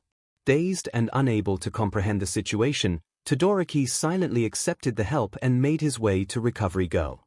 Izuku sighed, feeling a mix of emotions as he returned to the bleachers, feeling like a hero while 𝐶𝐿mentos began to clear the arena. Tenya approached him with concern, asking if he had overexerted himself during the match. Izuku reassured his friend, explaining that after the USJ incident, he could manage 8% without any problems. Tsuburaba expressed disbelief at the low percentage, while AMR swore under his breath. 𝐴 playfully warned everyone to be careful about calling someone worthless, gesturing toward Bakugo, which made several classmates snicker and Bakugo growl in response. As Izuku settled into his seat, flanked by Okiko and Tsuyu, with Tenya in front and Momo directly behind, he shook his head in disbelief at the sight of Bakugo being teased. Toru, wearing only gloves and boots, unexpectedly asked if they could eliminate a grenade, startling everyone around her. Izuku, wanting to avoid upsetting Bakugo's parents, cautiously declined her suggestion. Toru, resting her chin in her hands, seemed disappointed. Izuku then pulled out a notebook and inquired about the comfort of her outfit. After a brief pause, Toru asked if he was making fun of her. Hurt by the accusation, Izuku insisted he was genuinely curious about her DNA-encoded outfit, which integrated with her quirk for protection. Toru was surprised to learn about the outfit's features, and Izuku's expression turned serious as he realized the implications. He was bewildered to discover that Toru was essentially without clothing. With determination, he declared that they would visit the support department after class. Tsuyu suggested creating some protective gear, and before Izuku could respond, the arena was ready for the next matches. The subsequent fights blurred together, though a few stood out. Monoma attempted to intimidate Kinoko, but she quickly grew mushrooms in his throat, forcing him to tap out amidst the fearful stares of her classmates. 𝐴 and Kamakiri fought to a stalemate, both enjoying the challenge despite no clear winner. Toru's invisibility, when hit by AMR's naval laser, caused the beam to refract, resulting in an unexpected hit to AMR's face. Izuku felt a sense of dread as Momo's match against Mineta was announced. His friends silently wished her luck, with Okiko expressing relief that it wasn't her fighting him, while Tsuyu agreed. Izuku voiced his concern, hoping Momo would handle the situation wisely. When the match began, Momo adopted a defensive strategy, creating nets and staffs to keep Mineta at bay. Meanwhile, Mineta launched his purple ball, which Momo skillfully dodged. However, he executed a cunning plan, using the orbs to propel himself toward Momo. As he leapt, his hands made contact with her, but Momo's quick thinking prevented her from falling. Stabilizing herself, she retrieved a taser from her thigh and used it on Mineta's cheek as he fell. She then created a filled water balloon, throwing it across the arena. Upon impact, the balloon burst, releasing a foul-smelling liquid that caused Mineta to scream and become overwhelmed. All Might covered his mouth in shock, exclaiming his surprise at Momo's unconventional creation. A mixture of butyric acid and pure capsaicin created a highly potent stink bomb combined with pepper spray, Momo explained matter-of-factly. With a sigh, Eraserhead took out his phone to make a call. He quickly informed Nezu that a hazmat team would be needed on Field Beta, confirming it was Yorozu's doing. He ended the call and announced that they were moving to Field Epsilon, noting that the smell would linger. Shoda expressed concern for Mineta, who was clearly in distress, despite his personal feelings toward him. Recovery Girl assured them she would take care of it, but her reluctance was evident. All Might reassured the students that the medic bots would do their best. Vlad King, feeling relieved, dismissed any further worries about Mineta and encouraged everyone to move on. As they prepared for the final fight of the day, Vlad King introduced Bakugo from Class 1B, while Eraserhead announced Uraraka from Class 1A, his expression remaining neutral, though those from 1A could sense his tension. A radiant smile spread across Okiko's face as she stood up and stretched, readying herself for the battle ahead. Izuku was a whirlwind of emotions, happiness that Okiko wanted to defend him, pride in her abilities, but above all, worry. Bakugo's rage was palpable, and Izuku had never seen him this furious before. He expressed his trust in Okiko but voiced his concerns about Bakugo's unpredictable anger, fearing he might not hold back. Okiko reassured him, reminding him of her strength and confidence in handling Bakugo, whom she referred to playfully. As she walked toward the arena, Bakugo shot a fierce glare at Izuku, making a threatening remark about Okiko that left no doubt about his intentions. In response, Okiko turned to him, unleashing a torrent of creative insults that left the audience in shock. With a gleeful stride, she continued to the arena, leaving Izuku and the others stunned. Bakugo appeared taken aback, while Tenya was momentarily frozen. Pony, despite her limited grasp of Japanese, was horrified, and even Todoroki's usual composure cracked, revealing his surprise. As they moved on, Monoma quietly remarked about Bakugo's lack of skill in insults, his words carrying through the crowd. Eraserhead pondered whether to reprimand or commend Okiko for her boldness. Vlad King, having dealt with Bakugo recently, felt ready to reward her with a fruit basket instead. All Might's blush faded as the students took their positions, and with a powerful shout, the fight commenced. Bakugo initiated the battle with a right hook, and Okiko attempted to use her quirk to tag him but had to evade his explosive follow-up. She managed to activate her quirk and leaped away, propelled by the jets in her boots. However, Bakugo pursued her into the air, breaking one of her boots with a concentrated blast. Landing gracefully, Okiko shifted to a fence, staying low and dodging explosions while rolling through the debris. Bakugo continued to counter her moves, but she skillfully avoided him. As the fight progressed, Izuku felt increasingly tense and uneasy. Bakugo's anger was directed at everything Izuku held dear, and he treated Okiko with the same disregard he had for his old notebooks. Izuku's danger sense flared, amplifying his concern as she narrowly escaped Bakugo's blasts, creating a low hum of anxiety within him. Momo and Tsuyu clung to him, their grip a lifeline, though he couldn't tell if they were seeking comfort or providing it to one another. Suddenly, Bakugo's gauntlets emitted a signal, and his grin turned predatory as he prepared to unleash a powerful attack. Izuku's heart raced as he realized the potential danger. All Might urgently called for Bakugo to stop, warning that the attack could seriously harm Okiko. Bakugo dismissed the concern, too consumed by anger and adrenaline to care about anything beyond his longing to overpower Deku's friend. Izuku felt his heart ache as he watched the scene unfold. She was too close to danger, and he knew he had to act. He couldn't just stand by, especially when Bakugo was threatening the first girl he had ever loved. Suddenly, Izuku felt a surge of energy within him, radiating outward. Momo and Tsuyu sensed a brief tremor as the connection they had forged over the past weeks solidified into something unbreakable.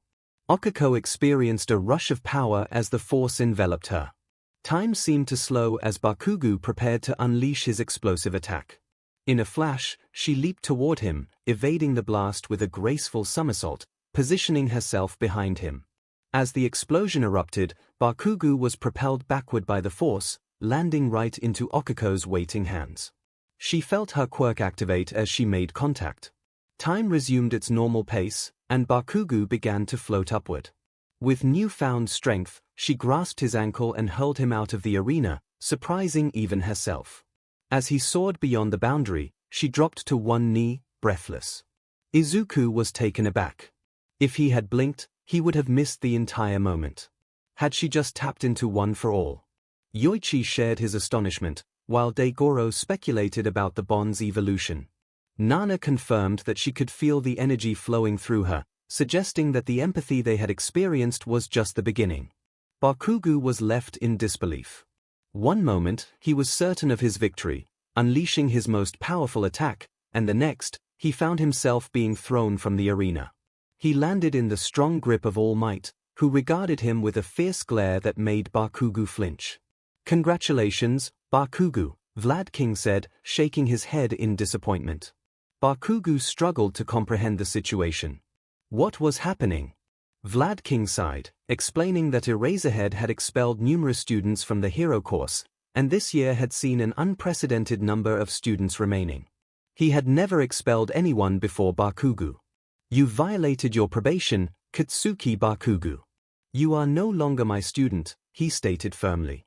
Nezu ended a phone call, feeling the weight of the situation. He needed to consult several individuals before addressing the issues concerning 2 students from Class 1B. Finally, he pressed the intercom button and instructed them to send in the next person. As soon as he did, a loud voice exclaimed, "Finally," and a short, plump woman with light green hair styled like grapes stormed in. Nezu recognized her well from board meetings, Karen Mineta. "I apologize for the delay, Mrs. Mineta," 𝐒𝐿 began, though it was not entirely truthful. "I had 2 students involved in serious incidents today and needed to speak with several officials." "Don't you dare patronize me," Mrs. Mineta retorted, her frustration evident. "I've been waiting for 2 hours. In reality, it had only been 40 minutes. Now, explain why you think you can expel my precious son." 𝐒𝐿 calmly stated that they had video evidence of her son using a classroom sparring session as an excuse to inappropriately touch a female student. "That's a lie," Mrs. Mineta shouted. "My Minoru is an angel. This is all just a misunderstanding." "I'm afraid you're mistaken," 𝐒𝐿 replied. "We have security footage showing him leering at the victim and other girls in the hero course. It even captured him saying he was, and I quote, going to take a feel of those heavenly peaches." It was strange to hear such a statement delivered in a professional tone. Well, if those girls are dressed that way, can you really blame a young man for a few youthful mistakes? Mrs. Mineta countered, disregarding the evidence. "We are training young men and women to be heroes, Mrs. Mineta. If your son cannot control himself in the presence of tempting outfits, he is not suited for society," 𝐒𝐿 responded firmly. "As if you know anything about society," Mrs. Mineta huffed. "If anyone should be punished, it should be that girl who tormented Minoru after his minor accident. And Recovery Girl, for not healing him afterward." Recovery Girl's quirk would have done little to assist the boy at that moment, as he remained covered in the hazardous material. He required decontamination by the hazmat team. While they may not have needed to spray him down with a high-pressure hose, it proved to be an effective treatment. They had provided him with appropriate medical care, and he was expected to make a full recovery even without the aid of a healing quirk. Mrs. Mineta expressed her outrage, declaring that chemical warfare constituted a serious offense. She insisted that if anyone deserved expulsion, it was the girl responsible. 𝐒𝐿 reassured her that the girl had faced consequences for her first-time use of excessive force against a classmate. Although this amounted to little more than a warning, it was indeed true. Mrs. Mineta continued to protest, claiming that her son would not be treated unfairly. She threatened to escalate the matter to the board, vowing to seek retribution against 𝐒𝐿 and the girl's family. 𝐒𝐿, with a sharp grin, inquired if she intended to dismantle the Yorozu group. Mrs. Mineta abruptly halted, momentarily speechless. After a moment of hesitation, she managed to ask for clarification. 𝐒𝐿 cheerfully informed her that the girl in question was Momo Yorozu, the sole heiress of the Yorozu group. He explained that the delay was due to a recent conversation with her father and his legal team. The color drained from Mrs. Mineta's face as 𝐒𝐿 continued, revealing that her husband had shown great interest in the evidence he had gathered regarding Minoru's past behavior, which had been erased from his record. 𝐒𝐿 had successfully persuaded him not to pursue charges against Yue, but he had to mention that Minoru's inclusion in the hero course was primarily due to concerns about potential retaliation. Mrs. Mineta began to tremble as 𝐒𝐿 elaborated on his good rapport with Momo's father, who was one of Yue's most generous donors and had influence over the board. However, he would still pursue legal action against Minoru in both criminal and civil court. 𝐒𝐿 warned her to prepare for the consequences, as the Yorozu lawyers were known for their effectiveness in such matters. At that moment, Mrs. Mineta fainted. 𝐒𝐿 sighed, reflecting on the lesson that many never seem to learn: there was always a bigger fish. He then summoned the school's medic bots to remove her unconscious form. Next, he turned his attention to another pressing issue. Katsuki Bakugo was in one of the student guidance rooms, and the situation was far from ideal. His hands were restrained in quirk-suppressant cuffs, and he was secured to a chair that had been bolted to the floor. A muzzle covered his face, and even after waiting for over an hour, he continued to struggle against his restraints, muffled exclamations of frustration escaping his blocked mouth. 𝐒𝐿 entered the room, shaking his head in disappointment as he approached the young man. He expressed his discontent, noting that while he was disappointed, he was not surprised. After pressing a button, the muzzle was removed. Bakugo immediately protested, expressing his anger at the situation. 𝐒𝐿 calmly explained that he had the authority to take such actions. He reminded Bakugo of the clear terms of his probation, which included regular therapy and anger management sessions, stating that any disciplinary action would lead to expulsion. In a training match, Bakugo had used a potentially dangerous attack against another hero student and had disobeyed a direct order from All Might not to use his gauntlets. His response demonstrated awareness of his actions, and his comments to Midoriya before the fight suggested premeditation. Bakugo vehemently denied any wrongdoing, insisting he hadn't even struck the girl. Nezu shook his head, explaining that either Bakugo had not yet learned this in his heroic lore and ethics classes or had simply not been paying attention. He clarified that an attack against another person does not need to result in injury to be legally considered assault. If the attack caused injury, it would escalate to assault and battery. The use of a deadly weapon would further elevate the charge to aggravated assault. Bakugo protested vehemently, claiming that they had no right to treat him this way and asserting that he was destined to be the #1 hero. Nezu responded that they did not require his presence at the school. He had only admitted Bakugo in the hope of steering him away from a path of villainy, expressing his sadness at the situation. Bakugo's anger intensified as he vehemently declared that he would never become a villain. Nezu addressed Bakugo with a serious tone, presenting a folder as he spoke.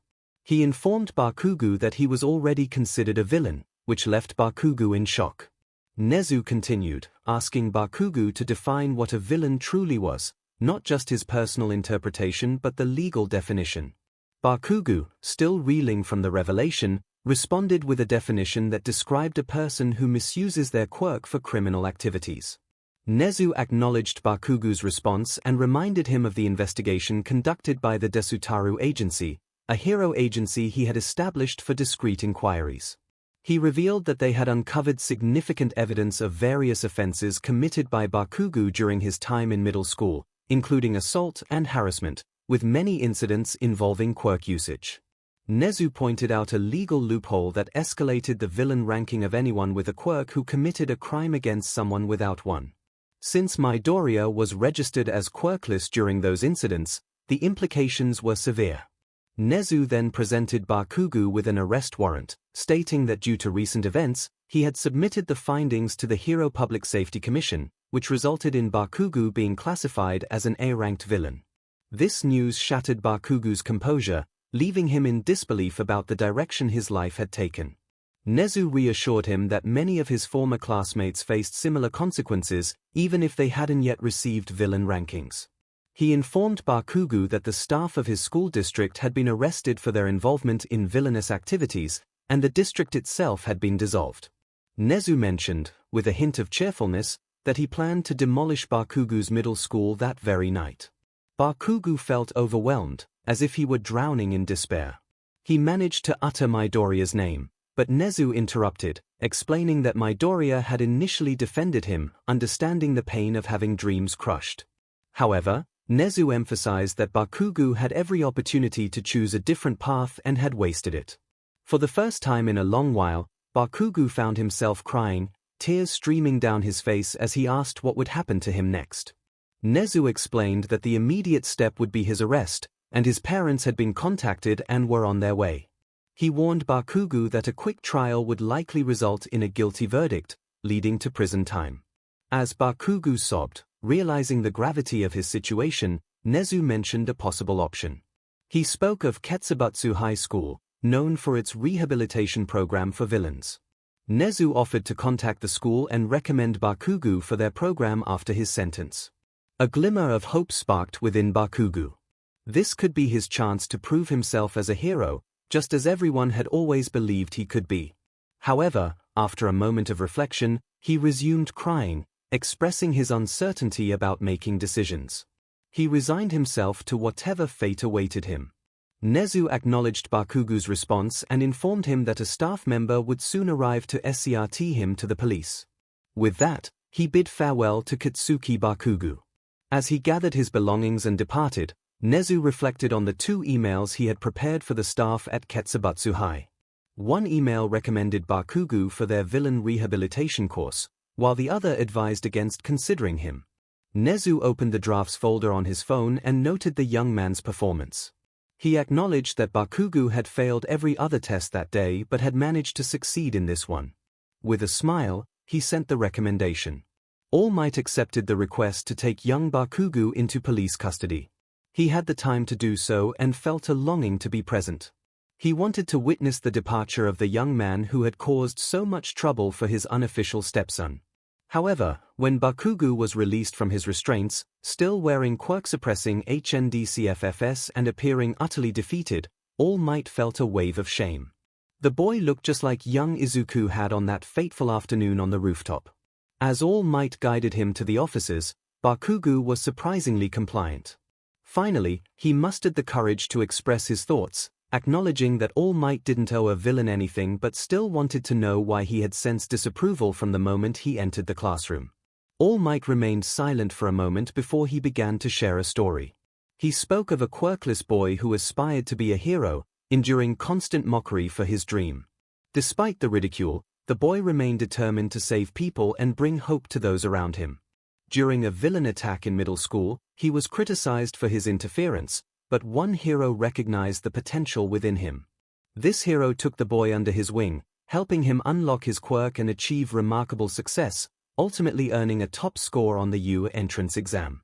Bakugo, lacking the energy to respond with anger, realized that this story revolved around Izuku. All Might confirmed this connection but clarified that he was not the hero in that tale, he was the quirkless boy. This was the story of how he met his mentor, which explained why young Midoriya held such significance for him. The thought of someone who would torment a quirkless individual filled him with anger. At that moment, Bakugo paused, stunned by the revelation that All Might had once been perceived as quirkless and had faced discouragement in his own journey to become a hero. He began to understand that someone like Izuku could grow to embody the greatness of All Might. If they had been children at the same time, he might have treated his hero in the same dismissive manner he had shown Izuku. Bakugo had meticulously crafted his own narrative to become the #1 hero, but All Might's past mirrored that of Izuku. He had simply kept it hidden. Bakugo had always viewed Izuku as a mere background character in his own story, someone insignificant except for being a minor adversary. Yet, he now recognized that Izuku's journey was just as vital as his own, perhaps even more so. If the story were told from Izuku's perspective, then he. In that moment, it finally struck Bakugo that Nezu was right. He truly was a villain. He was led, nearly in a daze, to the waiting officers. It was a difficult truth to accept, but he had to confront it. Part of Bakugo still yearned to be a hero, but that aspiration felt so distant and unattainable. Everything he had done until now seemed misguided. For the time being, he decided to set aside his dreams of heroism. His immediate goal became learning how to stop being a villain. In the aftermath of the joint training session, after All Might, Eraserhead, and Vlad King had removed Bakugo from the field, Cementos and Recovery Girl instructed the students to change and head to their classes. In the locker room of Class 1A, Izuku returned his hero outfit to its case, his mind racing with thoughts, particularly due to the voices in his head. 𝐒𝐭𝐲 pointed out that Izuku had admitted to himself that he was in love with Okiko, and that this bond had grown stronger, enabling her to move with incredible speed. Daigoro scoffed, suggesting that this should have been obvious. 𝐒𝐭𝐲 insisted on clarifying, noting that there was a lot happening. Izuku thought to himself that he would deal with the implications of that later. Tetsu checked in on him, asking if he was okay. Izuku turned to them and admitted that he felt somewhat drained. Denki remarked that Izuku's girlfriend had confronted his former bully, leading to the bully's expulsion, which he found satisfying. Izuku clarified that he and Okan were not dating, yet both Denki and Ien chimed in with a teasing agreement. Izuku continued, expressing that the situation felt hollow to him. It did not erase the past wrongs of the bully, and he was simply relieved that no one was harmed. A hero praised Izuku's perspective, encouraging him to rise above the bully's actions and let go of the past. Izuku reflected on his own regrets regarding his past behavior towards Bakugo, feeling that his attempts to befriend Bakugo during their difficult times had been a waste. A hero, filled with enthusiasm, reassured Izuku that the past should not weigh him down, emphasizing the importance of learning from experiences to live a fulfilling life. Izuku recognized a hero's words as a quote from Crimson Riot, which made a hero proud to be recognized. He then shifted the conversation to their recent encounters with Class 1B, noting Kamakiri's unexpected strength and how their contrasting quirks had made for an exciting battle. Tenya shared his experience with Shishida, who had appeared calm but unleashed a fierce transformation. Vestiges found a kindred spirit in 𝐿𝐴, while Dark Shadow noted the presence of another Chuyuni in their midst. Tetsu remarked on the surprising all-male composition of Class 1B, questioning the distribution of students in the heroics department. 𝐴 speculated about the reasoning behind the class arrangements, and Denki humorously suggested a nickname for a problematic student, expressing his discomfort with the situation. Izuku explained that Nezu had to make decisions for political reasons, placing the girls in one class to avoid potential issues. Tenya pondered the situation, considering it might be a complex social experiment, to which Izuku shrugged, suggesting that Nezu's motives could encompass both ideas. Meanwhile, Momo took a moment to collect herself, having changed into her school uniform while holding her hero costume. She contemplated returning it to the support company or possibly destroying it. Tsuyu approached her, offering comfort, but Momo insisted she was fine, despite Tsuyu's understanding that she was not. Momo struggled with her emotions, recalling the circumstances that led to her confrontation with the bully. She had intentionally put herself in a vulnerable position at Nezu's request, knowing the bully's connections had allowed him entry. Despite her intentions, she felt uneasy and haunted by the encounter, regretting her reaction during the confrontation. Tsuyu reassured Momo that her instincts were valid, as a hero must be cautious of any lingering threats. Momo countered, expressing her concerns about the potential consequences of using excessive force, especially after the recent expulsion for similar actions. Okiko joined the conversation, clarifying that Momo's situation was different, as she had not been on probation for violent behavior and had followed the guidance of her teachers. Tsuyu remarked that it was hard to believe how the guy had been in disbelief, as if he hadn't done anything wrong. Momo shifted the focus away from herself and asked how Okiko was holding up after everything that had happened. Okiko admitted that she was still feeling a bit on edge, expressing uncertainty about what might have occurred if the unexpected event hadn't happened when it did. Momo inquired if Okiko had any idea about what had caused it. Tsuyu glanced around, noting that the other girls were absent, and suggested that it must have been Aizu-chan's quirk, as she had sensed something from him just before Okiko moved at incredible speed. Okiko speculated that the bond had given her a sort of power boost, describing it as feeling like adrenaline but amplified. Momo asked if Okiko could recall anything else that might have led up to that moment. Okiko explained that she had been in serious trouble, her mind racing, when she suddenly heard a sound in her head followed by a rush that slowed everything down. Beyond that, she couldn't provide any further details. Tsuyu pondered aloud, noting that it sounded similar to her own experience when she formed a bond with Aizu-chan, recalling how they had both heard a rhythmic sound followed by a click before they were connected. Okiko admitted that she didn't remember that. Tsuyu casually mentioned that the bond had formed when she realized her romantic feelings for Aizu-chan, sharing that she had told him when he asked if anything might have caused it. Both Okiko and Momo's expressions shifted dramatically. Tsuyu, still relaxed, guessed that they might feel the same way. They nodded slowly in agreement. Tsuyu suggested that Mai-chan might feel the same, and then proposed they should head out, mentioning that Aizu-chan was likely waiting for them. Momo, still in shock, protested that Tsuyu couldn't just walk away after such a revelation. Tsuyu explained that Aizu-chan needed time to process everything and that she thought Momo might have checked in with him as well. Momo, now blushing, questioned how Tsuyu could be unconcerned about the competition for Aizu-chan's attention. Tsuyu responded that there was no need for competition, expressing her affection for all of them and suggesting the idea of a polyamorous relationship. Okiko remained silent, her mouth agape but unable to speak. Momo stuttered, acknowledging the legality of such relationships after the population decline from the Dark Age of Quirks and the MLA uprising, but noted that it wasn't common.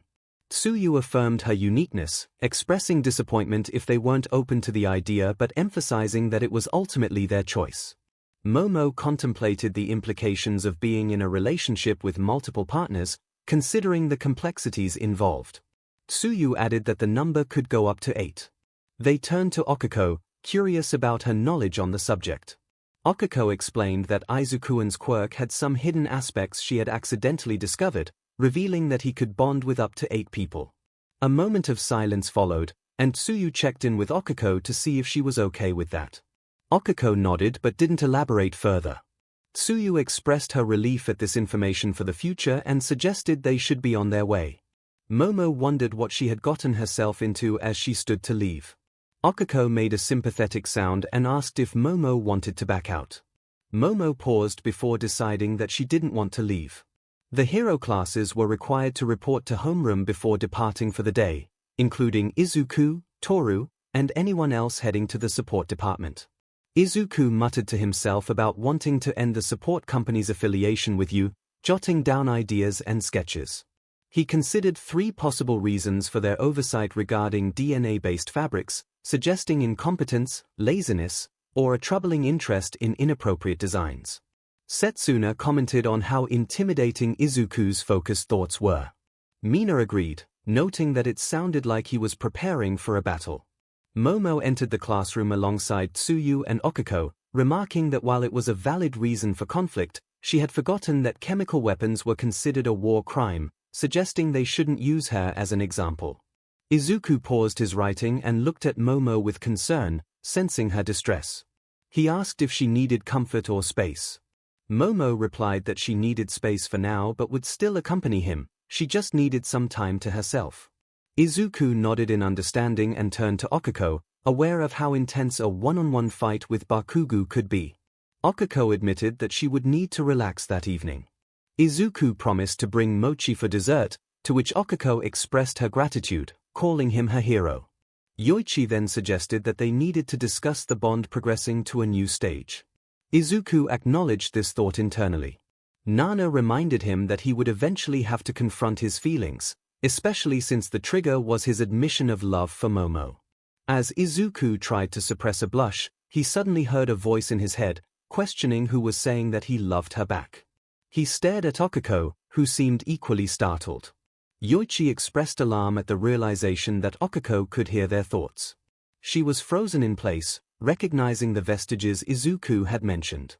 Yoichi speculated that this was a result of their bond reaching the next stage.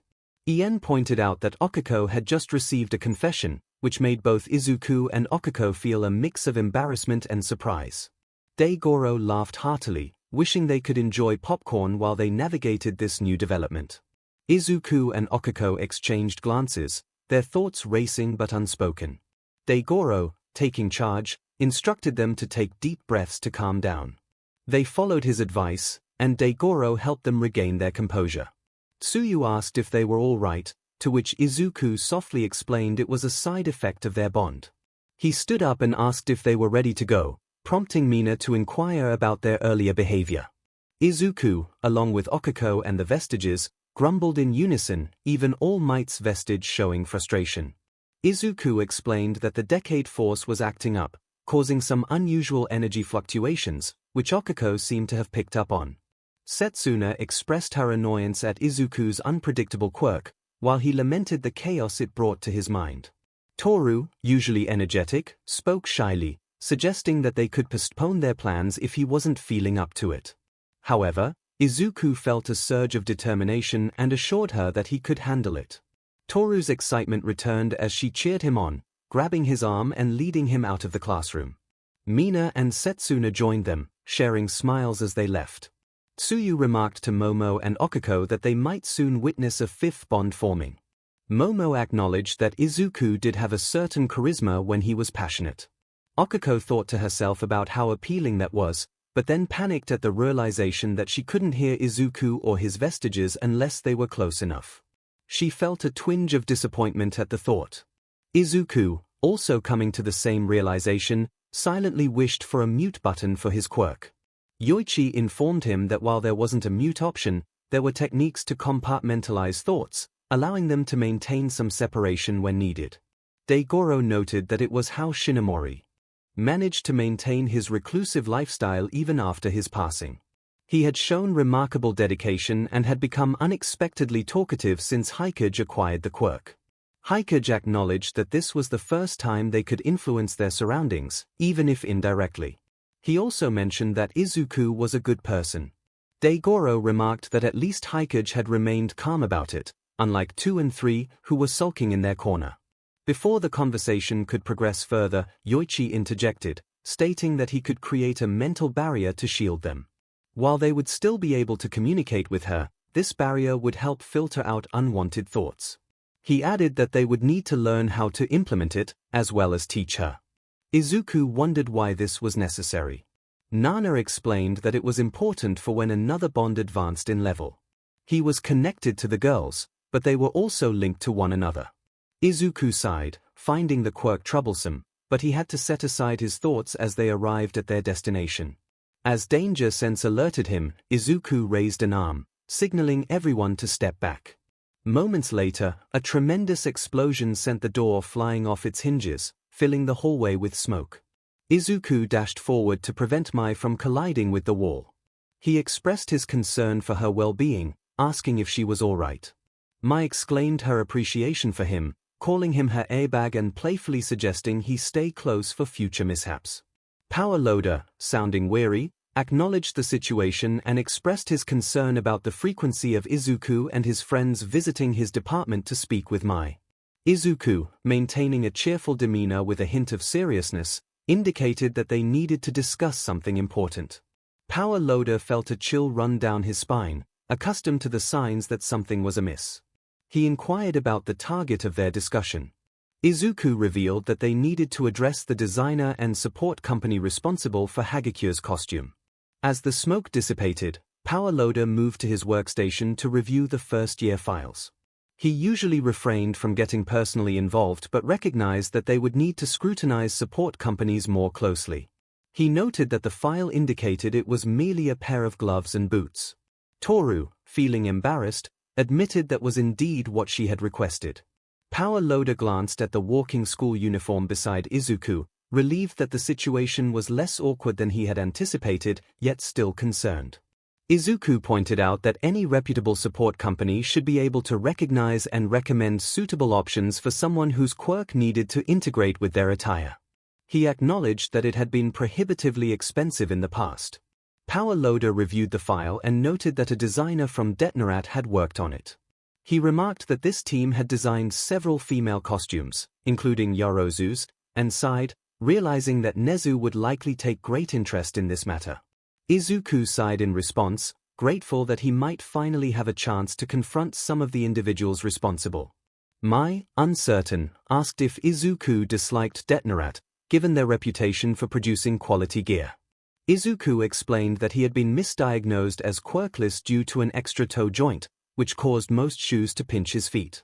He and his mother had hoped Detnerat would accommodate his needs, but they had been unwelcoming to someone perceived as quirkless. Tsuyu inquired if that was why he wore red shoes.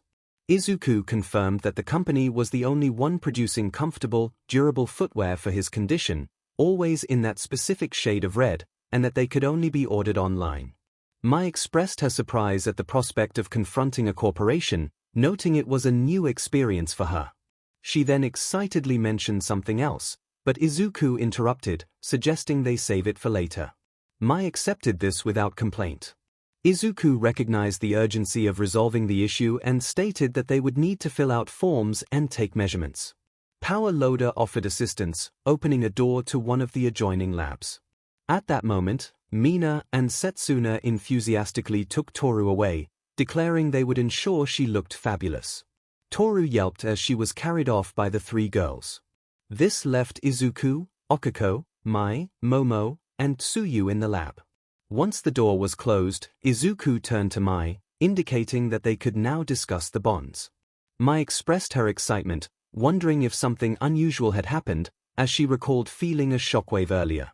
She also noted Okiko's position on the other side of the room. Tsuyu, with a grin, acknowledged Mai's straightforwardness, appreciating her willingness to cut through the nonsense. Izuku explained that during Okiko's fight with Bakugo, things had taken a turn for the worse, leading to an evolution in their bond. This change allowed Okiko to move incredibly fast and dodge a close-range explosion. Mai then inquired if that was the reason for abandoning the grenade gauntlets.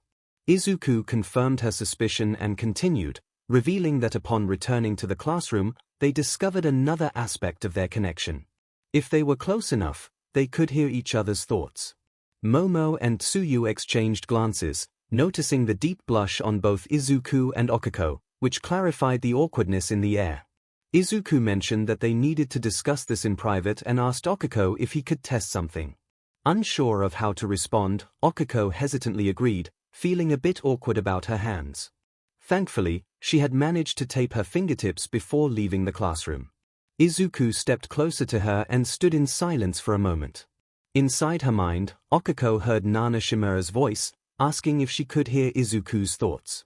When she replied no, Izuku sighed in relief, explaining that he had created a barrier around his mind. Now, when they were within range, they could communicate telepathically without overhearing each other's random thoughts.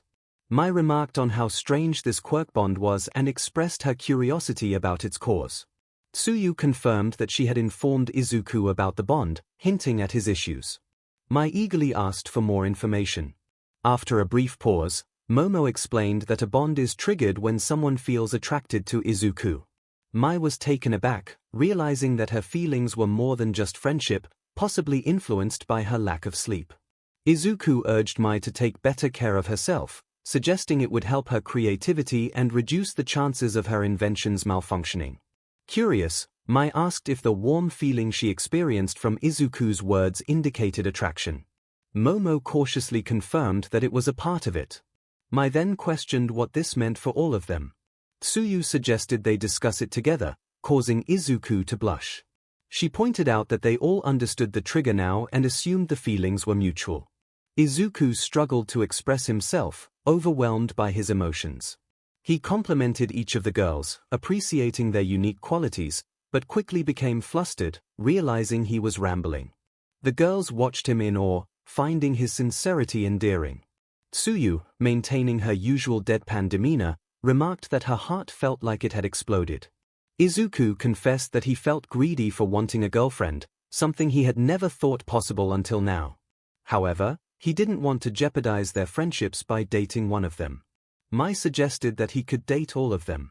Tsuyu enthusiastically agreed, seeing it as a fantastic idea, provided everyone was on board.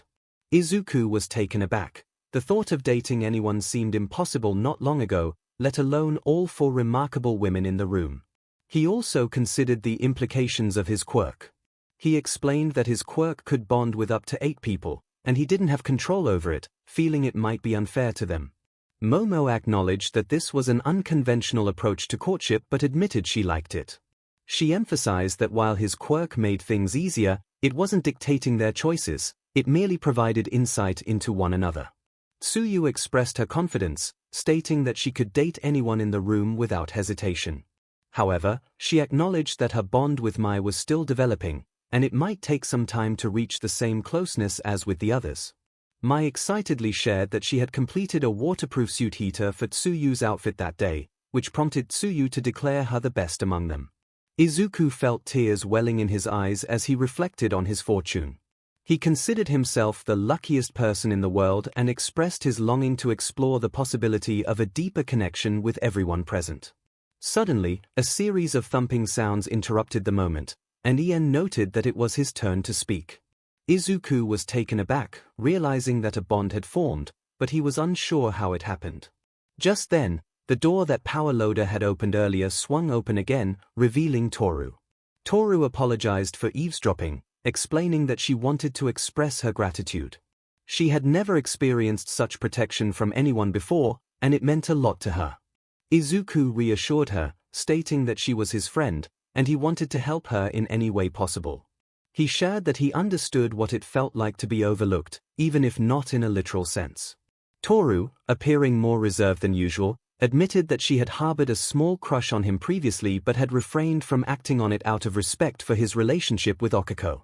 However, after hearing the recent revelations, she felt compelled to pursue her feelings, even if it might not lead to anything.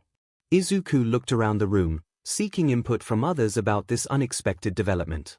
He emphasized the importance of trust in the new dynamic they were forming.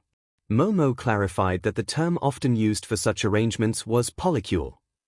Izuku acknowledged this and expressed his willingness to include Toru in their group without making decisions for everyone else. Mai casually remarked that it would be good practice for when they filled the remaining slots in their arrangement.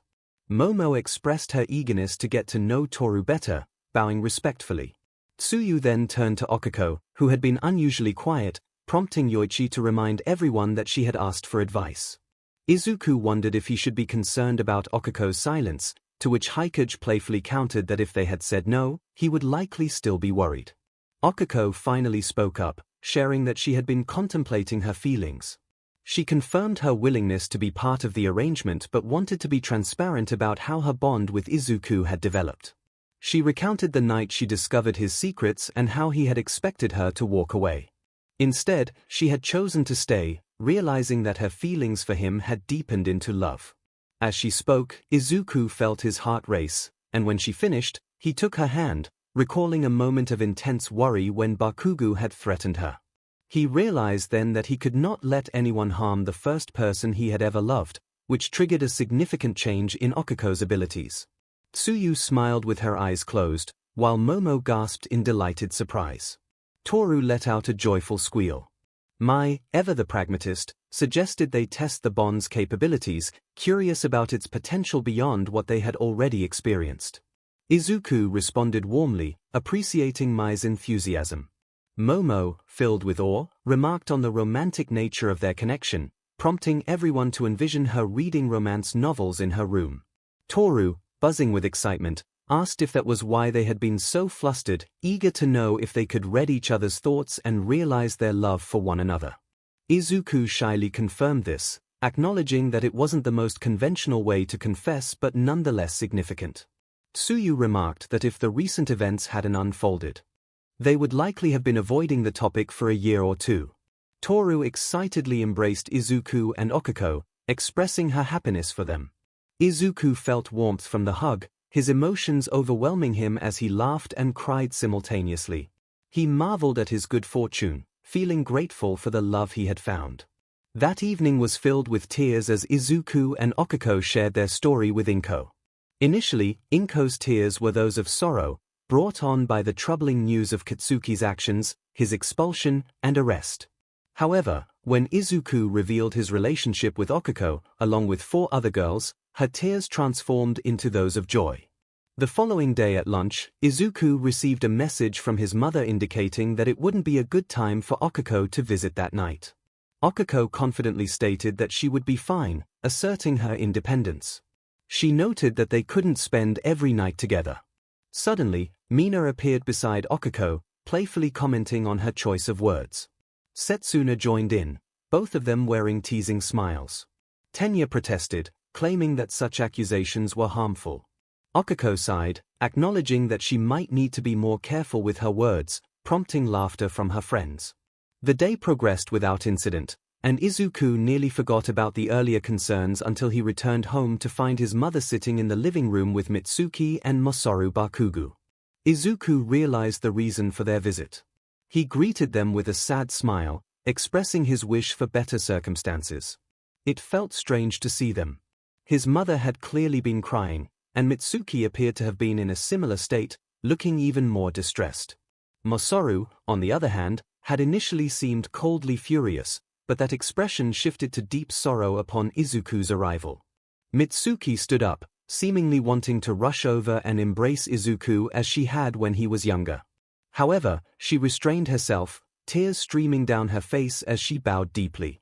She attempted to speak, but no coherent words emerged. Masaru stood beside his wife and bowed just as deeply, expressing their sorrow for what Izuku had endured. They wished they had known the full extent of Katsuki's actions, asserting that they would have intervened had they been aware. Izuku felt his heart ache. He had distanced himself from Katsuki after the entrance exam, with the support of his new family. He now had friends who were far better than Katsuki had ever been. Yet, a part of him still missed the friendship they once shared, even as he tried to move on from the pain. He reassured his honorary aunt and uncle that he understood and forgave them, acknowledging how difficult it was to change Katsuki's mind. Upon hearing this, Mitsuki rushed forward and embraced him, sobbing as she did so. Izuku's own tears were subdued in comparison. 𝐒𝐿 expressed disbelief that no one had informed them of the situation, his anger resurfacing as he lamented the lack of intervention. 𝐒𝐿 clarified that it wasn't solely Katsuki's fault, he was simply the most enthusiastic in his cruelty. Attempts to stop the behavior had failed, as no one was willing to defend a quirkless child, especially when it could jeopardize the prospects of a promising hero candidate. He admitted that he had internalized this treatment, believing it to be normal and hoping for a better friendship with Katsuki. Mitsuki tightened her grip on 𝐒𝐿, vowing to hold 𝐿𝐷era accountable for the pain they had caused him. 𝐒𝐿 reminded her that Nezu had already taken action, mentioning that he had promised to address the situation with a strong response, but he preferred to move on from the ordeal. 𝐒𝐿 took a deep breath, expressing his understanding but also his anger towards those who had allowed such behavior to persist. He hoped that Ketsubatsu would help Katsuki find a better path. 𝐒𝐿 was surprised to learn that Katsuki had been sent to another hero school, recalling that they also had a villain rehabilitation program. 𝐒𝐿 explained that while it was better than prison, it was still a difficult situation, and they would have to wait for the trial, during which Katsuki would remain incarcerated. He noted that it would take time to resolve everything. 𝐭𝐼nko stood up and pulled Katsuki and 𝐒𝐿 into a bear hug, assuring them that they would get through this together and work for it. 𝐒𝐿 felt a wave of relief wash over him as they embraced. Katsuki's situation was undeniably tragic, but at least it wouldn't ruin his mother's cherished friendship. As 𝐒𝐿 entered All Might's office, he expressed his disbelief about the current events. All Might responded with enthusiasm, encouraging 𝐒𝐿 to consider this as an introduction to his family. 𝐒𝐿 inquired whether they were aware of One for All, expressing his concern about revealing anything accidentally. All Might explained that he had informed David about it, but not Melissa, although they both knew about his injury. He reflected on his hesitation to share the secret earlier, fearing for David's family's safety after his marriage. In hindsight, he realized that keeping it a secret might not have been necessary. 𝐒𝐿 paused, questioning if All Might was saying this solely because of his inquiry. All Might reassured him that One for All was now 𝐒𝐿's quirk, and he should treat it accordingly. He added that as 𝐒𝐿's relationships developed, keeping secrets would become increasingly difficult. 𝐒𝐿 acknowledged that while One for All was his quirk, its secrets were not solely his to disclose. All Might nodded in agreement, expressing his gratitude that 𝐒𝐿 waited for his consent. He trusted 𝐒𝐿's judgment in this matter, though he admitted he had less confidence in his judgment when it came to rushing into dangerous situations. With a playful groan, 𝐒𝐿 acknowledged All Might's concern, though he couldn't help but smile. All Might then urged him to prepare for the call, activating the projector. A hologram of a man and a teenage girl appeared, sitting on a couch. The man had scruffy light brown hair and a goatee, while the girl had long, golden blonde hair. Both shared striking sky blue eyes behind glasses. All Might greeted them warmly, and Melissa Shield enthusiastically returned the sentiment. 𝐒𝐿 introduced himself, bowing slightly, feeling a mix of nerves and excitement, especially at the sight of All Might's appealing daughter. He thought to himself that at least he could now converse with attractive women without panicking. Ian, his inner voice, chimed in with a teasing remark, prompting 𝐒� to silently scold himself. David playfully acknowledged 𝐒� as the son All Might had mentioned. All Might, however, appeared somber as he indicated it was time to reveal his true form. With a cloud of steam, his emaciated state became visible, prompting gasps from Melissa and David. All Might acknowledged the disturbing sight, and Melissa asked if there was anything they could do to help. All Might mused about the advancements in medical technology, lamenting that he had relied on temporary fixes due to his lifestyle. 𝐒𝐿 suggested that once All Might retired, he could pursue more permanent solutions. He then inquired about the viability of cloned organs or mechanical substitutes for his missing lung and incomplete gastrointestinal tract. Melissa explained that growing a cloned organ would take time, but it was a feasible option. She also mentioned various mechanical solutions, though they carried risks of breakdown or rejection. Turning to David, she asked about the progress of Klaus and his team with the reactive mesh.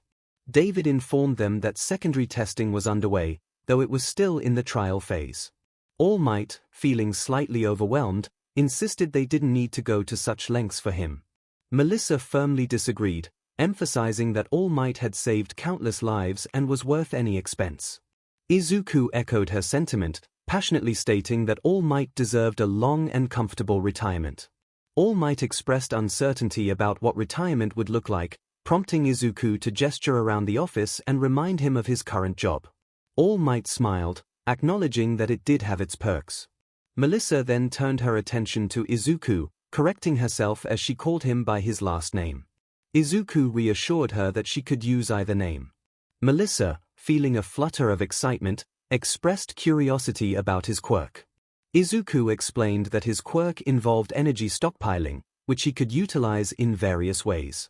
He described Full Cowl, a technique that enhanced his physical abilities, and Danger Sense, which allowed him to detect imminent danger. He also mentioned Flight, which was self-explanatory, and hinted at other potential uses he had yet to discover. Melissa expressed her admiration for Izuku's quirk, noting its versatility and power. Izuku explained that he had only recently discovered his quirk, which he named Decade Force, after finally becoming strong enough to use it without harming himself. Melissa's excitement grew when she learned that Izuku had grown up without a quirk, a situation she could relate to.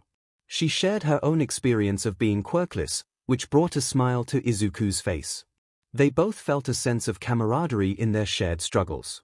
Izuku voiced his concern about how people treated her because of her quirkless status, to which Melissa replied that while some could be unkind, most were accepting, especially since her father was influential on the island where she grew up.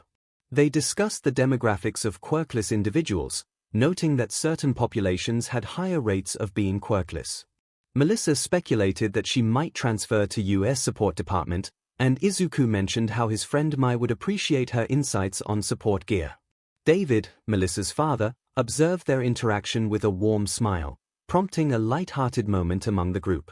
Izuku shifted the conversation to a more serious topic, asking David about a past incident involving Mexico.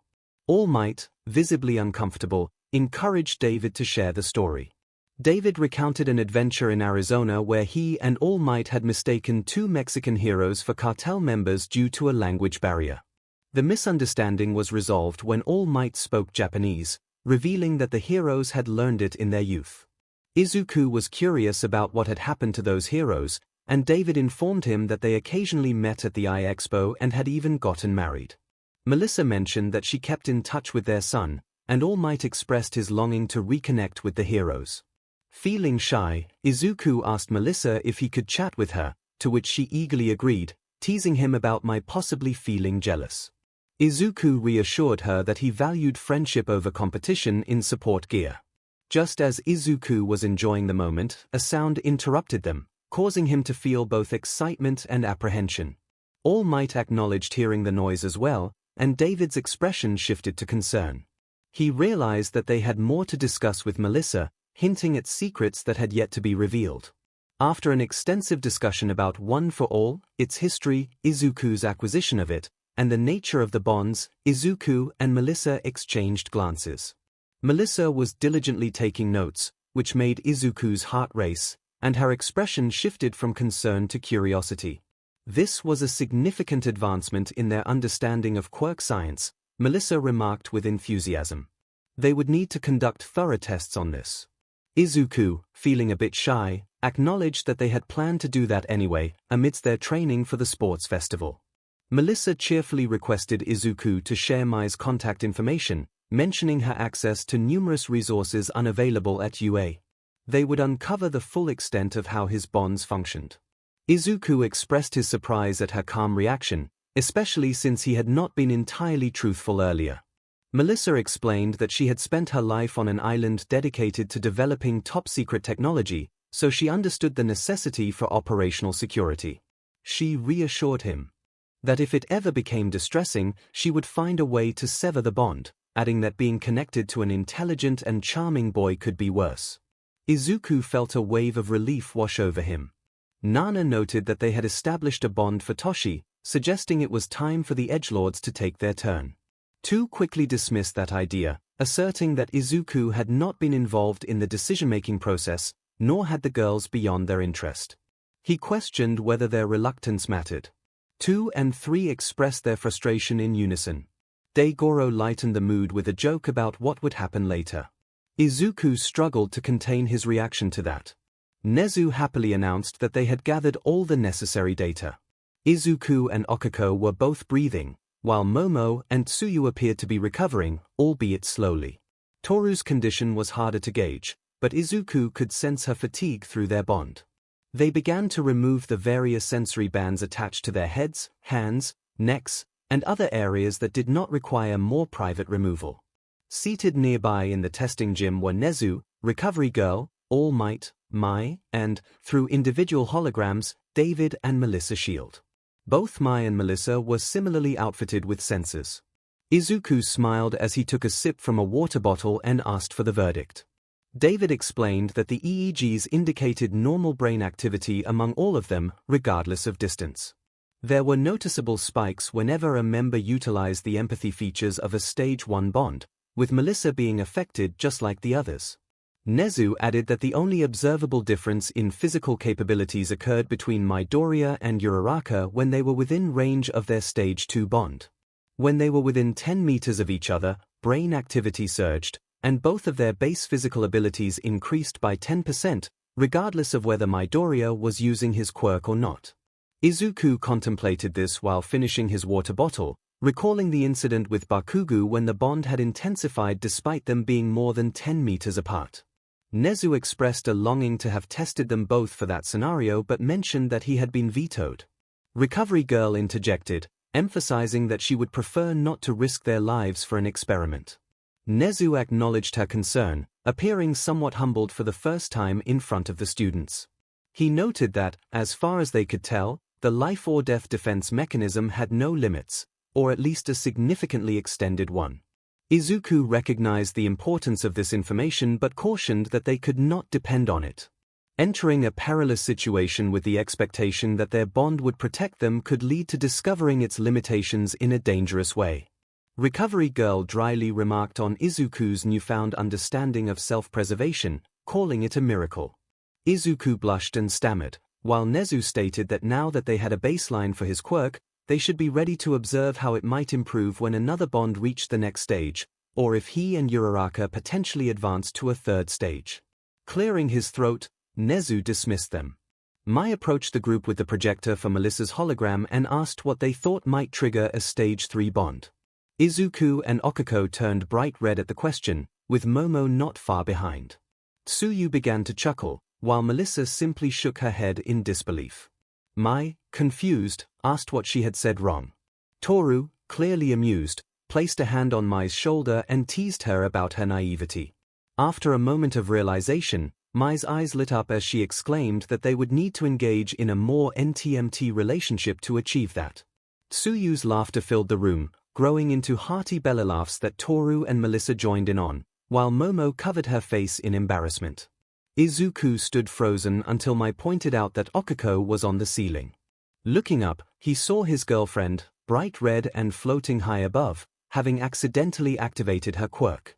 The sight was almost overwhelming for him, but he quickly decided to float up to her. He called out to her, asking her to come down. Okiko playfully declared that she would stay up there, away from embarrassment. Izuku responded that as long as she was okay, it was fine. Okiko assured him that being near him would help her hold out longer and suggested that he could catch her if she dropped down. Izuku raised an eyebrow, questioning if that would really make her feel less embarrassed. Okiko turned away from the floor, stating that she couldn't hear the others from up there. He smiled sympathetically, knowing that the moment would change once present MIC arrived. Okiko pouted, feeling her plans were thwarted, and finally agreed to come down. When he asked how she wanted to descend, she pondered for a moment before asking him to surprise her. In a spontaneous decision, he lifted her in a bridal carry and floated them both down to the ground. Did it ease the embarrassment for either of them? Not at all. Did he regret it? No way. Okiko muttered playfully at him, trying to suppress a smile. Momo nearly swooned at the sight, Tsuyu nodded in approval, and Toru cheered and applauded as they landed. Melissa's hologram flickered before she returned, giving a whistle of approval. Once Okiko was back on her feet, Mai exclaimed that she wanted to try that too. Izuku braced himself for Mai to leap into his arms, but instead, she surprised him by lifting him in the same bridal carry. Izuku marveled at her strength, expressing his astonishment. Melissa blushed at the display and made a note to see if her father could expedite the school transfer process. Mina groaned in frustration, declaring her intent to resurrect and then confront whoever invented calculus. Momo pointed out that it could be either Newton or Leibniz, depending on whom one believed. Mina confidently stated she would take on both of them. Setsuna slumped down, expressing her disdain for math. Denki, enviously, reminded her that at least she was good at it. Setsuna chuckled, noting that being good at it didn't make it any less terrible. Toru complained about the study group, suggesting they should be training for the sports festival instead. With a few exceptions, like Tsuyu, who was babysitting her siblings, the students of Class 1A had gathered at Momo's mansion for the study session. Tenya enthusiastically emphasized the importance of maintaining respectable grades alongside showcasing their skills at the festival, insisting that excelling at the sports festival only to fail midterms would be unacceptable. Izuku chuckled as he glanced at Pony after reviewing her essay, complimenting her improved grasp of Japanese. Pony sighed, wishing she sounded less awkward when speaking the language. Okiko thanked her for helping with English, her accent noticeably better than before. Kyoka chimed in, asking if everyone agreed that Pony was impressive for tackling both calculus and English, especially the challenge of learning calculus in English. Most students shuddered at the thought. Momo then called for a break, allowing everyone to stretch, use the restroom, or enjoy the impressive buffet laid out for them. Izuku stepped out to use the men's room. While washing his hands, his thoughts drifted to the girls, especially Momo. The joy she found in these study groups was truly charming. He lamented that they had decided to wait until after the festival to go on dates, feeling she deserved a nice outing, just like everyone else. Yoichi interrupted his thoughts, suggesting that the bonds they shared with Momo might not solely depend on their quirks. Izuku was curious about his perspective. Yoichi explained that while their quirks might not have strong synergy, their similar upbringings created a deeper connection. Both he and Momo had lived sheltered lives, albeit under different circumstances, and they shared a love for books. Izuku nodded, contemplating this insight. If their connections were based purely on quirk similarities, Daigoro's quirk would align better with Shiozaki than with Tsuyu. Daigoro added that he was glad his bond hadn't formed with Momo, finding her too uptight for his taste, while he appreciated Tsuyu's more relaxed demeanor. Izuku pondered the situation, realizing that she might not be pleased with what was happening. He certainly didn't want to make her feel uneasy. Nana acknowledged this, noting that personality and history could play a role. However, she felt there was a stronger bond between Okiko and herself due to their quirks. Ian agreed, adding that he felt the same way. 𝐒𝐽𝐽 considered the matter, stating that since he and Mai shared both quirk and personality traits, he believed he had the advantage. Daigoro, clearly frustrated, pointed out that 𝐒𝐽𝐽 was a recluse living in the woods while Mai was an inventor. 𝐒𝐽𝐽 retorted that both were merely different forms of social outcasts, thus he still claimed victory. Nana countered, suggesting that if those were the criteria, Toshi would win. He was deeply connected to Americana, she was American, both were quirkless, and they shared similar physical traits, with him being her honorary uncle. 𝐒𝐽𝐽 grumbled in defeat as All Might's spirit beamed with pride. Izuku rolled his eyes as he exited the restroom. Upon leaving, he found Mina and Setsuna waiting for him in the hallway. Yoichi, sensing something, remarked on the ominous atmosphere as his danger sense began to tingle. Mina greeted him in a sing-song tone that felt somewhat threatening, indicating they needed to talk. Izuku stuttered, asking if everything was all right. Setsuna replied that it depended entirely on him, her smile revealing a hint of concern. She inquired about his intentions toward Toru. Izuku was taken aback, unsure of how to respond.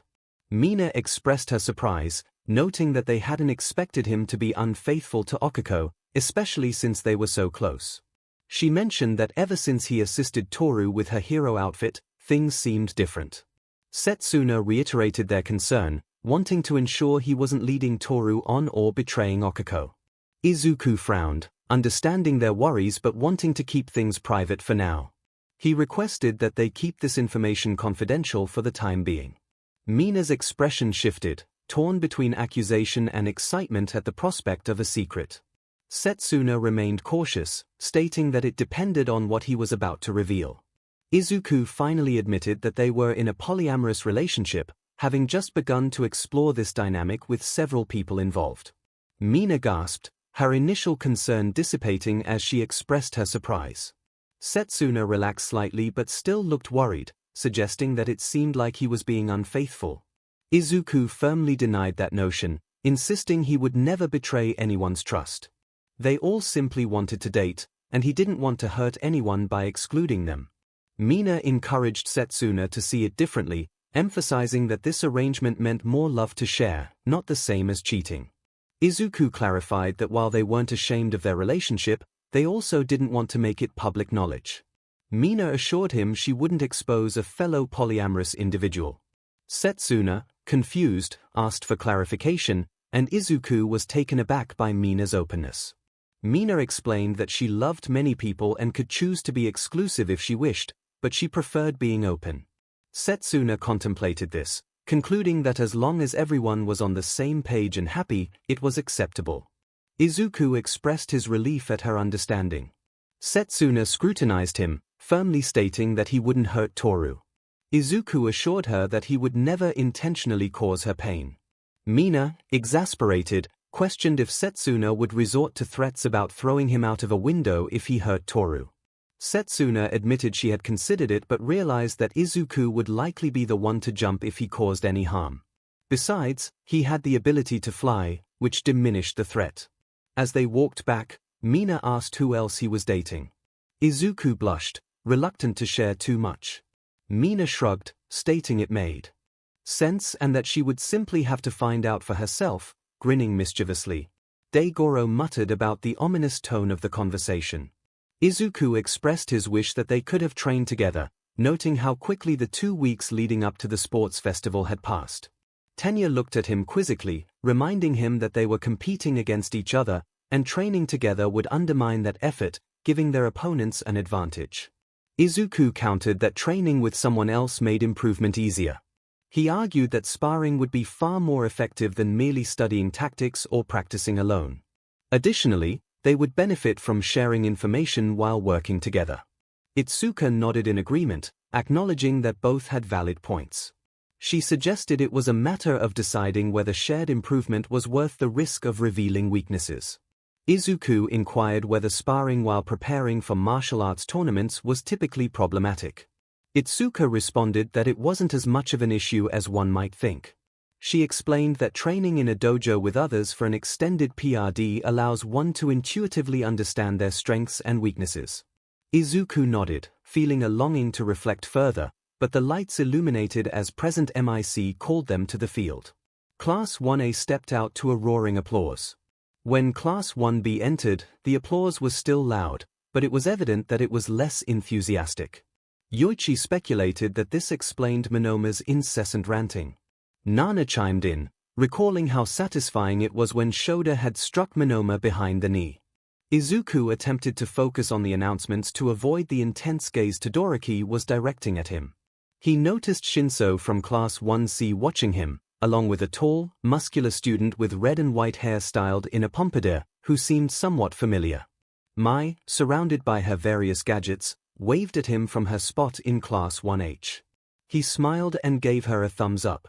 Midnight, dressed in her eye-catching outfit, cracked her WHP and introduced Izuku Midoriya as the first-year student representative to deliver the athlete's oath. A voice from the general education section questioned why Izuku was chosen for this honor, speaking loudly enough for many to hear.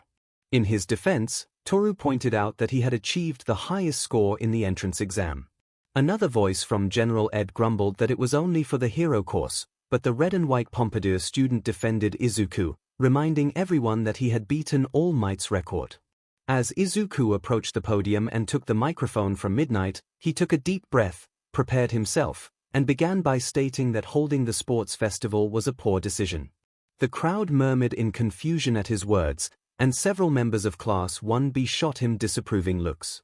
He clarified that broadcasting the sports festival was the real issue. He reminded everyone that Yu had recently been attacked by villains.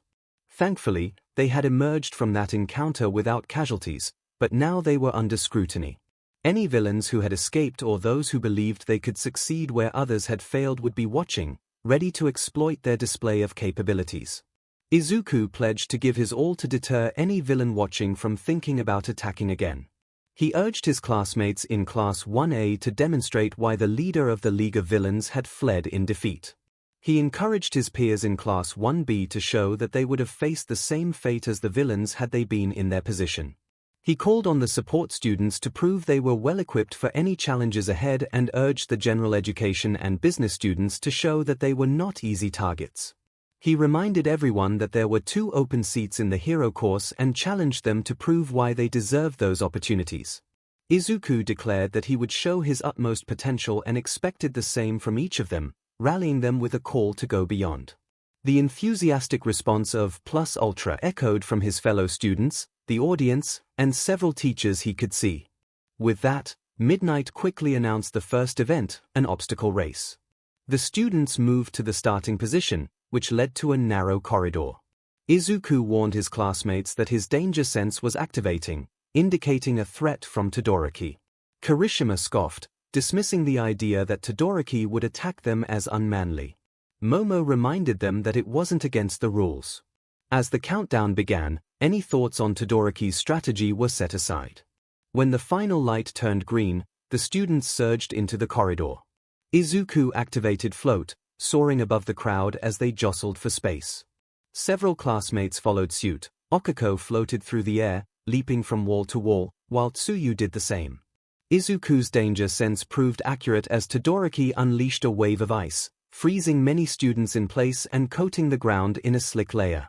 Izuku scoffed, flying past Todoroki, and spotted a horde of menacing robots, including over a dozen zero-pointers, standing ready to confront the students. Izuku had tested the capabilities of Float. He could safely channel the power of One for All into his flight, more effectively than he could into his physical form. He could soar over the robots at incredible speeds, potentially clearing the entire course in under a minute. For a moment, it seemed like he would achieve that. Then, he felt his danger sense activate and turned back to see Todoroki had frozen the zero-pointers in such a way that they were deliberately collapsing onto other students. Doubling back at intense speeds, green lightning crackled around Izuku as he landed forcefully on the robot, pushing it away from the students below. Izuku heard Tetsu and Kirishima cheer him on, both of whom were in the path of the falling machines. At least the targets could handle it, he thought as he continued flying, now vigilant to prevent such incidents from occurring again. Present MIC announced through the loudspeakers that Izuku Midoriya had made a remarkable play, sacrificing his lead to ensure the safety of his fellow competitors. Eraserhead commented on the boldness of Izuku's strategy, questioning whether his kindness would come back to haunt him. Determined to prevent that, Izuku flew at high speeds, approaching the next obstacle, which turned out to be a deep gorge filled with rocky plateaus. Wires connected the plateaus, allowing students to cross, but one misstep could send them plummeting into the depths below.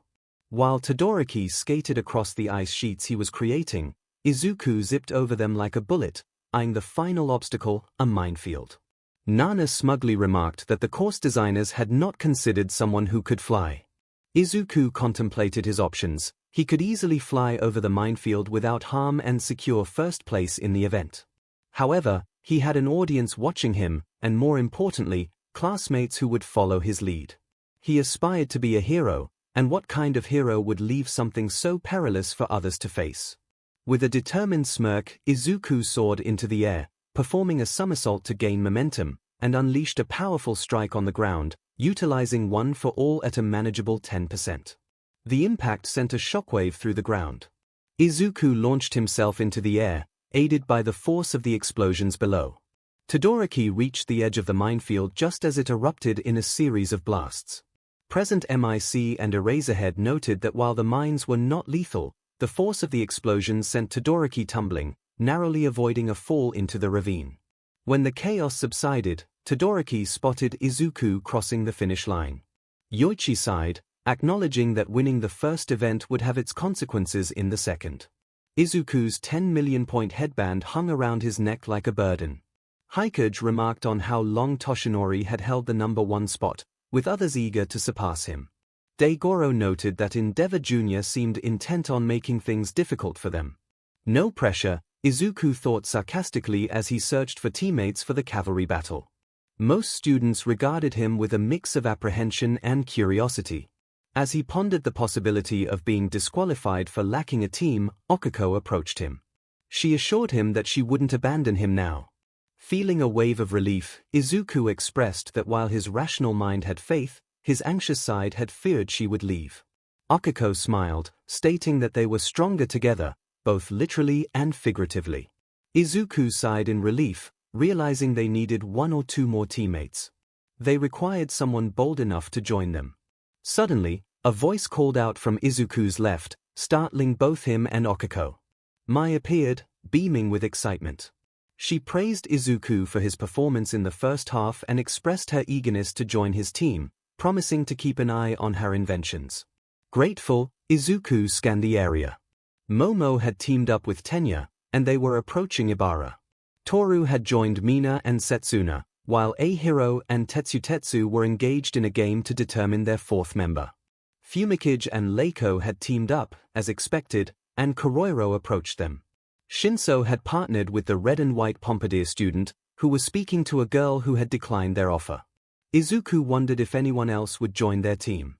At that moment, Tsuyu hopped over and asked about the plan. Izuku was taken aback by her sudden approach. Tsuyu admitted that she had considered not joining him, but she figured that given Izuku's tendency to come up with unexpected strategies, it would be better to be on his side when that happened. Izuku paused, acknowledging that she had a point. Mai then cheered for the full team and inquired about their plan of attack. Izuku suggested that with his ability to fly, Okiko's zero gravity, and Mai's inventions, they should aim to stay airborne for as long as possible. He proposed that Tsuyu should be the one to ride, as her unique ability would allow her to reach out and potentially grab headbands from a distance. He then asked Mai how many flight-capable inventions she had. Mai excitedly revealed that she had created a 2nd jetpack and a pair of hover soles. Izuku asked if there was a chance they might malfunction. Mai casually replied that there was a 10 to 15% chance of that happening. Izuku looked at Okiko, contemplating the risk, but she confidently stated that she was willing to take her chances. Izuku then asked Mai if she had a drone. With a playful tone, Mai retrieved a mechanical orb, activating it so it hovered in front of them. Izuku's grin widened, feeling optimistic about their chances of winning. As he surveyed the groups formed among the first years, he noted Momo leading her team, supported by Tenya, Ibara, and Pony. Ahiro had won a game of rock-paper-scissors and was backing Toru, along with Mina and Setsuna. Tetsutetsu had teamed up with Kyoka and Denki to support Itsuka, while Koda and Kodai were aiding Komori. Some teams had formed across classes. Fumikage, Leiko, and Koroiro were joined by the large Shoji, who used his arms to shield his teammates. Shishida had partially transformed and was acting as a steed for Chikuchi Togaika from Class 1E. Todoroki had convinced Monoma, Kamakiri, and Rin to join him. Shoda, the shortest boy from Class 1B, teamed up with their tallest member, Bondo, and Oase, a rough-looking boy with a headband. Izuku recognized Aomar from the entrance exam, posing dramatically while being supported by Sero, a large guy with tape dispensers for elbows, Soto, and Ojiro, who had a tail. The last team from 1B consisted of 2 ordinary-looking boys, Kaibara and Tsubiraba, along with the skull-faced Honinuki and Fukidashi, who had a speech bubble for a head. Completing the teams, Shinso was perched on the shoulders of a boy named Akira Fuki, who looked up at him with a confident grin, expressing their determination. Shinso responded with a smile that reminded Izuku of Aizawa. All eyes were on Izuku and his team, who held the coveted 10 million point headband. Well, technically 10,320 points when including Okiko, Mai, and Tsuyu's contributions, though that felt a bit condescending. As they prepared for action, Mai got her inventions ready. It turned out that she had 4 drones instead of just 1, responding that Izuku needed to be more specific about what he wanted. When Midnight cracked her WHP to signal the start of the games, Team Asui launched into action, with Mai and Okiko clinging to Izuku's legs as he leaped into the air using full cowl before switching to float. Once airborne, 𝐒𝐿 began to evade various attacks from the other teams. Tsuyu took the headband and passed it to Mai and 𝐒𝐿𝐼. Moments later, all 4 of Mai's drones zipped across the field. In a surprising turn of events, Team Asui had abandoned their 10 million point headband, leaving them without any points, as President MIC announced. Eraserhead noted that this move had relieved some pressure from them, but it remained to be seen if it would be beneficial when the headband was eventually claimed. Tsuyu remarked on how their classmates would remember their previous battle trial as they observed the chaotic scene. Laser beams, hardened scales, ice shards, horns, strands of tape, and Setsuna's body parts were all aimed at the drones, which expertly dodged the attacks thanks to their AI. While it appeared that the drones were holding the headband, the truth was that it was floating on its own, thanks to 𝐿𝐼𝐼's quirk. Izuku was impressed by the skill it took to keep it suspended at that height without letting it drift away.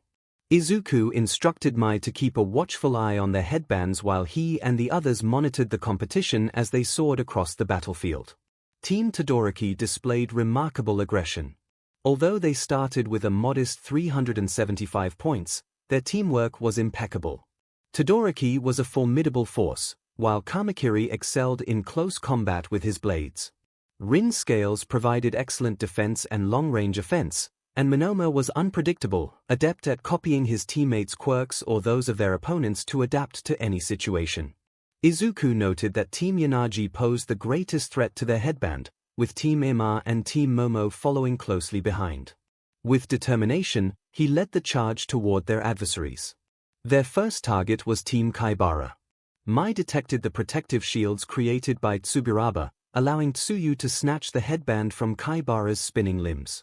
Izuku skillfully dodged Fukudashi's explosive shout, while Mai countered by ensnaring Team Kaibara in her capture net. His danger sense alerted him to a strand of tape aimed directly at them, prompting him to evade a laser. Tsuyu took advantage of the moment, using her tongue to swipe the headband from Ema just as he doubled over. The chaos of the event became a whirlwind as the 4 of them moved in perfect harmony, their bonds and danger sense providing him with an acute awareness of their surroundings and each other. It was exhilarating. However, the excitement was interrupted when 𝐒𝐿𝐼 warned him of incoming projectiles. He had to evade draconic scales, Setsuna's hands, arrows, and flying horns. In disbelief, Nana observed as Momo appeared to create a missile launcher, sending rockets toward him. Izuku attempted to dodge, but when he couldn't, he flicked his finger to deflect the attack. Unfortunately, an explosion from Momo's missiles caught him off guard, forcing him to quickly regain his balance. At that moment, Team Yorozu made their move, Ibara's vines ensnaring the 10 million point headband. As President MIC announced their success, Team Todoroki unleashed a wave of ice to trap their competitors. Izuku leaped upward just in time to avoid his team getting caught in the icy trap. Tenya, however, propelled the team forward, with Pony using her horns to lift herself and Ibara, allowing Tenya's engines to work more efficiently. Team Todoroki surged toward Team Yorozu, just as Tenya shouted and accelerated, leaving them behind. As they watched the 10 million points slip away, Todoroki felt a tug around his neck as Tsuyu snatched the headbands from him, and Team Asui flew off to pursue Team Yorozu. Suddenly, a massive glacier formed from Todoroki's quirk. Daigoro remarked that they shouldn't have done that as they caught up to Team Yorozu. Tenya was losing momentum, and Pony seemed to be using fewer horns. Ibara's vines were still active but lacked their earlier vibrancy. As Momo began to glow to create something, the incoming ice engulfed them. Izuku ascended just in time for Tsuyu to seize the 10 million point headband from Ibara. With that, Team Todoroki charged ahead, Monoma somehow using flames to propel them across the ice. Scales flew through the air to distract their opponents as they advanced.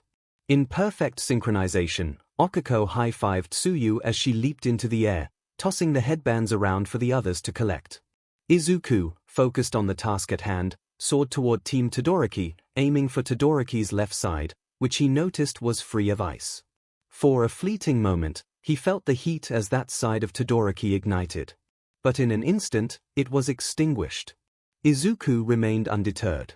With Mai focused on the right headband, he zipped over and grabbed it, while Tsuyu clung to his leg with her tongue, returning to her position as her teammate's support. Team Todoroki and the others raced toward the headbands hovering just above the ground, seizing what they could before the buzzer sounded. Present MIC announced the end of the round, revealing the results. Team Asui took first place after a thrilling competition, managing to reclaim their 10 million point headband. The images of Tsuyu, Izuku, Okiko, and Mai appeared on the scoreboard alongside the impressive score of 10,000. In second place was Team Shinso, who achieved a surprising victory with a total of 1,340 points. The scoreboard displayed Shinso's tired expression and Fuki's determined look next to the glowing number 1. Team Yorozu secured third place. With a score of 1,150 points, as Momo, Tenya, Ibara, and Pony's images joined the scoreboard next to 1, Team Todoroki followed in fourth place, earning 1,095 points. Todoroki glared at the score as if it had offended him, while Kamakiri shared a similar sentiment. Rin seemed to be gearing up for a strong performance in the next round, and Monoma wore a smug expression. Present MIC continued, explaining that since Team Shinso had only 2 members, they would also include 2 members from Team Hagakure, the only other team with remaining points, maintaining their initial 400-point headband. The scoreboard displayed Mina, Setsuna, 𝐴 and a blank spot for Toru next to the modest score of 𝐴 grinned, contemplating who would participate next. He was about to volunteer when Mina interrupted, insisting that he had to go since he had played a crucial role in their victory by defending Toru's headband. She playfully threatened to dissolve his hair if he didn't agree to compete. 𝐴, feigning shock, was met with Mina's determination as she insisted on his participation. He relented, realizing he had no choice. Setsuna, grinning widely, decided to let him join as well. Mina, not wanting to be left out, playfully warned Setsuna not to challenge her. Toru stepped in as the mediator, stating that she would not be participating due to her quirk being unsuitable for the tournament. She suggested that Mina and 𝐴 decide who would compete through a game of Janken, emphasizing that they both deserved a chance. With a roll of their eyes, the two began the game, and Mina emerged victorious. She confidently led 𝐴 to inform Midnight of their decision for the next round. Okiko turned to Izuku, curious about what had just transpired. Izuku responded with a hint of mischief, suggesting that they might have gained some leverage for future teasing. Suddenly, Todoroki approached Izuku, expressing the need for a private conversation. Izuku, taken aback, agreed to talk but made it clear that he was cautious about the situation, recalling their previous encounter during the obstacle race. Todoroki's demeanor shifted from intense to sympathetic as he apologized for any misunderstanding. Izuku turned to leave but was interrupted by a metallic poke on his shoulder. It was one of Kyoka's jacks, and she looked concerned as she leaned in to share a crucial piece of information. Kyoka whispered that she overheard Todoroki mention something about Bakugo, which piqued Izuku's interest. He thanked her and quickly returned to Todoroki, who was surprised by his sudden reappearance. Izuku explained that he had been informed of Todoroki's comment and suggested they keep their discussion brief. Todoroki nodded, leading him to a secluded area where they could talk privately. Once alone, Todoroki expressed his gratitude for Izuku's willingness to engage in the conversation. Izuku clarified that his motivation stemmed from wanting to protect his friends, especially after hearing the comparison between Endeavor and Bakugo. Todoroki, surprised, acknowledged the pressure of being the child of a top hero, inadvertently revealing that he was aware of Izuku's lineage as All Might's son. This revelation caught Izuku off guard, leaving him momentarily speechless. Izuku interrupted, his palm hitting his face as the Vestiges laughed.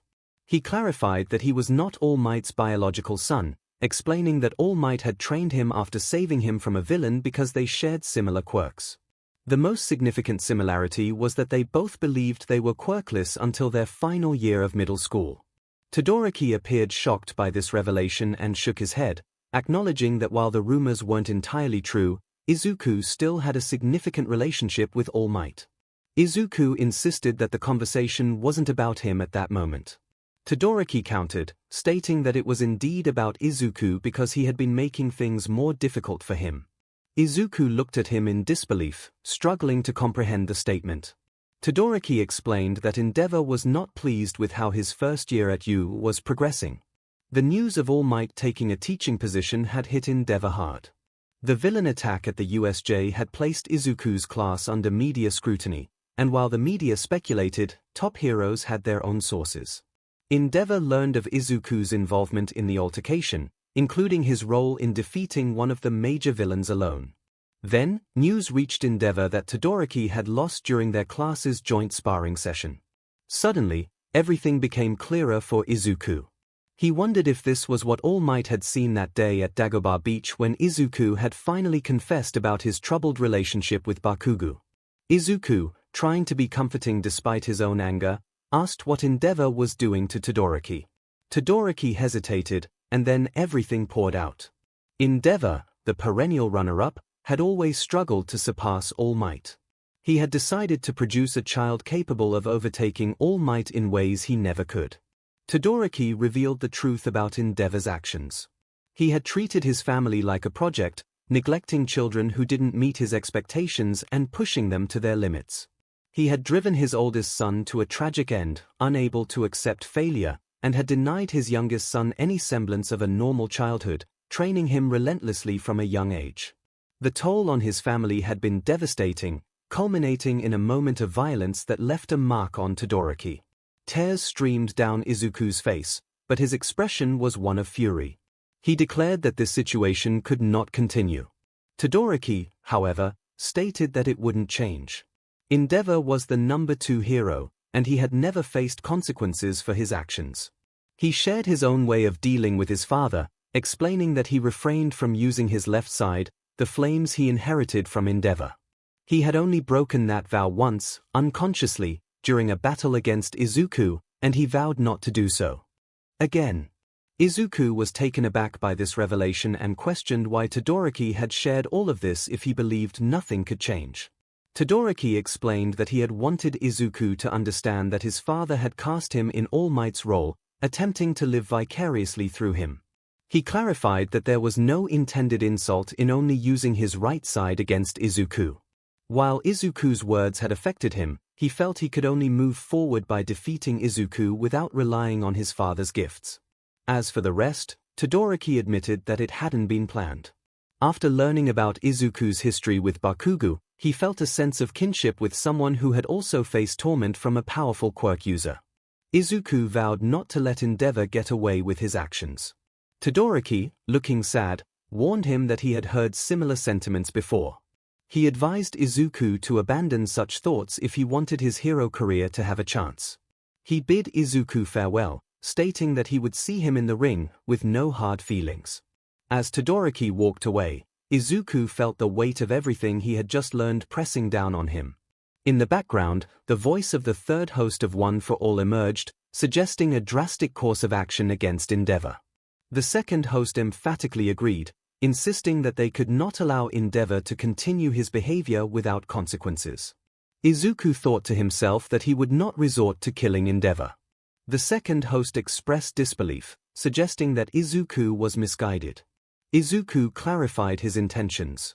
Killing Endeavor would be too easy. They would ruin him, ensuring that the power he cherished would not protect him. They would turn the world against him and make him face the consequences of his actions, with a cold fury that surpassed even Todoroki's ice. There was a moment of silence. 3 expressed his approval, stating that the moment 𝐒𝐿𝐼𝐺 was able, he would be receiving FA Jin. 2 remained skeptical, but his tone suggested that further persuasion might not be necessary. 𝐒𝐿𝐼𝐺's mind raced with thoughts about FA Jin, the martial arts technique known for explosively releasing energy. 3 explained that he could build up and store kinetic energy, then unleash it in a single powerful strike.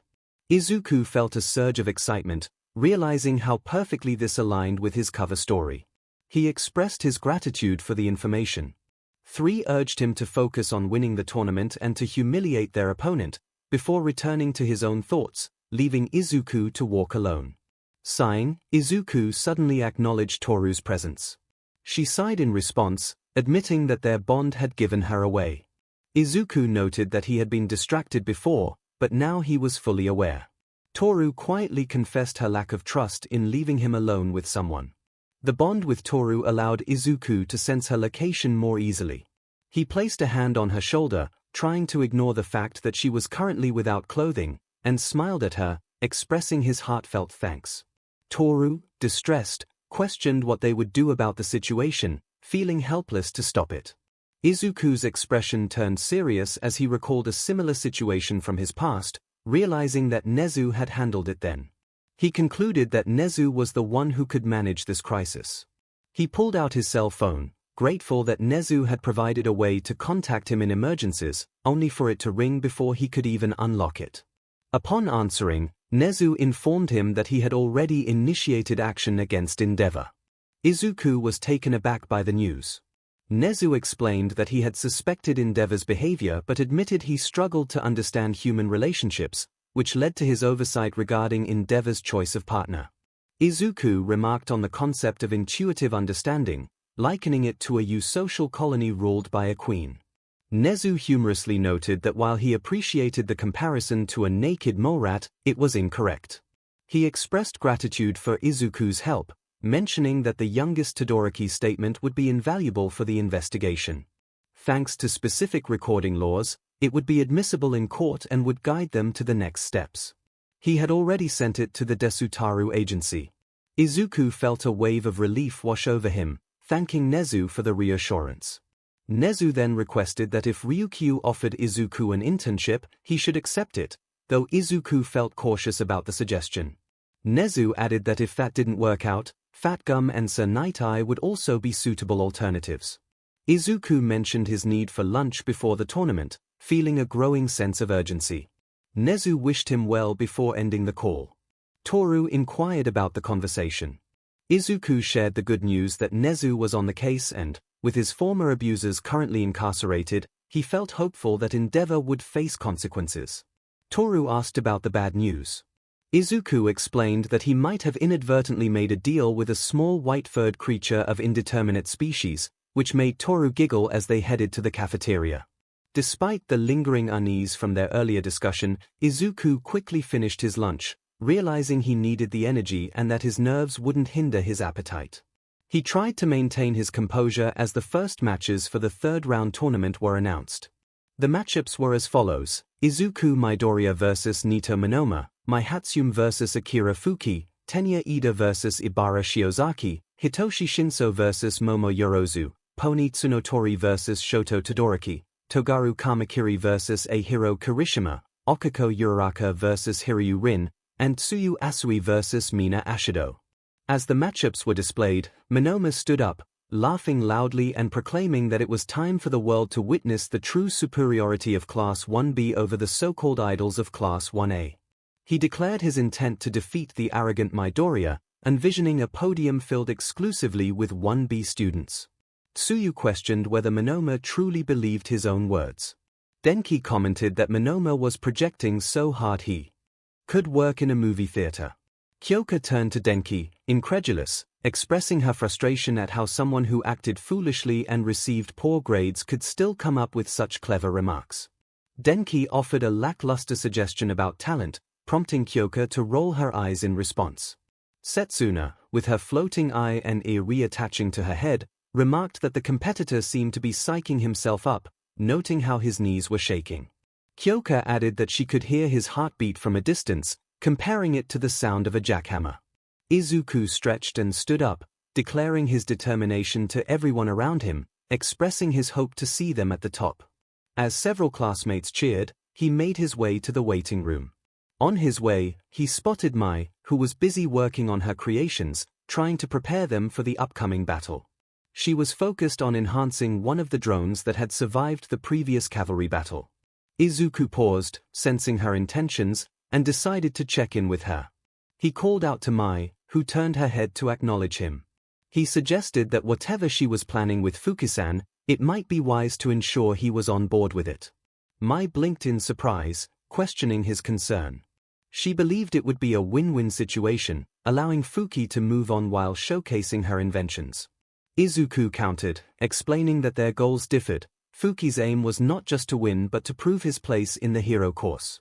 A victory that seemed handed to him could undermine his efforts and hurt his chances.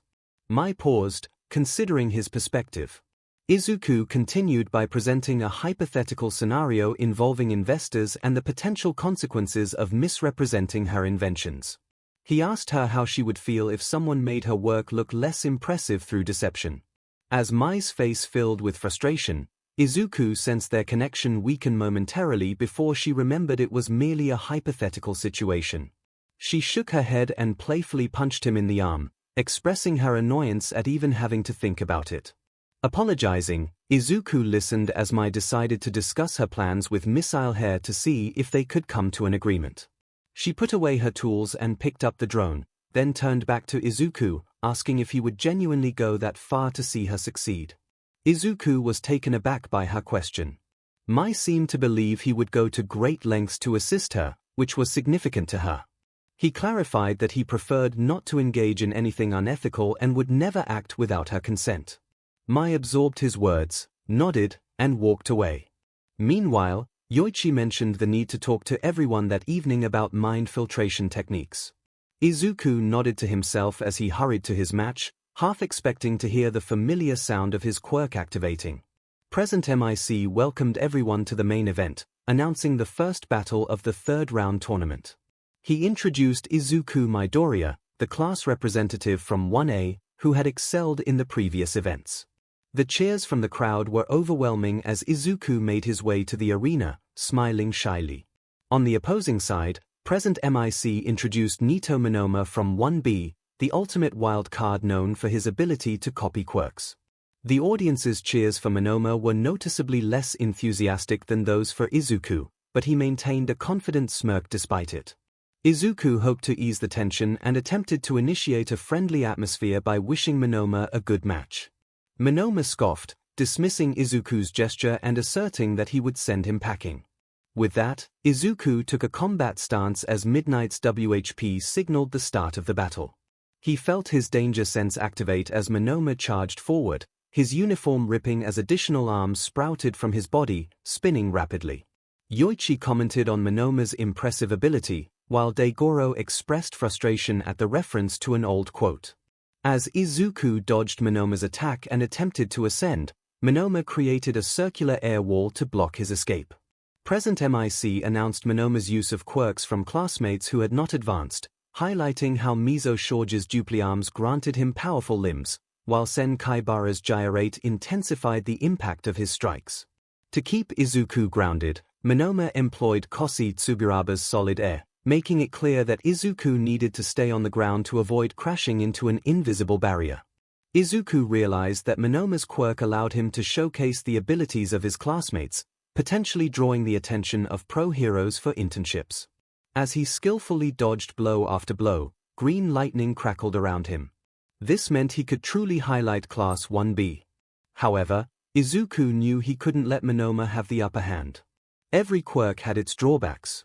The fact that Monoma wasn't using other quirks like Shishida's Beast or Shoda's Twin Impact suggested that 3 was likely his limit.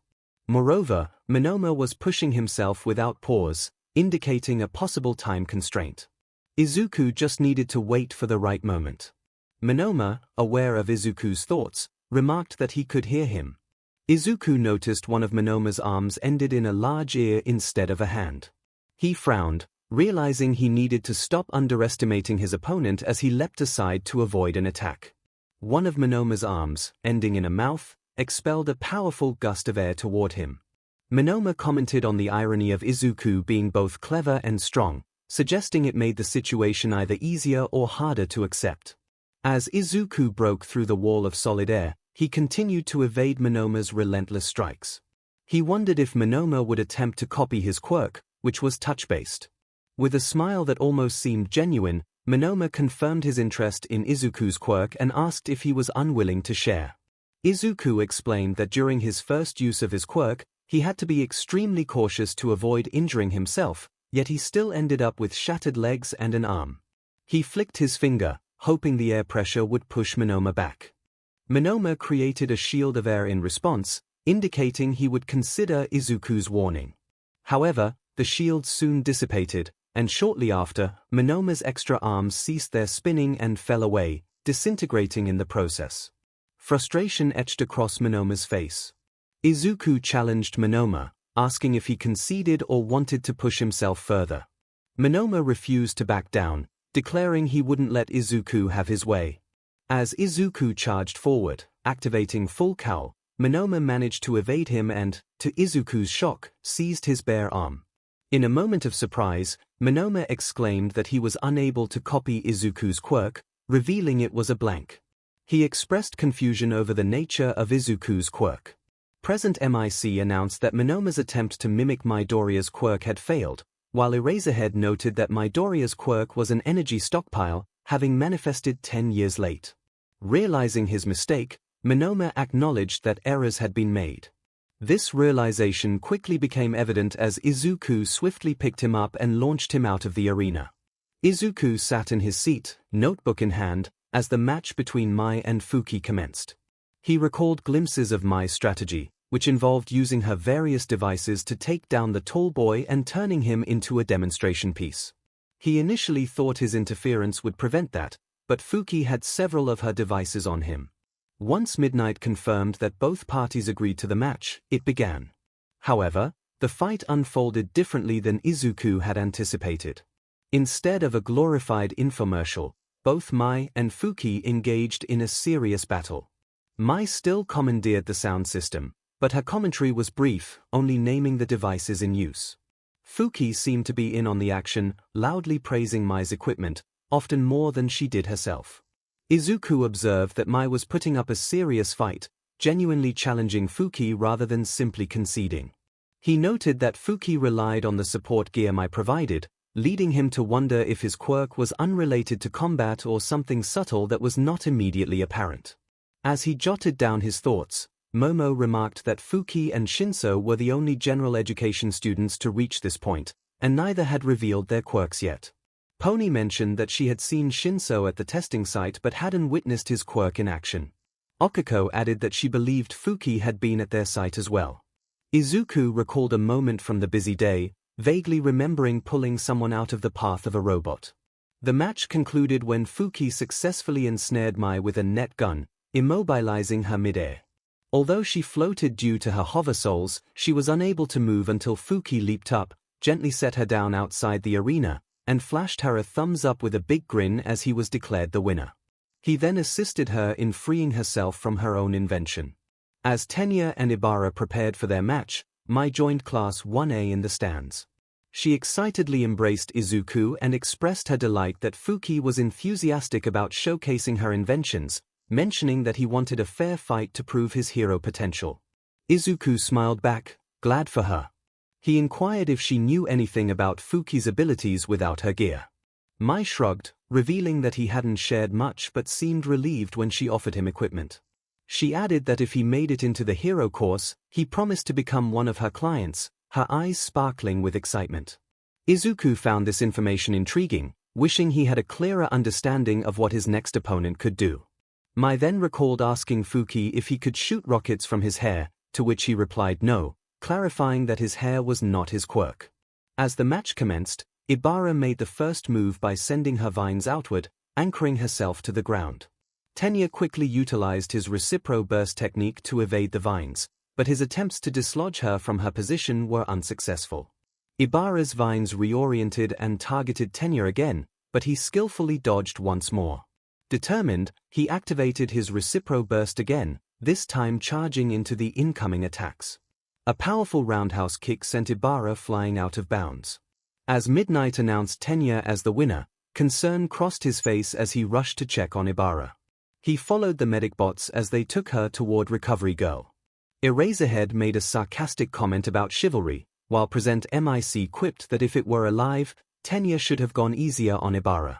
Eraserhead countered seriously, explaining that Tenya had tried to minimize violence and escalated only when necessary, emphasizing that Ibara was one of ONE's strongest students and deserved respect. Present MIC then introduced the next contestant from Class 1A, Momo Yorozu, highlighting her impressive abilities and the applause from the crowd. Izuku sensed her embarrassment and anxiety, even as she projected confidence. Her opponent, Hitoshi ♯, was introduced as one of the general education students competing for a spot in the hero course. Although there was less applause for him, he appeared tired. When they met, he likely wished her a good fight, though they couldn't hear the exchange. Momo responded with nervous energy, maintaining her composure. Midnight cracked her WHP to signal the start of the match. Suddenly, Izuku sensed a shift in Momo.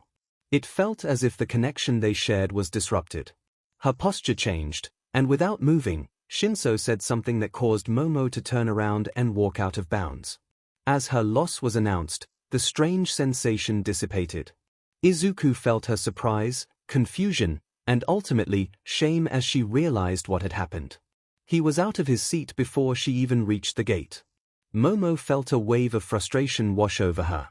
She had lost almost immediately her chance to showcase her abilities as a hero slipping away. She wondered who would consider her for an internship now.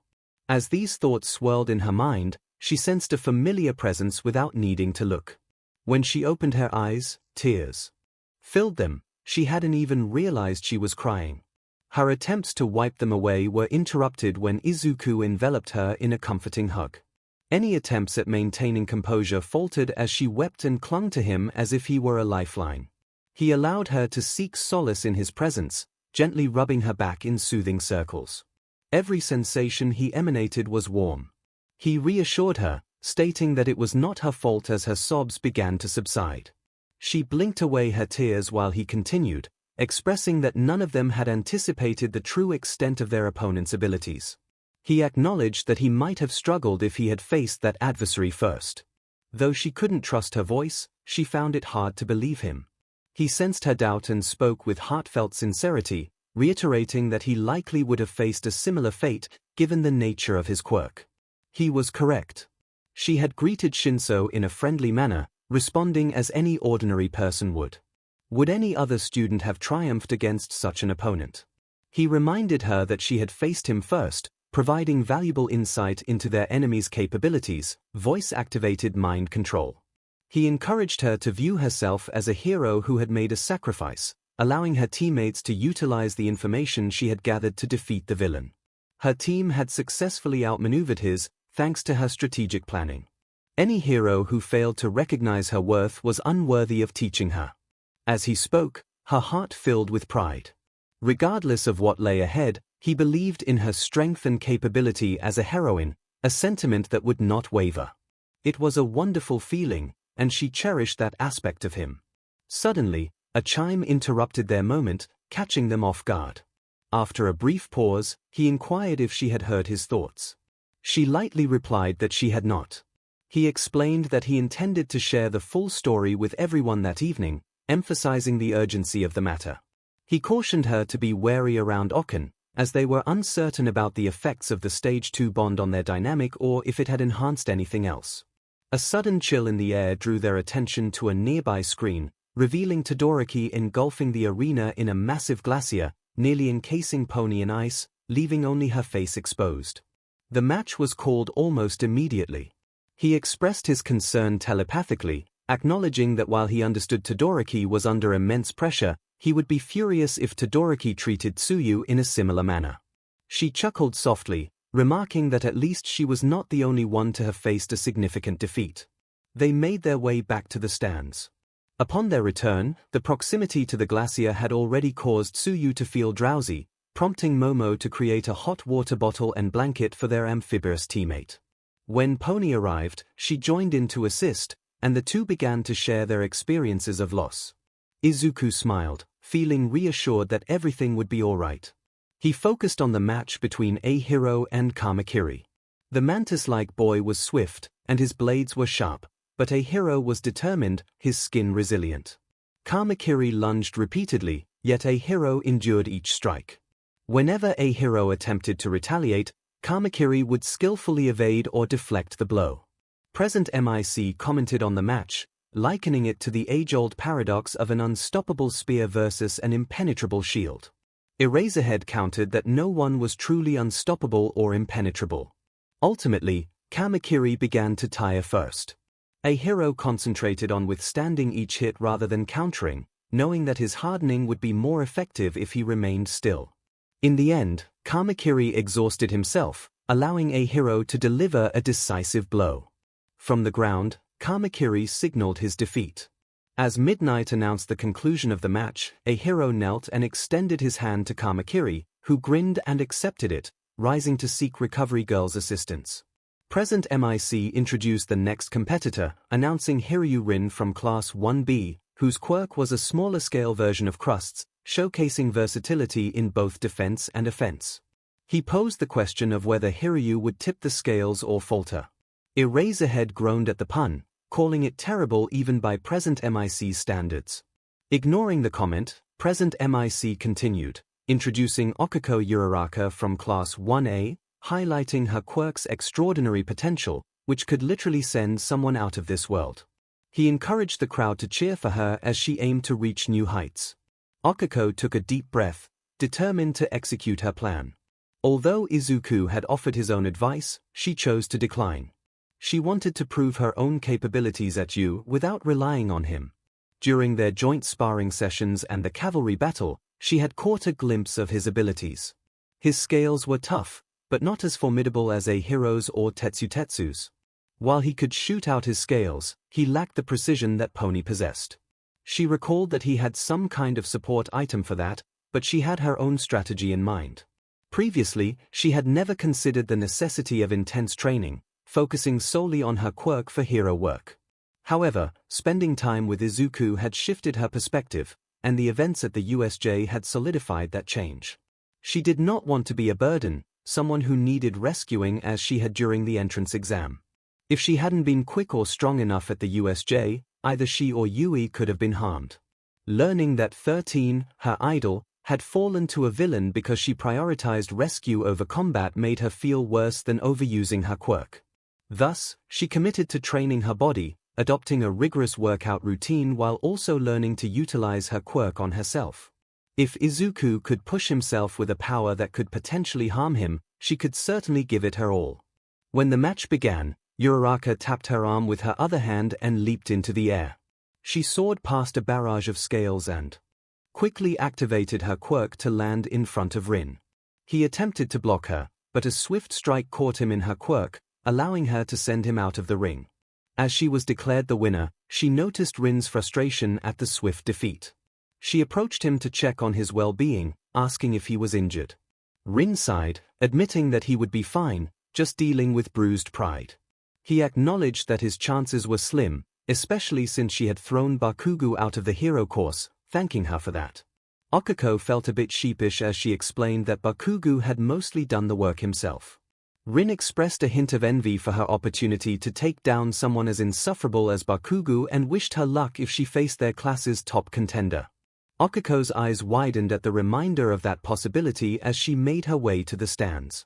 She heard the familiar voice of Yoichi Shigaraki calling her name. She acknowledged that she could hear him, which still felt strange. Yoichi noted that her range had increased and mentioned that Izuku had tried to text her, but she must have missed it. He informed her that Momo's bond had reached stage. Okiko blinked, realizing she was not surprised by that news. Yoichi wanted to ensure she had her partition up, recalling the times the Vestiges had instructed her on how it worked. She remembered the day they had met when she had stayed over at the Midoriya's, ensuring her futon was within 10 meters of Izuku's bed. It had been awkward, but at least she had met the Vestiges in a unique way, even if it was in a dream. Grateful, Okiko formed the wall as she had practiced, feeling nervous as she approached the stands. She smiled as she returned to Class 1A's section, feeling triumphant.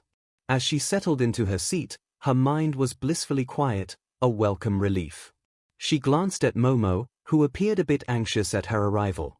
Okiko reassured her with a message, letting her know she had managed to block out the noise. Momo sighed in relief, expressing her gratitude and mentioning that she would need to learn that technique herself. Okiko smiled, promising they would teach her. Once the event concluded, Izuku would share everything that had happened. The match between Mina and Tsuyu was brief.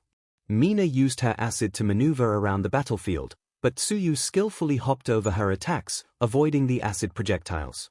In a swift motion, she captured Mina by the waist with her tongue and gently placed her out of bounds. Mina pouted briefly at her defeat but ultimately walked off the battlefield, satisfied that she had given her best effort. As they prepared for the quarterfinals, Izuku walked down the hallway toward his waiting room. He felt a light ping from his danger sense, having improved at interpreting the sensations it provided. Being within one for all for over a century had honed its ability to detect various threats. Izuku, a person of considerable power both physically and socially, contemplated the atmosphere around him. The presence felt antagonistic, yet it refrained from aggression. He realized that if he provoked them, they might resort to their social influence rather than violence, but if pushed further, it could become perilous. 𝐒𝐭𝐻𝐲 expressed admiration for Izuku's awareness of danger, calling him a connoisseur of it. 𝐷𝐴𝐺𝐻, however, pointed out that such a skill wasn't necessarily a positive trait. 𝐒𝐭𝐻𝐲 countered, asserting that it was indeed valuable. 𝐷𝐴𝐺𝐻 conceded, acknowledging the truth in 𝐒𝐭𝐻𝐲's words. Then, a familiar voice interrupted, one that any hero enthusiast would recognize. It was Endeavor, appearing in his blue costume, his beard flickering with flames. Izuku had once idolized Endeavor. His own father possessed a fire-breathing quirk, and Izuku had dreamed of becoming a hero with similar abilities. However, as he matured, Endeavor's reckless attitude towards both bystanders and villains disillusioned him. Izuku found his passion for heroism through All Might, who had saved lives during a catastrophic fire, while Endeavor seemed more likely to endanger people by igniting one. Now, Izuku had learned of Endeavor's troubling past, particularly how he had harmed his own son in a misguided attempt to surpass a rival who was indifferent to the competition. This revelation filled Izuku with a deep sense of anger. Endeavor acknowledged Izuku's performance during the USJ incident, noting how he had taken down a villain that had posed a challenge to All Might. Izuku clarified that the situation was more complex than it appeared. He explained that All Might, Eraserhead, and Hound Dog were each occupied with one of 4 bioengineered creatures known as Nomiu. The fourth, a winged Nomiu, was harassing them. While he couldn't accurately assess the strength of each creature, he believed the winged Nomiu was likely the weakest. It was only due to the numbers that it had caused All Might any trouble. Izuku detailed how he had engaged the winged Nomiu to protect a classmate from a lethal attack, emphasizing that he had only succeeded due to the creature's lack of defensive abilities and a specific weakness in its wings. He credited his classmates for their critical roles in overcoming the other Nomiu. Endeavor listened intently, surprised by Izuku's detailed explanation. For the first time, someone had fully engaged with his thoughts. He acknowledged the missing details in the official reports and recognized the significance of Izuku's solo confrontation with the Nomiu, noting that it elevated him above the common threats faced by the students. The reactions from those around them were astonished, with Nana expressing disbelief and 𝐷𝐴𝐺𝐻 echoing his surprise. Tu was equally taken aback by the comparison being made between Izuku and All Might.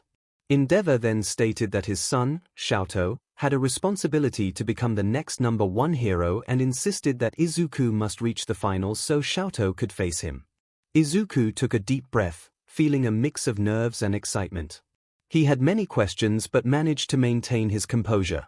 He expressed his admiration for Endeavor and asked if he could pose 2 questions. Endeavor, with an imperious gaze, granted permission for him to proceed.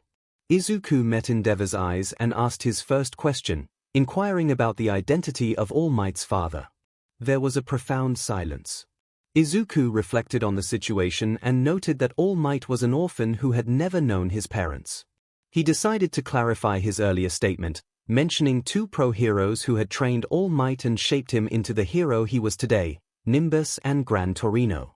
Although this information was relatively obscure, he wondered if Endeavor had any knowledge of them. Endeavor remained stoic and replied that he did not. Izuku found this intriguing and continued, pointing out that it was commonly known that Endeavor solved more cases and apprehended more villains than All Might. He observed Endeavor's expression brighten slightly at the compliment. He explained that the Hero Public Safety Commission guarded their methods for determining hero rankings fiercely, but if the rankings were based solely on combat abilities, Endeavor would undoubtedly be #1. Regardless of All Might's physical strength, Endeavor had outperformed him in every significant way. Curious, Izuku questioned why Endeavor was so focused on surpassing All Might through sheer strength. He posed a rhetorical question, suggesting that if someone could achieve the title of #1 hero through strength alone, Endeavor would have already accomplished that goal. Despite his heart racing, Izuku managed to maintain his composure. Endeavor frowned, clearly unwilling to respond. Izuku bowed respectfully, expressing his gratitude for the opportunity to speak. Once he reached his waiting room, He allowed himself to breathe heavily, feeling the adrenaline surge. 2. Acknowledged Izuku's boldness, admitting that it took courage to confront Endeavor. Yoichi teased 2 about finally accepting his role as an uncle, to which 2 responded with a low growl, indicating he wasn't ready to embrace that title. Present MIC introduced the competitors, announcing Izuku Midoriya as the powerhouse of Class 1A, a boy with both intellect and strength. He then introduced Akira Fuki, a hopeful from general education, known for his loud voice and wild hairstyle. The crowd erupted in cheers as the boys took the stage. Fuki expressed his excitement about the match, while Izuku nodded solemnly in response. Fuki reassured Izuku that his quirk was different from his friend Hitoshi's, and he was thrilled to face him in battle, feeling energized by the anticipation. Nana chuckled, suggesting that Fuki might be another tough competitor like Kirishima or Tetsu. Izuku thought about the challenge ahead as the fight commenced, observing Fuki's movements carefully. Fuki opted for a straightforward boxing approach, throwing punches at Izuku, who skillfully dodged while activating his full cowl. Izuku pushed Fuki back, waiting to see how his quirk would manifest, but it seemed Fuki had yet to use it. Finally, Izuku decided to conclude the match. He caught one of Fuki's punches, using it to lift the taller boy and send him out of the ring. As the match was declared a victory for Izuku, he approached Fuki. He asked if Fuki was all right, to which Fuki responded with a wide grin, expressing his satisfaction with the match. He acknowledged that he couldn't defeat Izuku but was grateful for the chance to showcase his abilities. Izuku explained that he had been cautious, unsure of what Fuki's quirk could do, so he played it safe. Fuki's smile dimmed slightly as he understood Izuku's perspective. He proposed that they watch the next match together, eager to share details about his quirk. Izuku, intrigued by the prospect of learning about a new quirk, agreed enthusiastically. As they walked away, Fuki began to share his thoughts. He had wanted to talk to Izuku earlier but hadn't found the right moment. He expressed his gratitude for Izuku's help during the entrance exam, recalling how Izuku had saved him from a robot that was about to attack from behind. This experience had inspired Fuki to realize that his goal was to become a hero and help others, not just defeat robots. Although he hadn't earned enough villain points, he had gained many rescue points, which motivated him to pursue admission through general studies instead of giving up. Izuku felt a warm smile spread across his face, his eyes glistening with emotion as he expressed his happiness for having been able to assist Fuki. Akira introduced himself with enthusiasm, expressing gratitude for the help he received. He believed that with Izuku's strength and determination, he was destined to become a great hero. As they approached a screen displaying the ongoing matches, Akira shared that many in general education aspired to be heroes, but few were truly committed. He highlighted Hitoshi's dedication, noting that they had been training hard since their arrival in Class 1C. The screen showed ♀skillfully dodging Tenya's attacks. Tenya launched a high-speed kick, but ♀ evaded and countered, sending Tenya off balance. Izuku watched in amazement, realizing the potential of ♀'s abilities. Akira explained his quirk, Pep Talk, which allowed him to boost someone's strength, speed, and stamina through sincere compliments. He could significantly enhance their abilities for a limited time, and he had given everything he had to support Hitoshi during the cavalry battle. As the match continued, ♀ managed to evade Tenya's strikes while landing a few of his own. Izuku was impressed by Akira's quirk and bombarded him with questions about its mechanics. Akira chuckled, admitting he could only catch a fraction of Izuku's inquiries but confirmed that sincerity was essential for his quirk to work effectively. Izuku inquired if Akira had fought him at double his own strength, to which Akira responded that he could not enhance himself with his own quirk.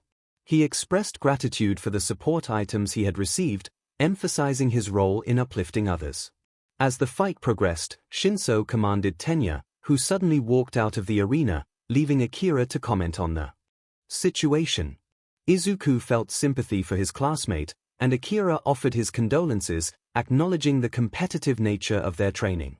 Izuku reflected on how his class had survived their challenges through teamwork, contrasting it with the rivalry he observed in Class 1B.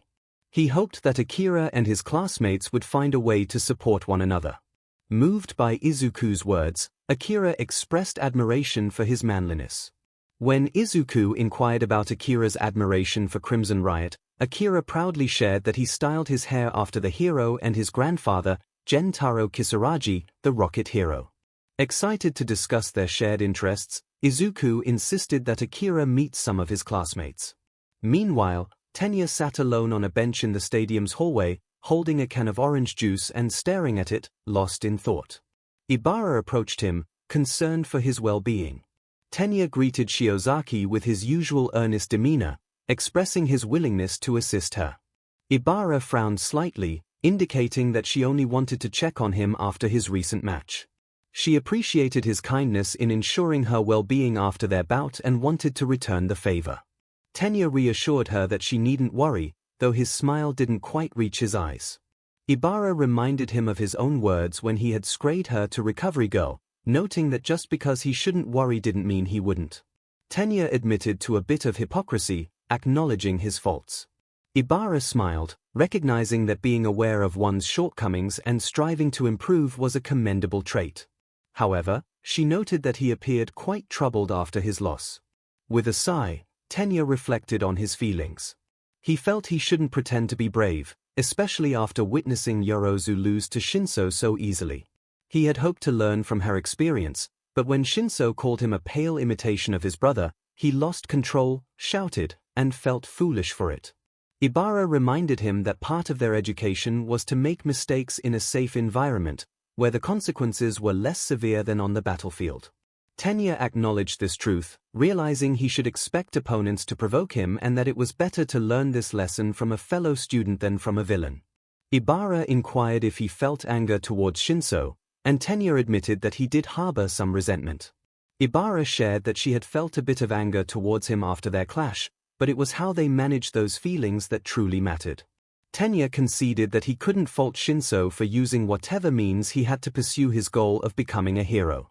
Ibara then asked if he wanted to return to the stands with their class, to which Tenya enthusiastically agreed. Just as he stood up, his phone rang, indicating that his mother was calling. He excused himself to answer, expressing concern for her well-being. Unfortunately for Tenya, things were not all right, and they wouldn't be for some time. After helping Akira reach the stands of Class 1A, with Mai accompanying them, Tenya realized that introducing Akira to 𝐒𝐻ERO wasn't as urgent as he thought, since 𝐒𝐻ERO was about to participate in his quarterfinals match. However, introducing him to Tetsu sparked the beginning of a friendship. The fight between 𝐒𝐻ERO and Todoroki was brief, with a massive glacier filling the ring. 𝐒𝐻ERO struggled to break free as Izuku had done. Izuku felt a chill as Todoroki melted the ice after the match concluded. He also worried about Tsuyu, who was waiting for her match against Okako, though Momo had gone with her to ensure she was alright. Momo sent a reassuring picture of Tsuyu wrapped in a warm blanket next to a space heater. As they waited, a familiar face emerged from the partition separating classes 1A and 1B. Monoma sneered, questioning if they were trying to sway the general education student against them, reminding them of their earlier victories in the first round. Akira, excited, interrupted Monoma, recognizing him as the one who could copy quirks. Monoma was thrown off by the unexpected compliment but quickly regained his composure, acknowledging Akira's taste. Akira then asked Monoma if he could copy his quirk, explaining that his quirk, pep talk, could empower others through compliments, but he couldn't use it on himself. He extended his hand, eager to experience his own quirk. With a smirk, Monoma took his hand and copied Akira's quirk, expressing that Akira would be a valuable addition to demonstrate to Class 1A who the true top hero class was. Izuku thought that Monoma's comment was a compliment from his perspective, shaking his head at the exchange. Akira frowned and explained that it didn't work that way. It had to come from the heart, be honest, and be something one truly believed. It could be as simple as complimenting someone's hair or acknowledging a good punch, but one couldn't use his quirk without sincerity. He gestured toward Monoma, praising him for how he showcased his classmates' abilities during his fight with Izuku. That kind of camaraderie really excited him. As Akira spoke, a red aura enveloped Monoma, pulsing briefly before fading. Monoma appeared shocked by the experience. Akira indicated that it was Monoma's turn now. Monoma seemed lost for words, his expression resembling someone who had just tasted something unpleasant. He finally managed to express his gratitude for being allowed to use Akira's quirk, stating that it meant a lot to him. His tone was quiet and out of character for his usual bravado. However, it seemed genuine, as Akira felt a yellow glow surround him and laughed with excitement. He expressed his joy at finally experiencing the sensation, declaring it even better than he had imagined and thanking Monoma for it. At that moment, a hero returned, shivering but otherwise fine. He greeted everyone and then noticed Akira, staring in surprise at his hair. Akira responded in kind, and soon the exchange turned into a playful back and forth about their hairstyles, with Tetsu joining in. Izuku turned away, feeling a sense of dread at what he had inadvertently unleashed. Present MIC announced the next match, introducing two competitors who had excelled in the cavalry battle. First up was Tsuyu Asui, who had easily defeated Ashido, and she was set to face Okiko Uraraka, who had the unique ability to manipulate gravity. Okiko felt a mix of worry and admiration. Tsuyu was incredible, and Okiko had to push herself to match her opponent's natural abilities. She respected how Tsuyu remained composed, even in challenging situations. Despite knowing that Tsuyu could be affected by their bond, Okiko realized that any insight she gained would also benefit Tsuyu. The stakes were high, especially since the winner would face Todoroki next. Okiko decided to voice her concern about the next opponent, suggesting that Tsuyu might reconsider moving on. Tsuyu responded candidly, stating that if she advanced, she would concede the fight, but she wouldn't make it easy for Okiko. Okiko acknowledged that she expected nothing less and prepared herself for the match. When Midnight's WHP signaled the start, Tsuyu leaped into the air while Okiko chose to stay grounded. Tsuyu's ability to fight in 3 dimensions gave her an advantage, and Okiko knew that rushing in wouldn't work. Instead, she focused on dodging and waiting for the right moment. She kept her eyes on Tsuyu, ready for an incoming tongue strike. The first strike aimed low, and Okiko dodged. The second aimed high, forcing her to duck, but she skillfully jumped over it like skipping rope. Suddenly, an idea struck her. She released her gravity and leaped toward Tsuyu.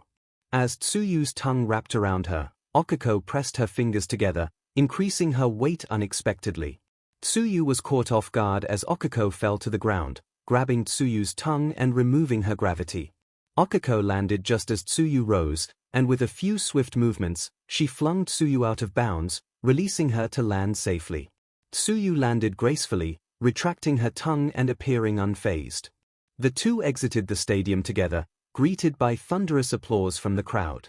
Once they were out of earshot, Okiko remarked that the bond didn't reveal their strategies while fighting each other.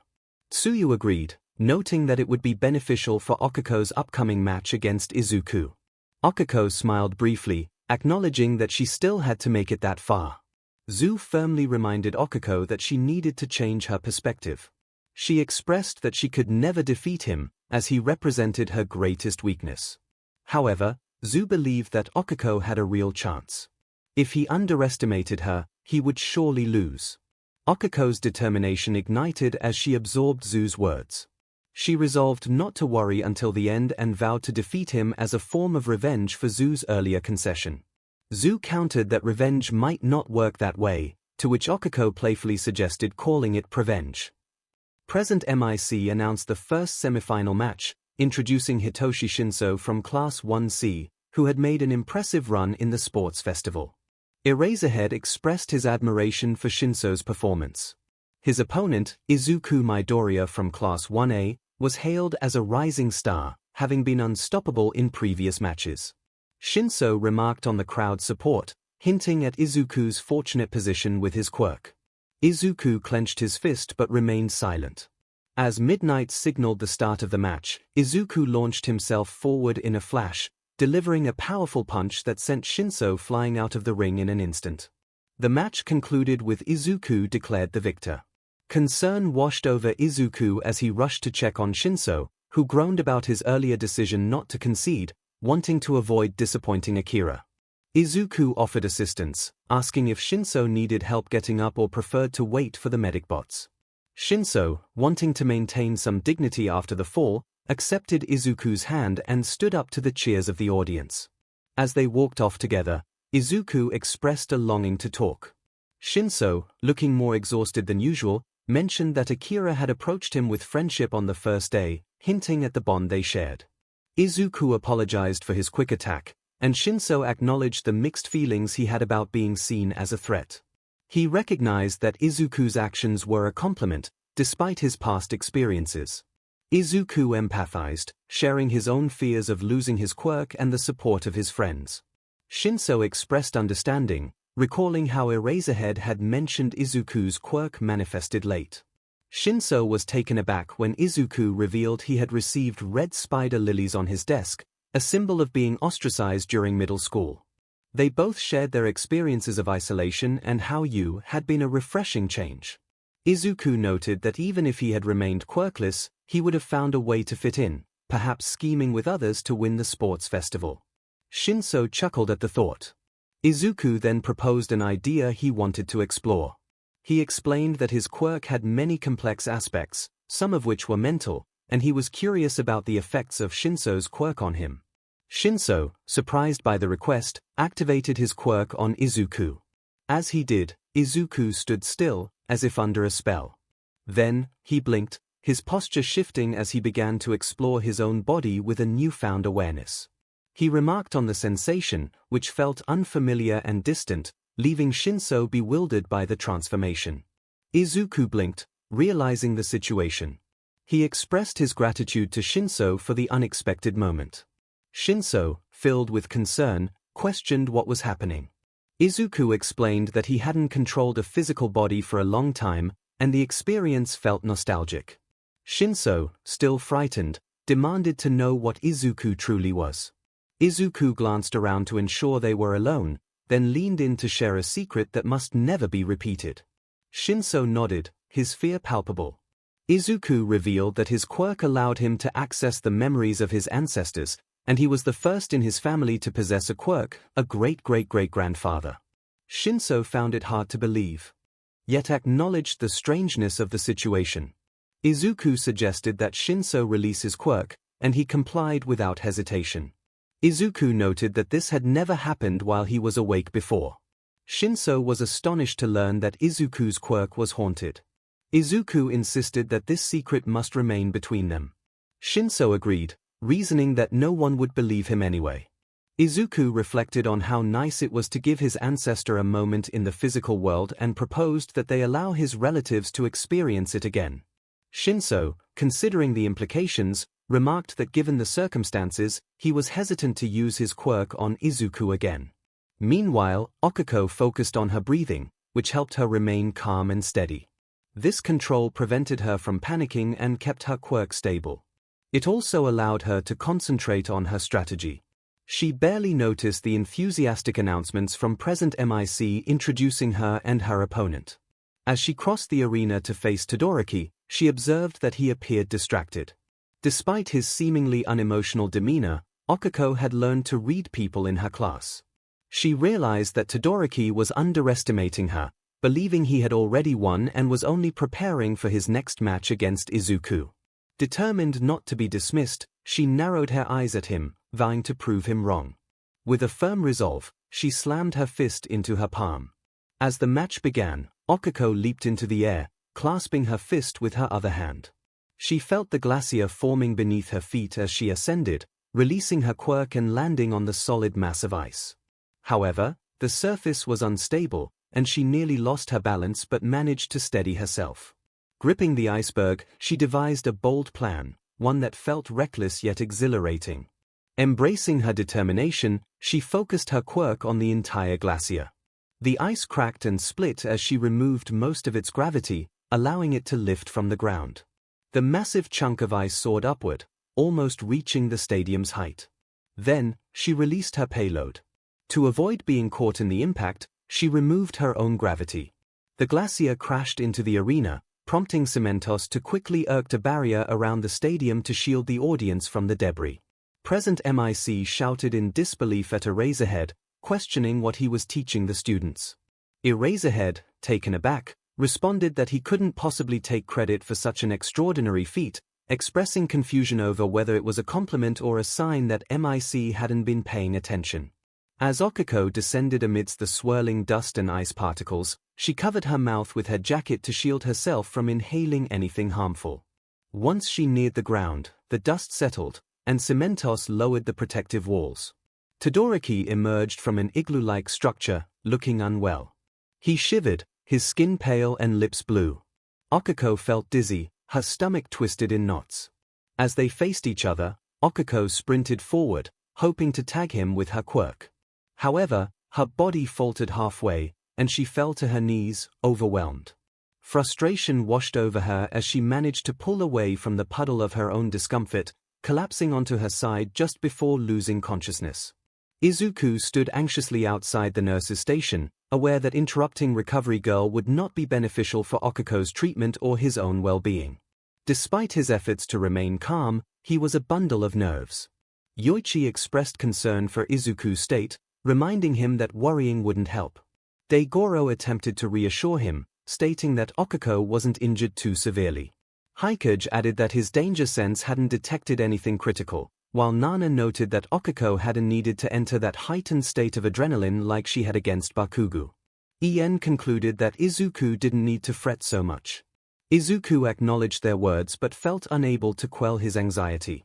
Before long, 𝐒𝐿𝐼𝐺 emerged from the nurse's station, looking a bit pale but far better than when she had lost consciousness. She smiled upon seeing her friends, grateful for the chance to freshen up before leaving. However, Izuku could sense that her smile didn't quite reach her eyes, even without their bond. She greeted him, apologizing for not being able to compete against him in the finals, trying to maintain a cheerful demeanor. Izuku stepped forward and embraced her tightly, expressing his relief that she was safe. He shared how terrified he had been when it seemed she might fall, feeling a surge of anger towards Todoroki. He admitted that, for a brief moment, he had felt utterly helpless. But when she unleashed that impressive attack, he had cheered for her with all his heart. He praised her, calling her amazing. Tears threatened to spill from 𝐒𝐿𝐼𝐺's eyes as she absorbed his pride, admiration, worry, and affection, which radiated from him like warmth on a summer day. In that moment, they shared a deep connection, and Izuku felt a sense of calm as his thoughts quieted. They shared a kiss, awkward and tentative, as neither had experienced such a moment before. Yet, it was filled with passion and a willingness to learn, aided by the bond they shared. After breaking the kiss for a breath, 𝐒𝐿𝐼𝐺 nestled her head against Izuku's side, marveling at the experience. Izuku, feeling blissful from their contact, suggested they kiss again. 𝐒𝐿𝐼𝐺 playfully reminded him that if they continued, they would miss his final match. Izuku pointed out that there was still time for the field to be cleaned and for Todoroki to recover, trying to negotiate for more time together. 𝐒𝐿𝐼𝐺 acknowledged this but teased that they might not stop until he was disqualified. Realizing she was right, Izuku reluctantly released her. She encouraged him to look on the bright side, suggesting they had something to look forward to after his victory. In his waiting room, Izuku was filled with anger. It wasn't solely due to the fact that he wasn't still sharing a moment with his girlfriend, though that certainly contributed. It was more about Todoroki's actions. Daigoro questioned whether Izuku was upset just because Todoroki had hurt 𝐒𝐿𝐼𝐺, while Nana scoffed, finding it understandable. Ien pointed out that it was more than that. Izuku agreed internally, feeling that they were all in this round to showcase their abilities and kickstart their careers as heroes. Todoroki's behavior was disrespectful, using only half of his power. He had needed treatment for hypothermia despite having a built-in safeguard against it. Every other competitor had been giving their all, while Todoroki had not. He had nearly lost his last match by holding back, yet he still won. Hypothetical noted that Todoroki had still emerged victorious, suggesting that he wouldn't always find himself in a situation like the one against 𝐒𝐿𝐼𝐺. Izuku countered that he would eventually face such challenges, and it could cost him his life or the lives of those he was meant to protect. This needed to change. After a moment of silence, Yoichi's voice echoed in his mind, affirming that Todoroki wasn't taking things seriously and asking what Izuku planned to do about it. Izuku pondered for a moment before a smile spread across his face. Momo remarked that it felt like an invasion of privacy. Toru insisted that it was necessary, her tone serious. 𝐂𝐬𝐽 admitted she only had a vague understanding of the situation between Izuku and Todoroki but felt compelled to see how it unfolded. Momo conceded that this was a public forum, even if they wouldn't normally expect to hear such things. She lifted her shirt slightly, and her skin began to glow with the light of creation. At this moment, Okako made her way back to the stands for Class 1A. She was aware that Mai had been waiting there, but she was surprised to find 2 additional faces. Akira sat next to 𝐴hero and Tetsutetsu, both of whom had tears on their cheeks. On Akira's other side, Hitoshi Shinso appeared utterly exhausted. Before Okako could say anything, Pony called out to her with enthusiasm, running over and embracing her with unexpected strength, lifting her slightly off the ground. She exclaimed how incredible it was that Okako almost defeated the Iceman. 𝐴hero snapped out of his daze and turned toward her, expressing his admiration for her performance. He emphasized that she had given it her all, making her opponent work hard for the win. If she had held on just a bit longer, she would have emerged victorious. Okako let out a sigh, acknowledging her effort but feeling frustrated about the loss. Hitoshi empathized with her, and Akira offered a supportive pat on his shoulder. Momo, after handing some equipment to 𝐂𝐽, was being consoled by Zu and Mai.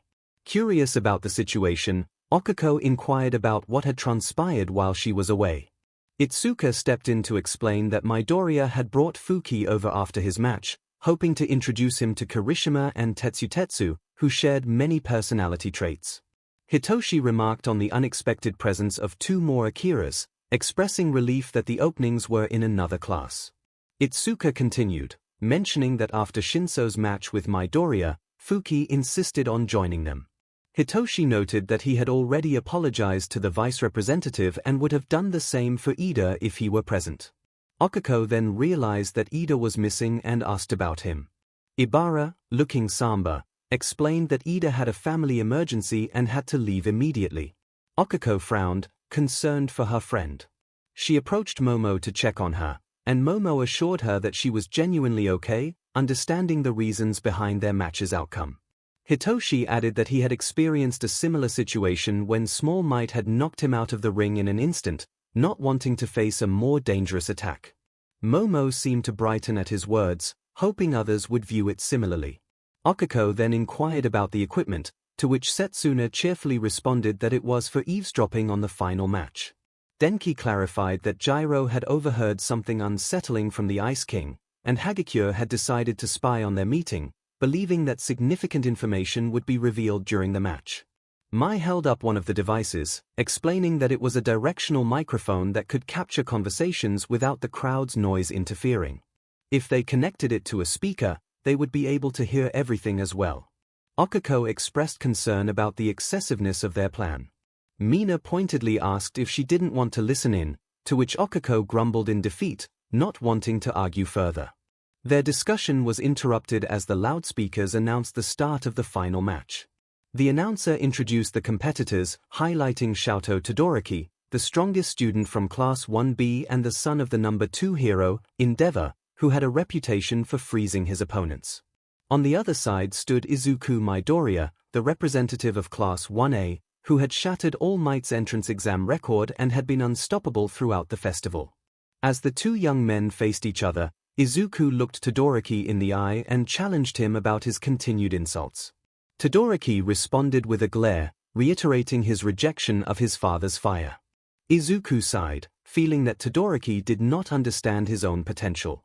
He decided that if Todoroki was going to persist in his ways, he would lower himself to meet him on that level.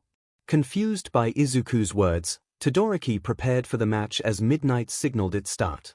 He unleashed a wave of ice, aiming to push Izuku out of the ring instead of engulfing him as he had done previously.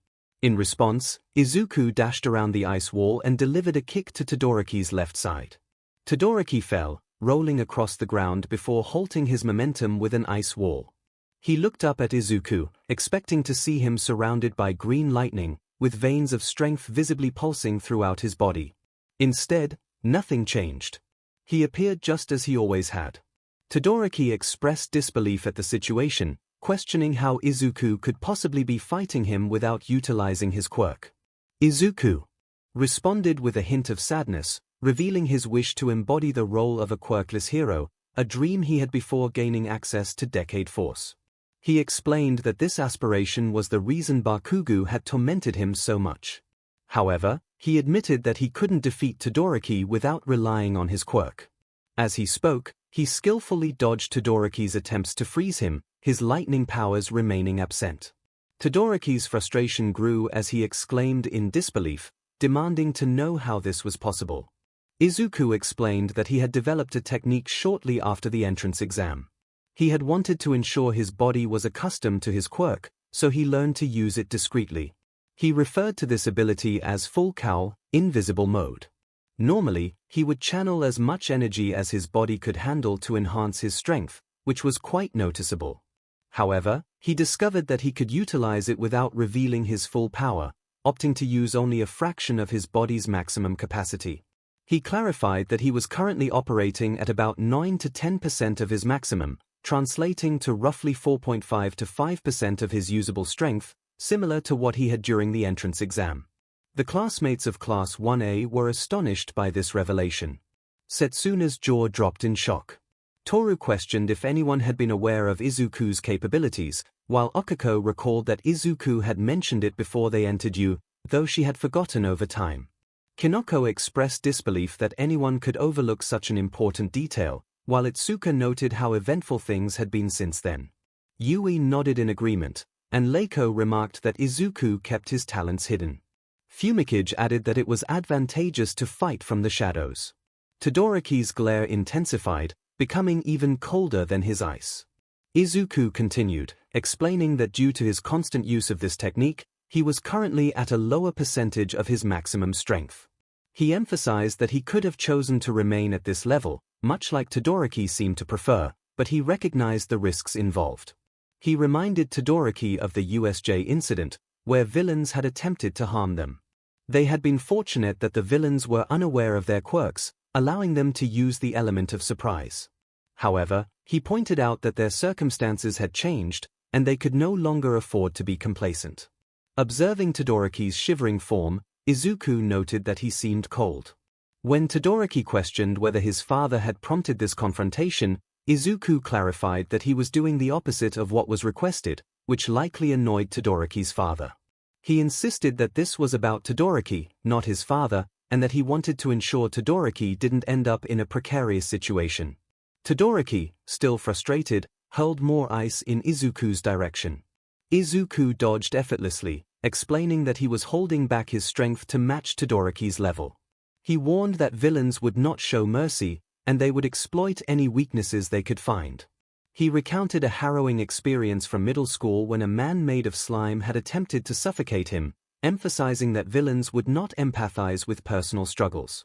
The revelation shocked most of Class 1A, prompting an uproar as they reacted to the gravity of Izuku's past encounters. Tetsu, a hero, and Akira joined in expressing their outrage, determined that they needed to take action. Toru informed everyone that Nezu was already on the case. Hitoshi looked at Toru with curiosity as a hero and Tetsu began to calm down, leaving Akira puzzled about the implications of Toru's statement. Momo clarified that the last time Nezu had investigated something, it resulted in the opening of seats in the hero course.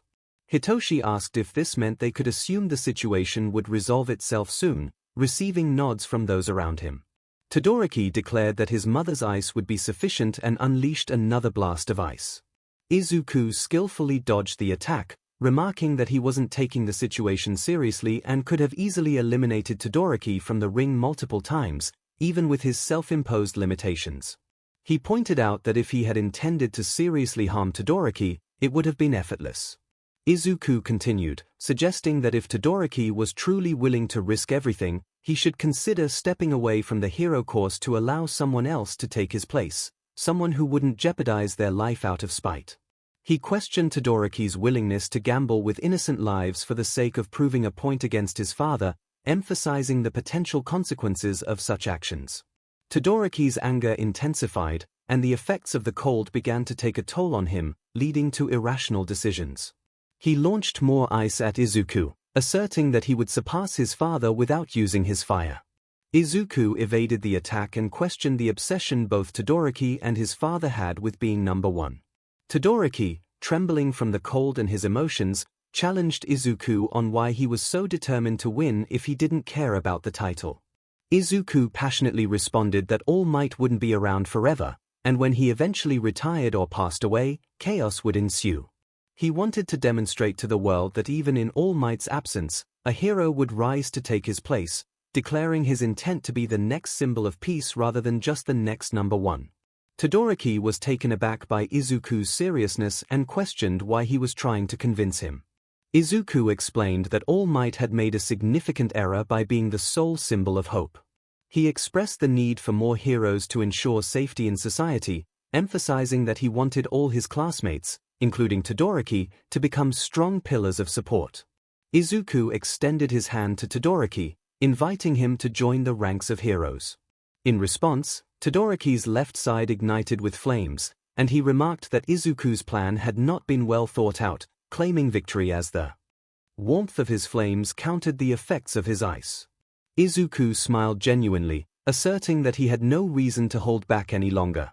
The members of Class 1A, along with Mai, Akira, and Hitoshi, were left in awe by Izuku's words. Denki felt as if he had been shocked by electricity, realizing that Izuku, trained by All Might, aimed not just to be the next All Might but wanted to inspire many heroes, transforming all of them into symbols of hope. Kyoka, feeling pale, acknowledged that despite her longing to be frustrated with Izuku, his points were valid. A hero placed his hands on the shoulders of Akira and Tetsu, declaring that they had just witnessed the pinnacle of manliness. Tetsu agreed, calling it Zen manliness, while Akira referred to it as the Buddha of manliness. Hitoshi quietly remarked that the term manliness had lost its meaning for him. Their moment of reflection was interrupted by the flames erupting from Todoroki. As the flames surged, Endeavor rushed to the side of the stage, laughing maniacally. He attempted to shout something to his son, but was cut off as Izuku charged forward at incredible speed. Todoroki responded with blasts of ice from both sides, ready for the confrontation. In an instant, 𝐒𝐿mentos attempted to create barriers to halt the advancing threat, while Midnight tore her suit to unleash her quirk. However, the two of them easily shattered the concrete barriers, and the intense heat in the air hindered the gas from reaching them. 𝐒𝐿mentos managed to form another barrier, successfully shielding the audience from the impending blast. As the barrier collapsed and the dust began to clear, the audience witnessed the aftermath of the chaos. Todoroki lay slumped against the stadium wall, unconscious. He had tried to create an ice wall to prevent himself from going out of bounds, but the overwhelming force had obliterated it. Izuku remained on his feet, breathing heavily, his body marked with bruises and burns. His right sleeve had been torn away, revealing a clearly injured arm. From his left arm and both feet, tendrils of dark energy extended, anchoring him firmly to the ground. Present MIC's voice echoed through the loudspeakers, announcing the outcome. He declared that Shoto Todoroki was out of bounds and proclaimed Izuku Midoriya as the winner of the sports festival, addressing the audience with enthusiasm.